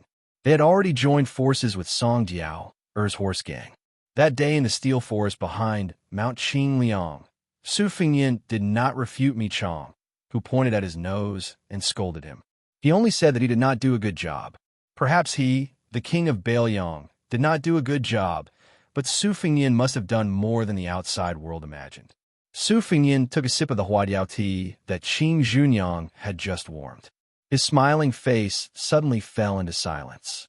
Chapter 1369. The 15-year-old huadiao wine had been one of the tributes of Gangnam-do since the first year of Yonghui. It was produced in the Great Feng dynasty and had a unique custom. When a rich family gave birth to a daughter, they would brew a few jars of wine every few days they were born. The wine jars would be painted with colors and buried under old osmanthus trees. When the daughter grew up and married, this wine would be used as a dowry.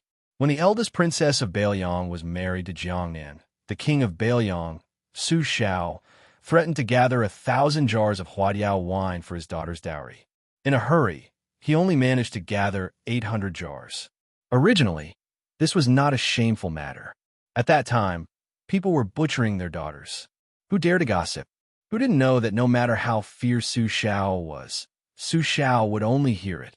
If the gossip of his 2 daughters reached his ears, as long as it wasn't thousands of miles away, even the emperor wouldn't be able to protect him.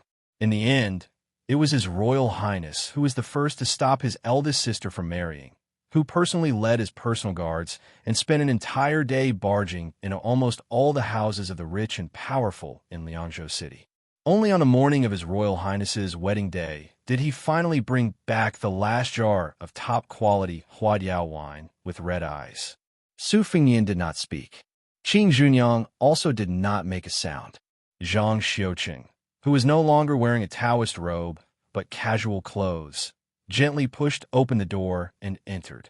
He originally wanted to kneel down and pay his respects. Seeing that Qing Junyang was still in the room, he was momentarily in a dilemma. After Su Fingyin came back to his senses, he raised his wine cup and smiled. Old friends have met. Sit down and talk. Zhang Xiuqing's fear and trepidation were not faked. His mother, the person in front of him, was the northwest vassal king of Liang.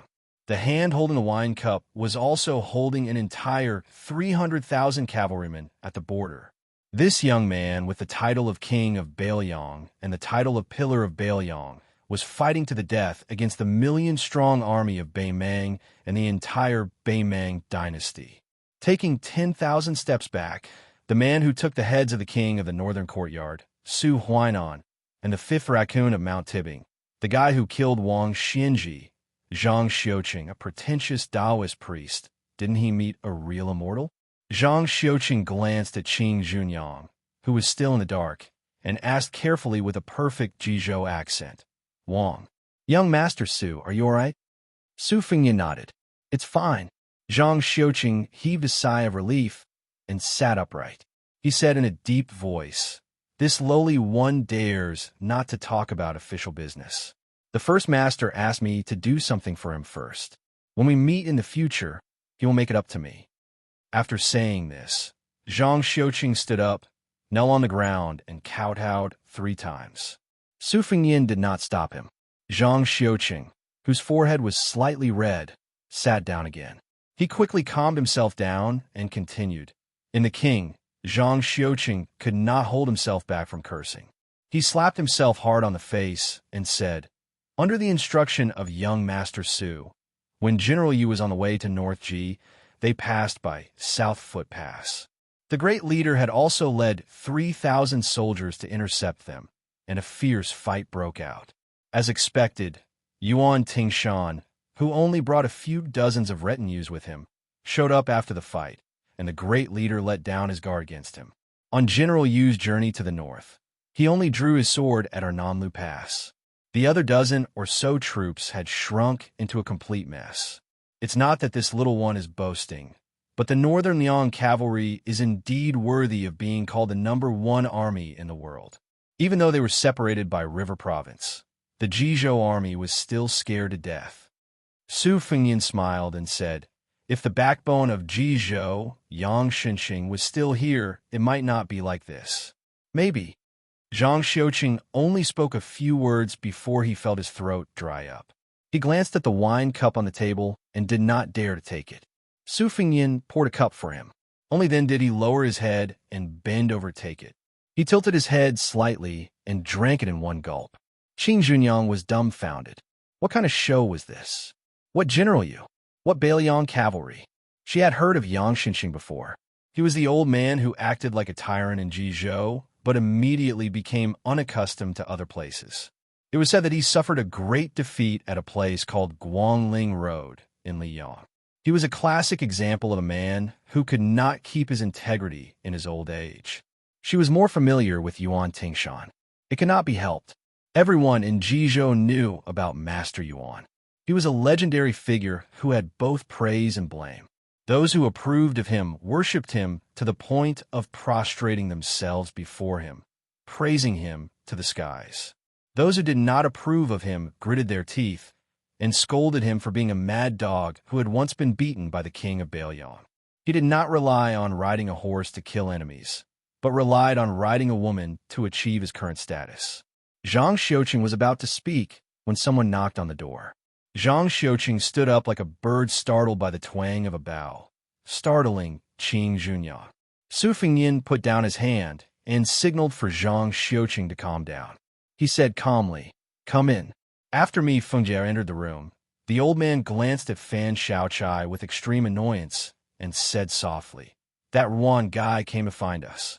Su Fengyin smiled and said, "Should I say that this guy is haunting us, or is he infatuated?"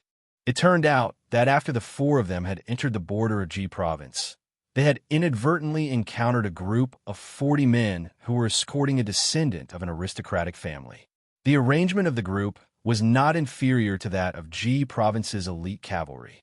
That fellow had only glanced at Fan Xiaochai, who was riding past him, and his soul had followed Fan Xiaochai's horse. He didn't care about anything else, and immediately turned his horse around, desperately trying to catch up with Su Fengyin's group. As it turned out, when a young man named Ruan Gang was young, he met Fan Xiaochai in Dajian City. At that time, he was shocked.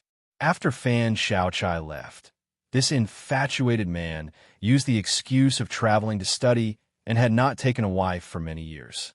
In the end, he felt that their reunion was God's will. Fan Xiaochai said that she did not know this Ruan Gang and had never stopped in Dajian City. At that time, Ruan Gang looked at Su Fengyin with hidden bitterness and thought that Fan Xiaochai had married and become someone else's wife. What was interesting was that Ruan Gang did not try to bully others. He only begged Su Fengyin to help him and Fan Xiaochai reconcile. In the end, this son of the deputy general of Jizhou even got off his horse and knelt on the road with tears and snot all over his face. Fortunately, he did not see Fan Xiaochai's ferocious expression on the horse's back. At that time, the third great master of the Fu Shui chamber really wanted to cut him into pieces. Fan Xiaochai looked at Su Fengyin and said expressionlessly, "I will find a chance to kill him. Don't worry, it will be done without anyone knowing." Su Fengyin shook his head and smiled. "You women can have a man who cares about you so much. Even if you're not together, you can't hurt him too much. After all, there are not many good men like him in this world." Fan Xiaochai still kept a straight face and asked, "Why don't I put him in the side room of the Fu Shui chamber? He is the son of the deputy general of Jizhou after all. He could be useful." Su Fengyin asked, "You don't like him. Besides, you are one of the top 10 figures in the Fu Shui chamber. Why do you care about this little bit of merit?" Su Fengyin smiled and shook his head. "I don't care what the women of the Fu Shui chamber do when I can't see them. But you're standing right in front of me. Forget it." Fan Xiaochai made an "oh" sound and did not say anything else. Su Fengyin said to me, "Fengjie, just tell Ruan Gang that I will be visiting him tomorrow. Tell him to prepare good wine and good food. Let him continue to wait. Having a thought in his heart, even if it is for the rest of his life, is probably better than having a dead heart." No one in the room said anything. Zhang Xiuqing did not dare. Mi Fengjie did not care, and Fan Xiaochai closed her eyes to rest. Only Qing Junyang said softly, "It is like this." Su Fengyin suddenly thought of one of the Bailiang's chess pieces, the guest of the prince's mansion, Shu Xiu, who wore the godly face. Su Fengyin's intuition told him that this chess piece had not only taken root beside the prince of Xiangfan City in Qing province, but also changed its color. His master, Li Yishan, had always regarded Go as a small Dao. Most importantly, he believed that Go was divided into black and white, and it would always be black and white. But the human heart was the most changeable. How could it be divided into black and white? Even if they were thousands of li away from the Bailiang, even if the Bailiang cavalry could not take care of themselves, to kill Xu Xiu, who could not see the light of day on the Qing province stage, in one night, Fu Shui chamber could still pay a price. But this was meaningless. The owner of the godly face, who had gone to Bei Mang's hidden chess piece, had finally begun to make waves. As for Chun Xiaobao, Chun Wang, who lived high up in Tian City, and Wang Lilting, who was a close friend of Ling Zhou's golden thread weaving company, Suning, Su Fengyin did not treat them as chess pieces that had to listen to Bailiang's orders. He just wanted to let nature take its course. Su Fengyin was more looking forward to Chao Wei. Under the cover of Yuan Dao and nearly 10,000 Bailiang cavalry, Chao Wei's more elite cavalry might really be able to become a surprise force that could make the final decision.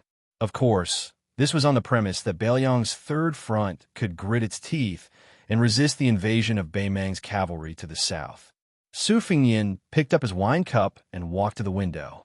He looked at the endless stream of people on the busy street and drank a mouthful of Huadiao wine. Your peace order is in Bei Mang's imperial palace. Using hundreds of large satin pieces to piece together the picturesque mountains and rivers of two dynasties, you want to buy peace for that old woman with black and white. This technical work should be rewarded. But this reward is my Bailiang's 300,000 cavalry. It depends on whether or not your Bei Mang can eat it. Be careful not to burn your intestines.